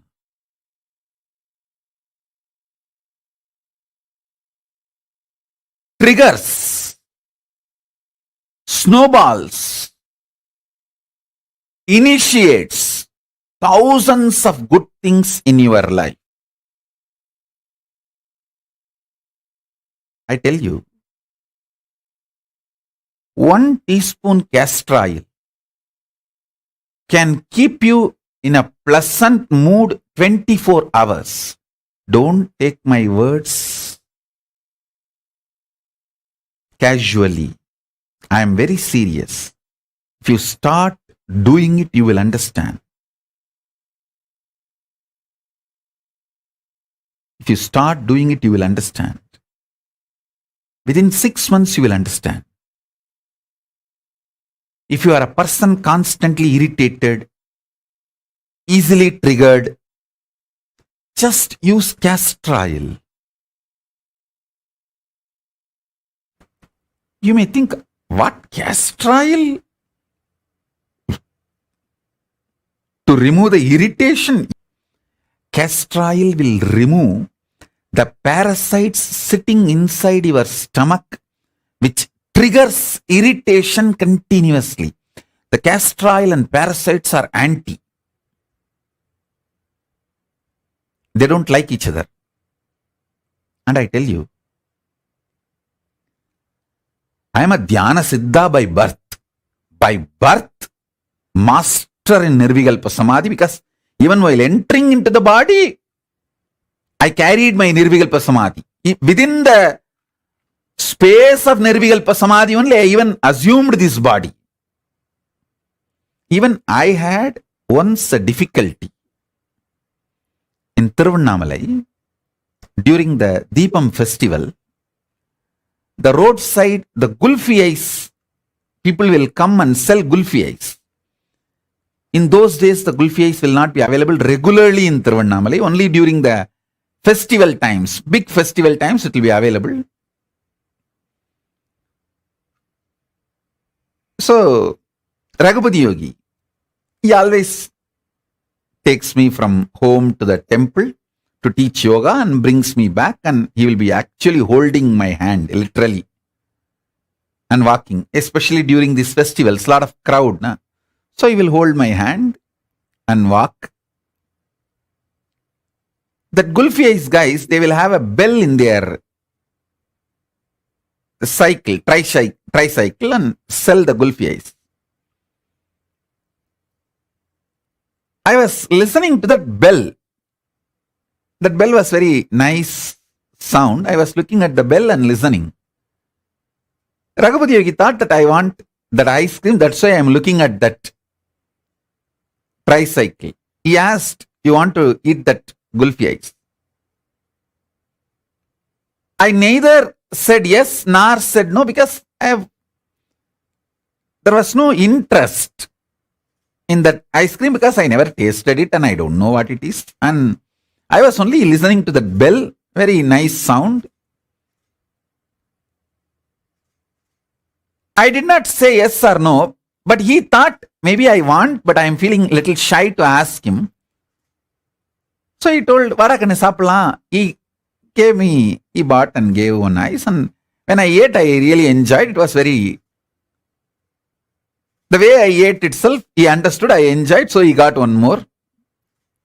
I enjoyed that also. Until the second one, I did not ask. The third one, I myself said, get one more. Then he started laughing. He said,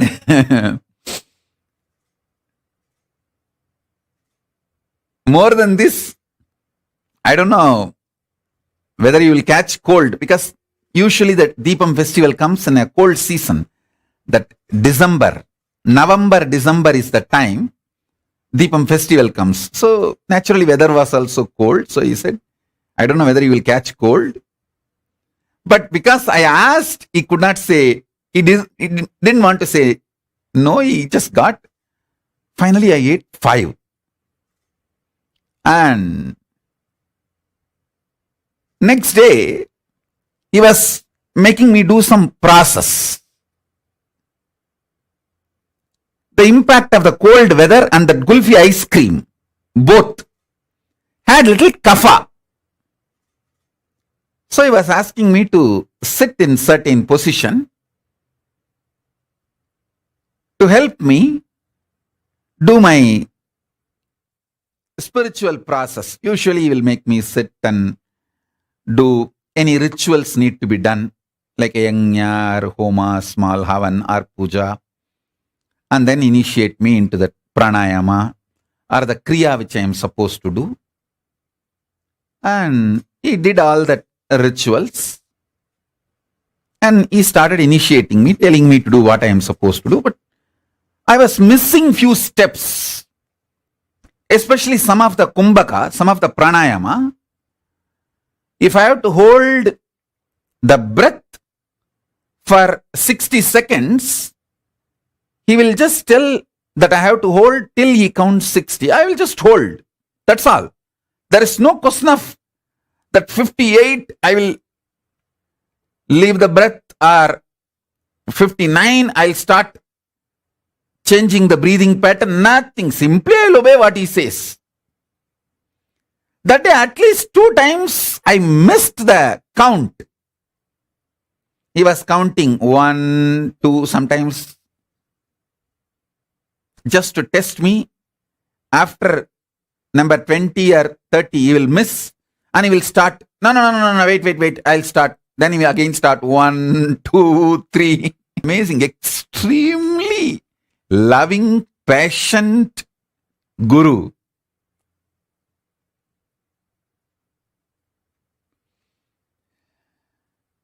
I only visualize them, their love for me, their patience for me, the way they worked on me. Whenever I need to work with my kids, this is what exactly I remember. I just hold them in my inner space. That is why I keep all their photographs. And I want all the ashrams to keep all their photographs just for the amount of tyaga they have done. And he was counting, but 2-3 times I missed that pranayama count. The coherence, the number of seconds I need to hold, I missed. Before he completed the number, I released the breath. I changed the flow of the breath. He understood that kapha is inside. 5 gulfi ice cream, that kapha is inside. And he just got the Karsalangani leaf and a few leaves and put it in his thumb and put it on my upper palate. Nicely started rubbing with his thumb. The whole pitta and kapha came out through all the 5 holes. 2 eyes, nose, mouth, and through the ears. Through the ears, it won't come like a liquid or solid. It will come like a sound, air. The whole pitta came out. Kapha came out. Then he made me sit. Not only I could perform the pranayama, I could simply see the visualization I am supposed to hold during the pranayama. I tell you, after that, throughout my life during wandering any time, I never suffered, never took any allopathy medicine for cough or cold, kapha or pitta. Please understand. If you are an Ayurvedic doctor, you will understand what I am saying. Pitta makes your mind feel the mental suffocation. Kapha makes your body feel the suffocation. You change you mentally, kapha physically. Physically means internal organs.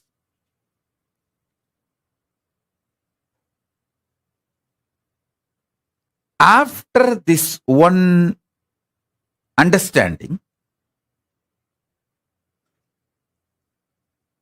of course, even now I don't enjoy ice cream. Rarely, if the disciples want to eat, to give company, if needed, sometimes I take, but there is no liking for the ice cream or any food. That is different. But even due to weather change or any reason, never ever I suffered by pitta or kapha. I want to tell you all, so much of suffering you all go through in your life due to pitta and kapha and not even know that it is because of pitta and kapha. See, when you feel the suffocation inside your internal organs due to kapha, you scream at everyone.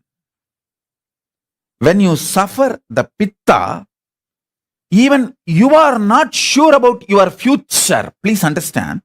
See, after that, many times I used to do the same.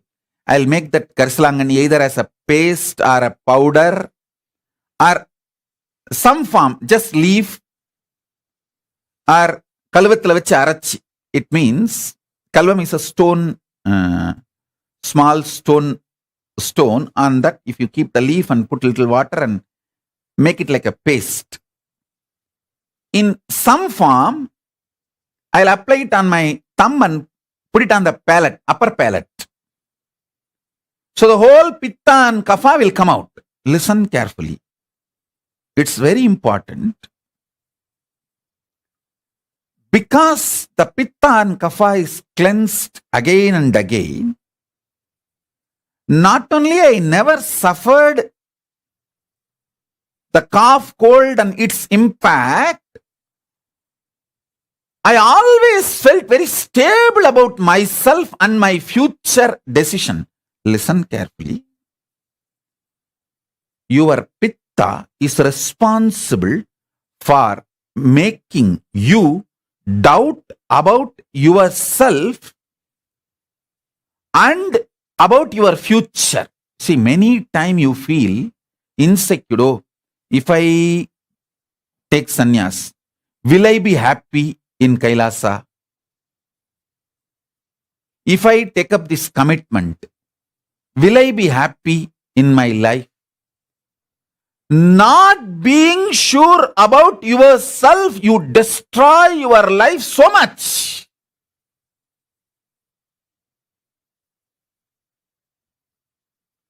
So many wonderful things in your life is lost because you don't feel sure about yourself. Especially spiritually, consciously. I've seen so many people have this problem. Will I be happy if I take sannyas? Will I be able to be peaceful and happy if I choose to be with Swamiji? Will I be happy if I choose to be in Kailasa? All you need is just this Karsalangani powder, Karsalangani leaf, and every day apply on your upper palate and clean the whole pitta and kapha. Make your body samatva body, samatva sarira.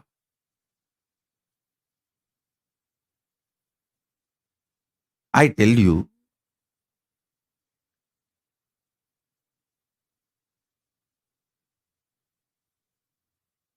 not only my guru gave me 5 gulfi ice cream, he gave me something, the greatest, which is useful in my life till today. That is using Karsalangani and taking out all the pitta and kapha and making me balanced. Listen, whenever your internal organs are strong, your breathing becomes strong. Strong breathing builds a strong internal organs, strong body. Very easily you will build strong muscles.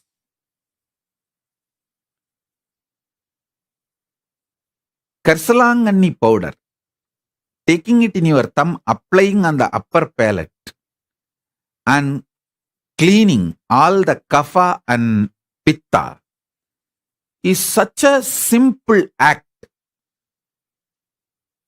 It's not at all difficult. Karsalangani is available even in Amazon nowadays. That powder. And it's available in every village home in India. In every village, you will see Karsalangani, Ponnangani, Murungakkira. Add all this stuff in your life every day. Karsalangani, Ponnangani, Tooduvala, Murungakkira. Just the simple instruction. I tell you, strong internal organs, when the kapha is cleansed, you get the stamina in your breathing, strong breathing. When pitta is cleansed, you get the strong visualization. You will not have about yourself. When sometimes people tell me, Swamiji, I can't handle, I don't know how to care about how to carry on with my life. I feel like I may have a mental breakdown. This problem is because of the pitta. If you ever had the feeling, oh, I may have a mental breakdown, I cannot handle this, I'm feeling suffocated. If you had this problem, your problem is simply pitta, nothing else. Apply Karsalangani on your upper palate. Clean your pitta. You will have so much confidence about you.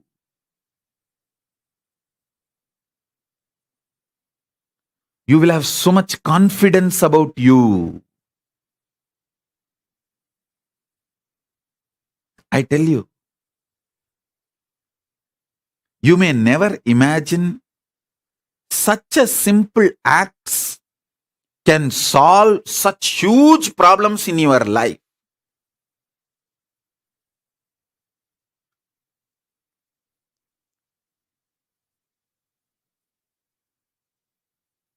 You don't even need to do this cleaning the pitta and kapha every day. But actually, if you start using, you may really enjoy it and you may start doing every day. If you start doing every day, great. But even if you do 3 times a day, 4 times a day,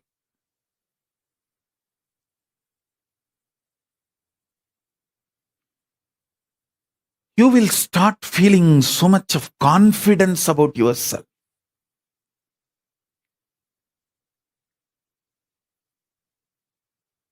You will be so sure of you. Yes, I can handle life. See,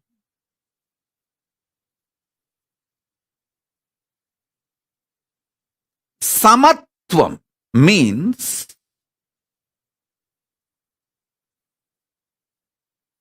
at any situation of my life, I am only going to decide everything as per dharma, and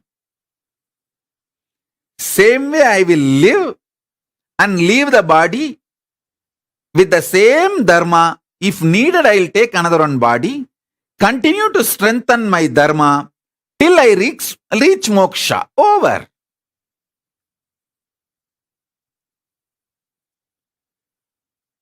Being sure about yourself, adopting dharma as the strategy for life.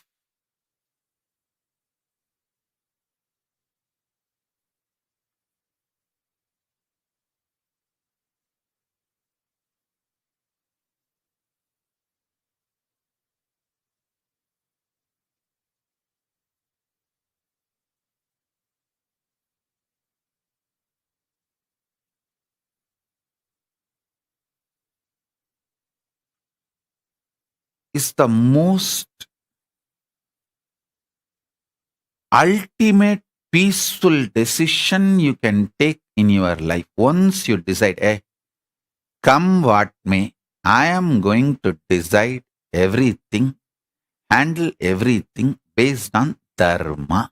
Over. That moment you are enlightened, you are liberated, you are free.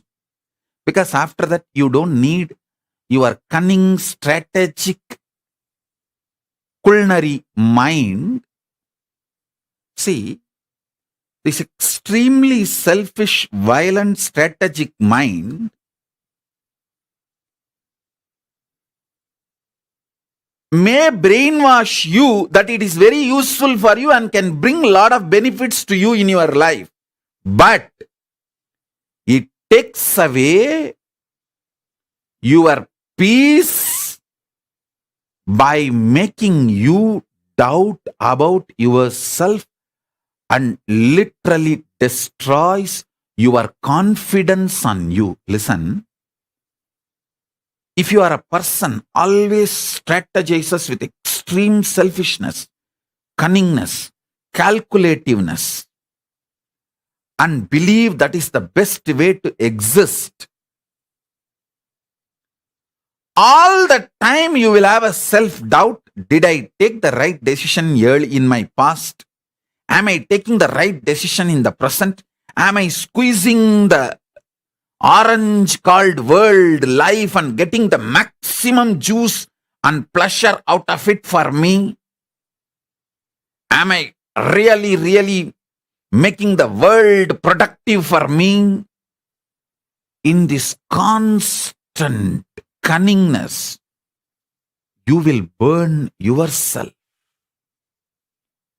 And this creates so much of stress, suffocation, suffering inside you.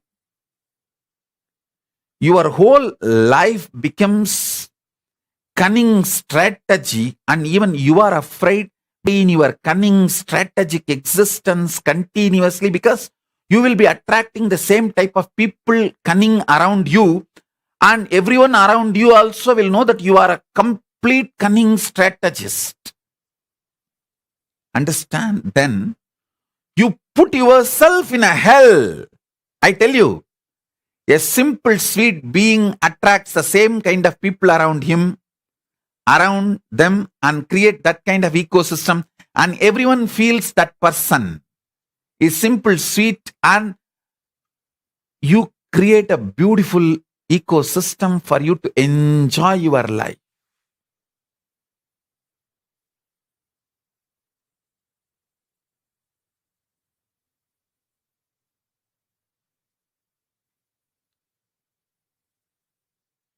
I tell you,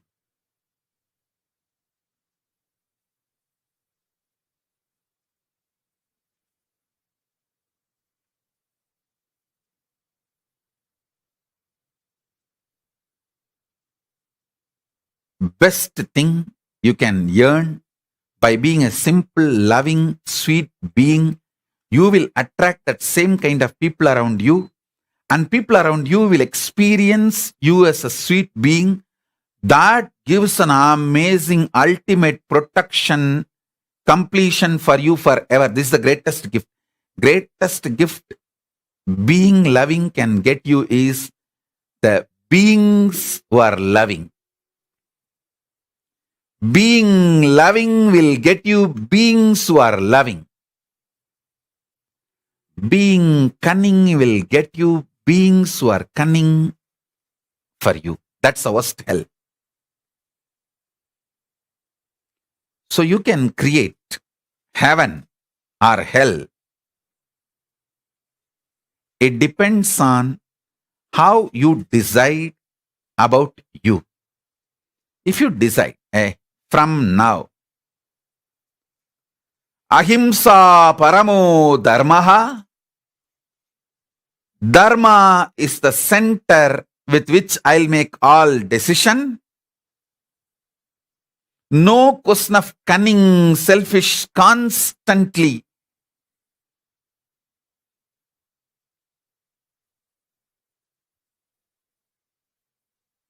exploiting strategies, because those strategies may get small benefits in the initial level, but will start developing deep self-doubt in you, and that feeling, you not being sure about you and how you will behave and live your life in the future.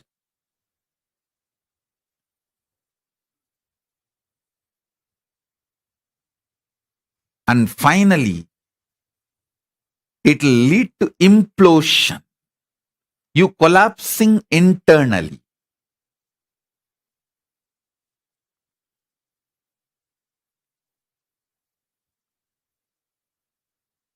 Decide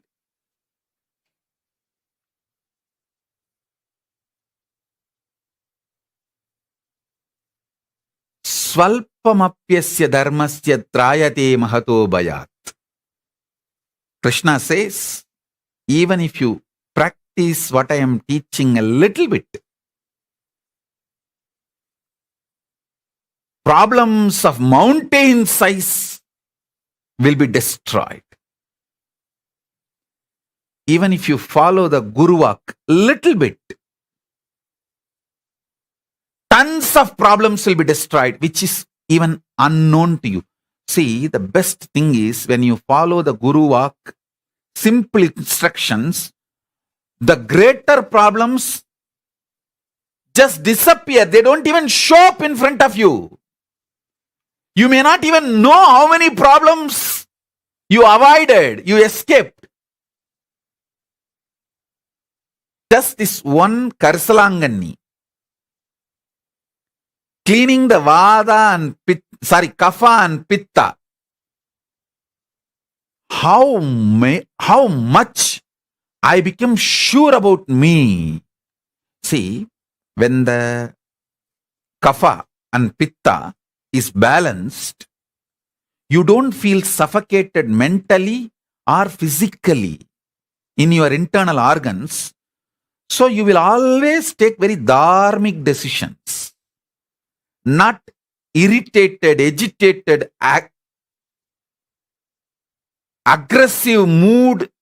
You will not make decisions. All decisions you make during the I, Kapha and Pitta are dangerous to your life and to your existence. Keeping the Kapha and Pitta balanced will make you always take very sweet, beautiful decisions. Life will flow such powerful way.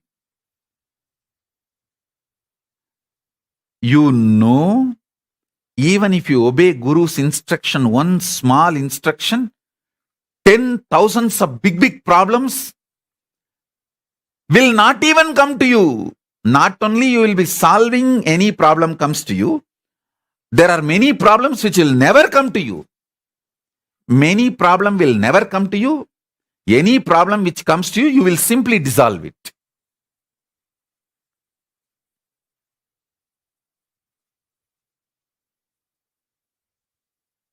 That is why even now I have the habit. I will not calculate Guru Vaks to the direct benefit it brings. See, if I calculate, if I apply Karsalangani on my upper palate and remove the Vada, Pitta, Vada, the Kapha and Pitta and Kapha, I will not catch cold. I can breathe freely. If I calculate and make the logical decision, only when I have a cough, cold, I will practice and I will have the benefit. But many times simply I will follow the Guru Vak. Wherever I see the Karsalangani in my wanderings and wherever I can get, simply I will start applying. Because I just want to do what my Gurus told me. Because of my obedience to my Guru Vak, not only I never suffered with cough, cold, the Kapha and Pitta problems, I always had a samatva, balanced decision making, dharmic decision making, inner space, which brought tremendous strength about me, being sure about me. I tell you, when I got out of my home, when I left my home, I never had insecurity or not being sure about how I will handle my future. Whatever future brings, how I will handle, never had a problem. Same way, in 40, literally after establishing kingdoms, everything I need for my life. I just walked out of everything. I had the same spirit, courage, confidence. I can rebuild. I can create what I want. I can face my life. Whatever my life brings, I can handle it. I was so sure about me.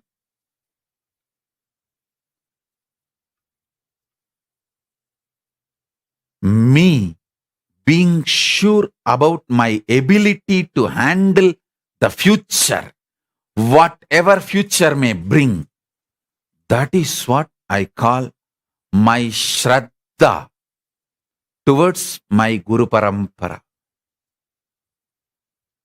Hey, I will obey my Guru Vak.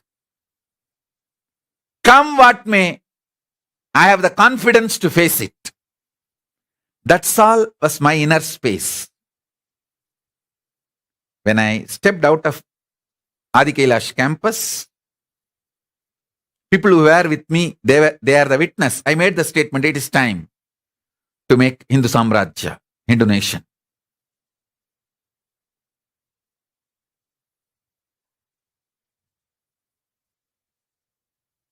I just know whatever life brings, I can handle it.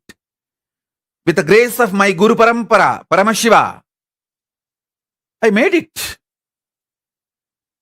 Actually, they made it. Their grace, their blessings, their energy. They made the Kailasa. They manifested it now. Listen.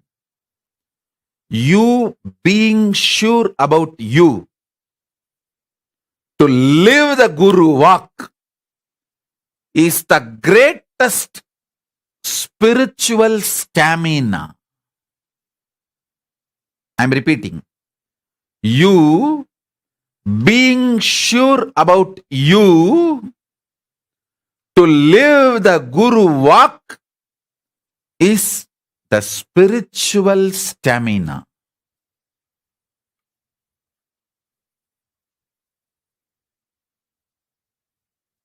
Castor oil, applying Karsalanganni every day with your thumb on the upper palate and cleaning the pitta and kapha.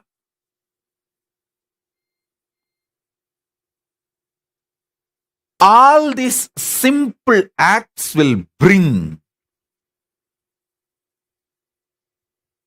spiritual stamina in your life. You will be sure about following the Guru Vak, the highest vision for you. You will be so sure about it. You will have so much of spiritual stamina, confidence. Simply you will manifest Paramashiva in you. The biggest negativity in your life is your fear. Will I be able to handle myself if I just follow my Guru Vak? If I just go with my Guru's words, will I be able to handle what life brings it to me? Will I have the stamina to handle? Will I have a mental breakdown? Will I collapse? Hey. How can you die by drinking nectar? Many times people tell me, if I meditate, if I do unclutching, will I have mental breakdown? Will I die? There is no document, record ever in the whole world. Anybody having a mental breakdown through unclutching or death by meditating. By not meditating, there were millions having mental breakdown, had and having. By not unclutching, there are millions who die very cheap death. Even in death, there should be dignified death. I am seeing now in this pralaya, in this corona, people are so suffocated to keep themselves inside a room or a house. They feel it's okay. I just want a fresh air. I cannot handle this anymore. Let me go out for a walk. Just for fresh air, they go out and leave the breath itself. For fresh breath, get corona, get fresh body itself, not just fresh breath. I am seeing, understand?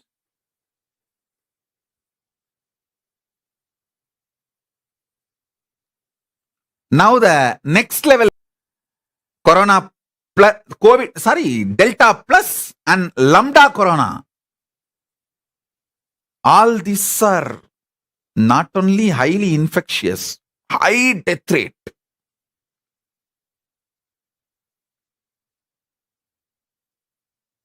Even though people know all this information, just the imaginary suffocation, unable to mentally handle the pitta and kapha, responsible for mental suffocation. Unable to handle the pitta, they go out and get the real problem called corona. See, pitta is only an imaginary problem. Your mental suffocation is just imaginary problem. But corona is the real physical problem. Listen.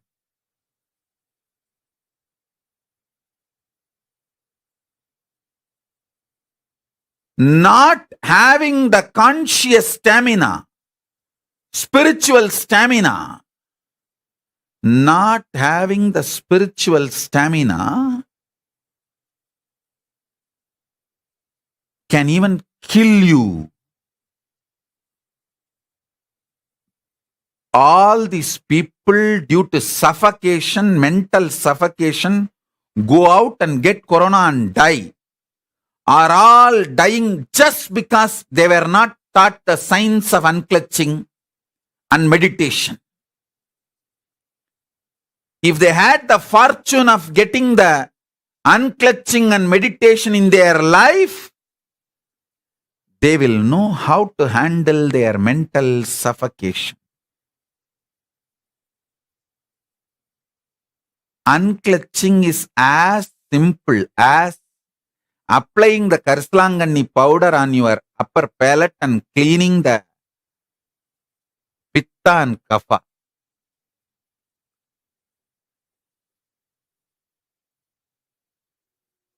Many people are asking the name of the Karslangani, other names of Karslangani. I know only these two names, Karslangani and Bringaraj. I don't know the English technical name.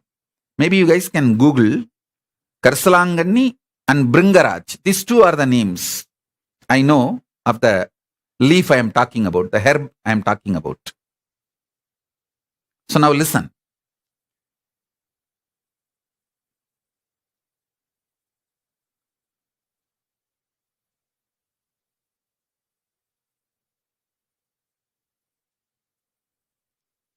Just not able to handle your suffocation.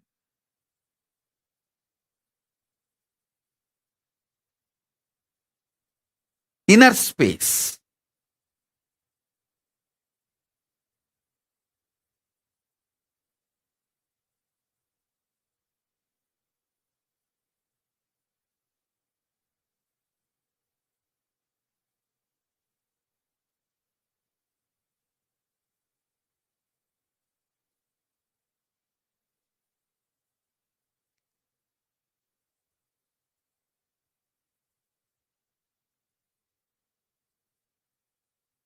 You getting the real problem,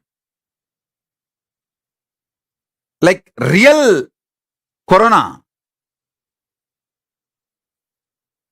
criminal negligence becoming crime itself. See, you not able to handle your suffocation, your pitta, all this is criminal negligence. Finally, it becomes crime itself when you get the corona. So I want to give one more information. The Karsalangani is also called false daisy. False daisy is an English word used for Karsalangani, Bringaraj. Actually, it should be named as a true daisy. I don't know why they named it as a false daisy. Anyhow, that is the word in use. Okay. Listen.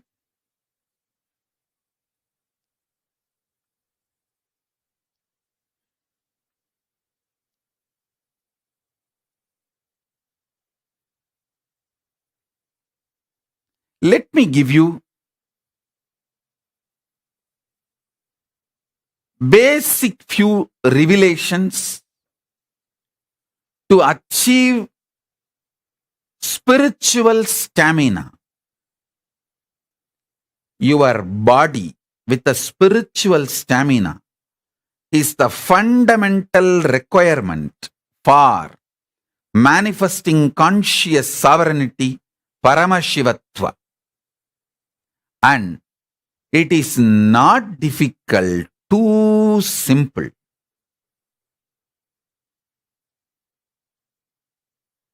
As I said, just applying Karsalangani and cleaning the Pitta and Kapha has made me feel so secure about me, sure about me, and my ability to handle come what may. See, my ability to handle come what may is my Shraddha to my Guru Parampara, to my Paramashiva, Arunagiri Yogishwara.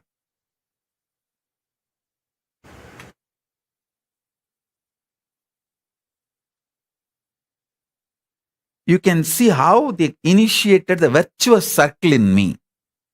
I simply obey their words, and that brings so much of benefits. So that makes me so sure about my future. And that is what is the trust on my Guru Parampara. So the love feeds trust, trust feeds love, love feeds more trust feeds more love. That just becomes such powerful virtuous circle and becomes enlightenment, oneness, Paramadvaita. That's all. That's all.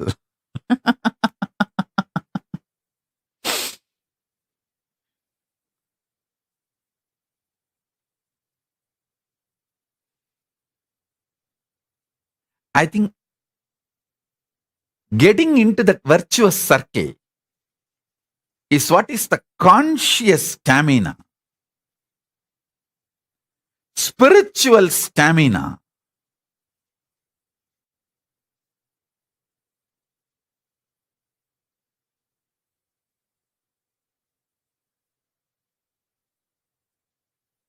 Listen carefully.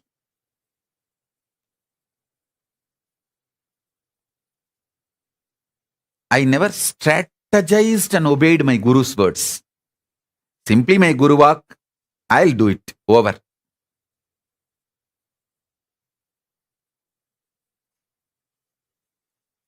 Even now I am seeing many people are trying to say, oh, Corona is settled, it is not that bad.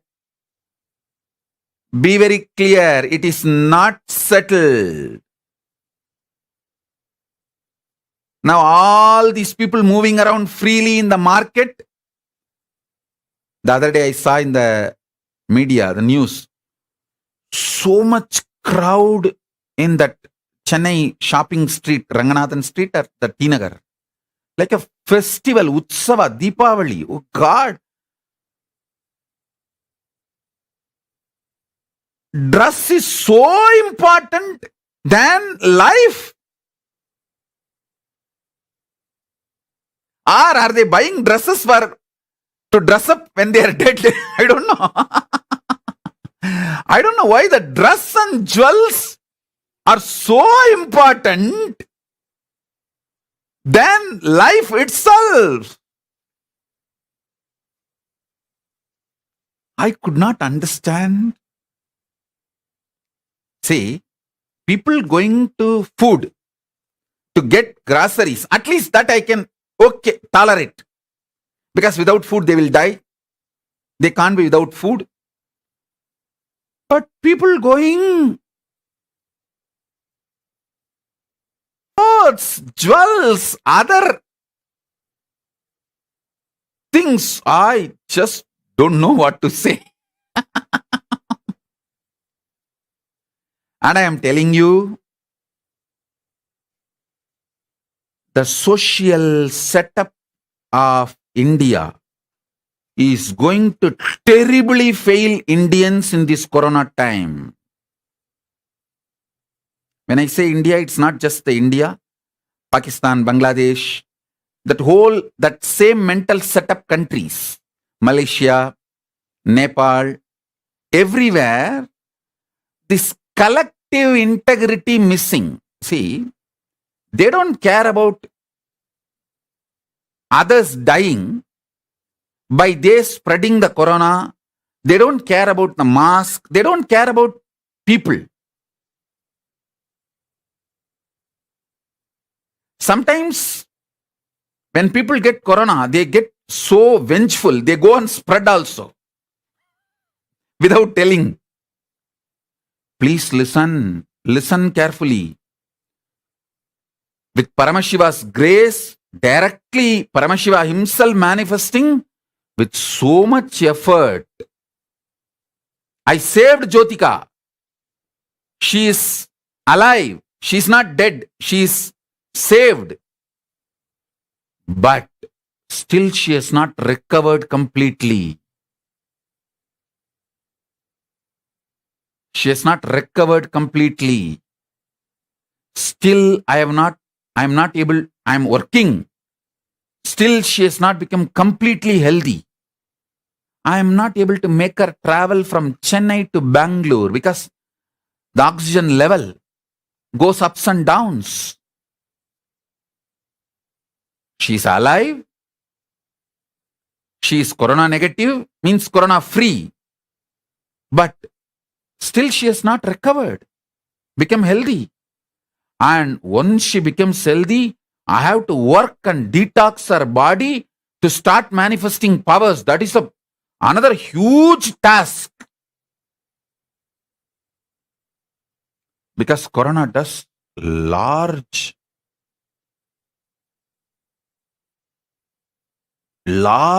damage to the internal organs. Even if they don't die, the damage done to the internal organs and for their physical activism and mentally being alive, those capabilities damaged is extreme. It takes such huge effort to recover them and retrieve them and completely bring them back to normal. Literally like a conscious blanket, I surrounded her. Of course, few more of my disciples who got corona, literally I was sitting in samadhi and surrounding them as conscious blanket, protecting them, recovering, healing them. It's like a literally conscious ventilator, the spiritual super ventilator protection. Even with that, I could only save them. They are alive, but yet to recover completely. Understand the corona and its impact. Don't take it light. And especially in India, people freely moving around does not mean corona is over. Actually, the people freely moving around, they are inviting the third wave corona quickly. And the worst thing with the third wave corona is it is going to be the Delta plus and Lambda. The worst viruses. The viruses.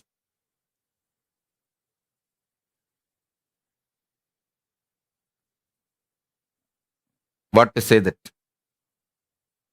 its own updated version.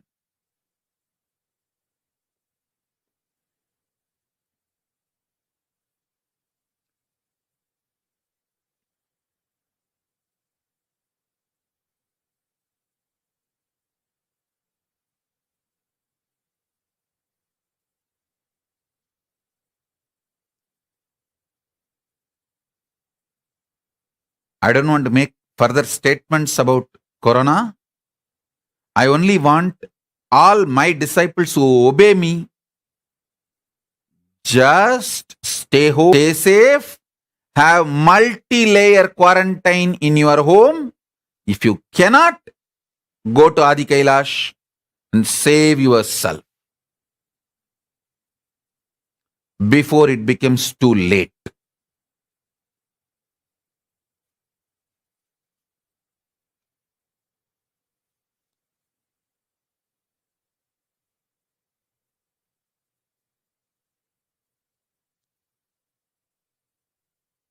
Especially countries like Nepal, Bangladesh, Pakistan, India, Malaysia. Now I heard the good news. Even the Malaysians can travel to India. If you want to save yourself, simply go to Adi Kailash, where you are given multi-layer. Be there.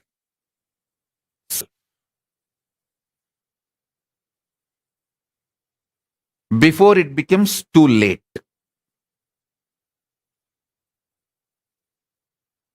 Multi-layer quarantine is too important.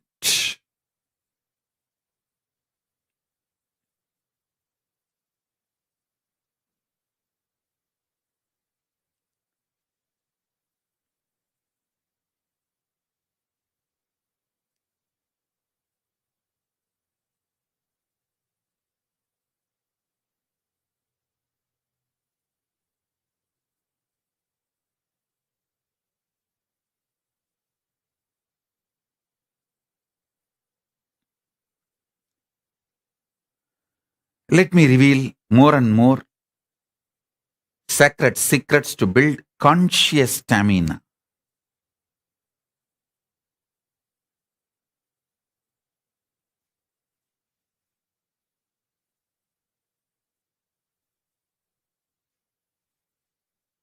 Have haritaki, tuduvale,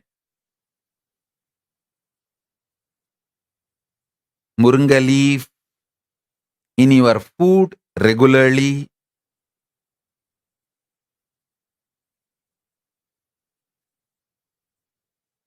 Just the simple 10-20 instruction.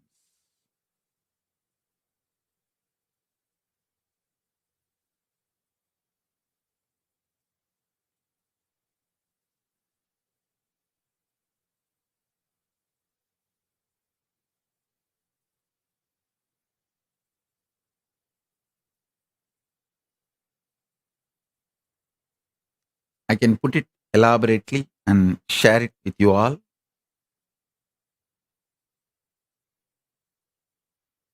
Whatever I shared today, start doing Vakyartha Sadas.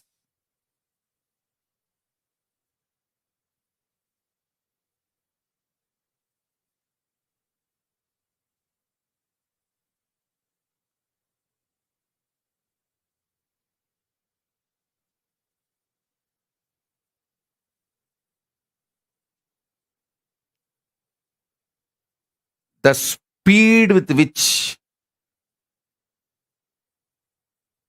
people are coming out and moving around, India or Malaysia or Nepal or Bangladesh or Pakistan, everywhere, I can see very clearly they are inviting the third wave, which I don't want to talk much about it. I can only say that they are bringing worst thing on themselves. Because the collective integrity is not there. People don't care about what will happen to the whole.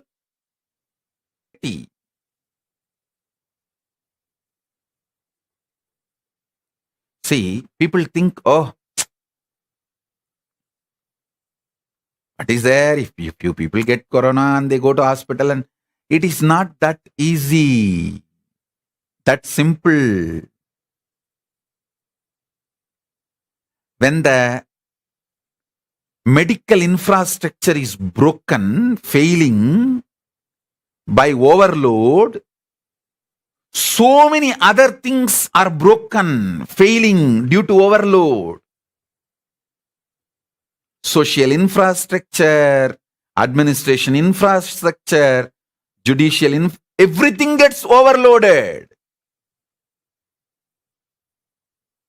And the anarchy and chaos, where unjustified number of deaths and losses, and no value for life.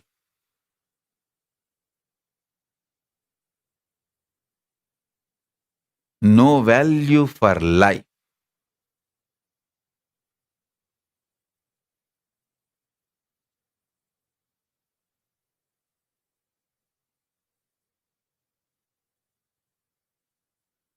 Don't listen to anybody's opinion about corona.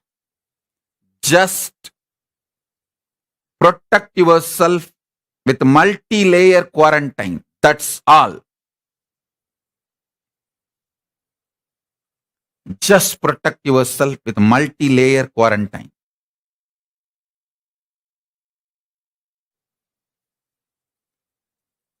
Neither get constipated by conspiracy theories, nor get cheated by this positive idea Bhagwas. Just have multi-layer quarantine and protect yourself before it is too late.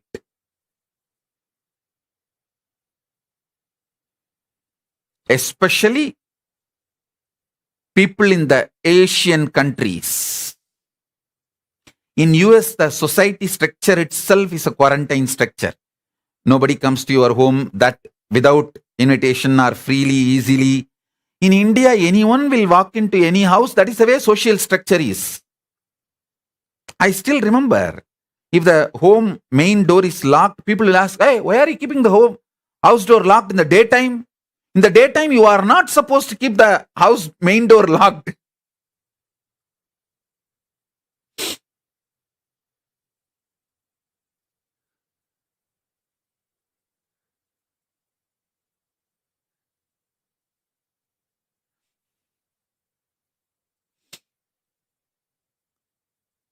So if you have any relatives, friends, especially all my disciples all over the world, my Adinavasis, my Gurukul kids, my Sannyasis, my Brahmacharis, my Brahmacharinis, all of you listen. I am talking to you directly. If you have your family, if you have your friends, if you have any important people you need to protect, either get them out of Asian countries, India, Bangladesh, Malaysia, Nepal, Pakistan, all that, Indonesia, that area, Malaysian countries, get them out. Or get them to Adi Kailash, where they can have multi-layer quarantine. Do one in these two.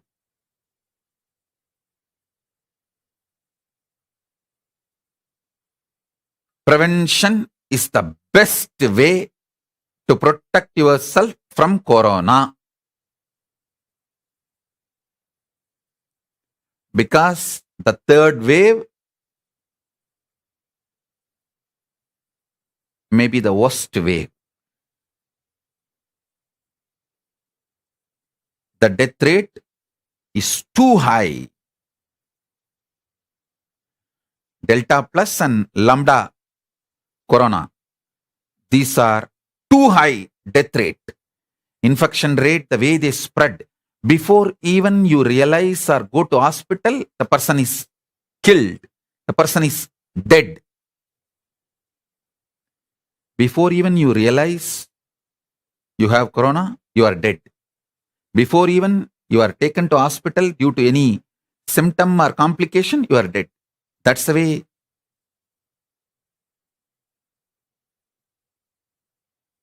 it is going. So, the social structure of India is going to fail Indians during this pandemic.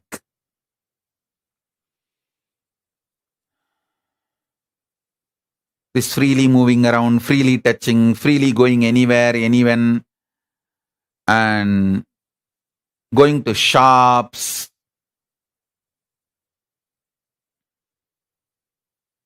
luxury shops, going for shopping. I don't know. When I saw the crowd in Ranganathan Street in Tinagar, I was shocked. In that crowd, Corona may get killed. That level of crowd.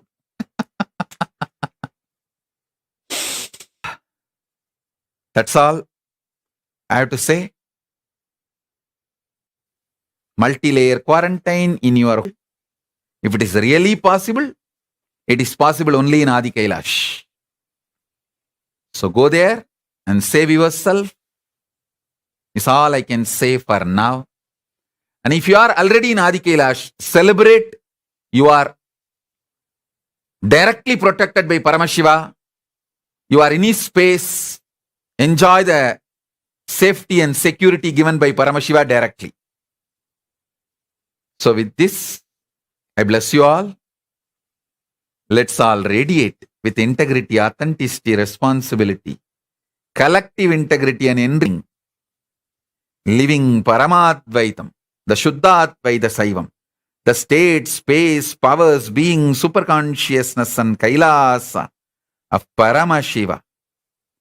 Paramashivoham, Om Nithyananda Paramashivoham, the eternal bliss, Nithyananda. Thank you. Be blissful.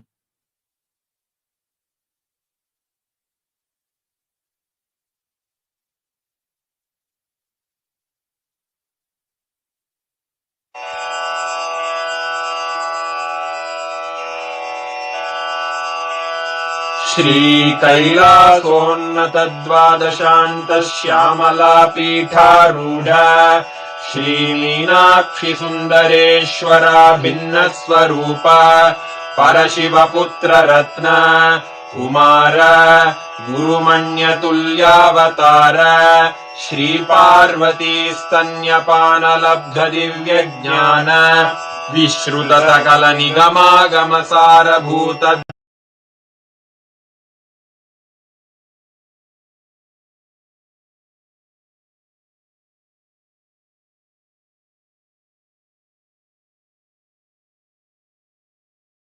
under the guidance of Supreme Pontiff of Hinduism, Jagadguru Mahasannidhanam, His Divine Holiness, Titam Gagana Sadusham Tattamasya Dilakshmyam Chalam Sarvadi Sakshi Bhutam Bhavatitam Trigunarahim Sarvadi Sakshi Bhutam Bhavatitam Hinduism, Jagadguru Mahasannidhanam, His Divine Holiness, Titam Gagana Sadusham Tattamasya Dilakshmyam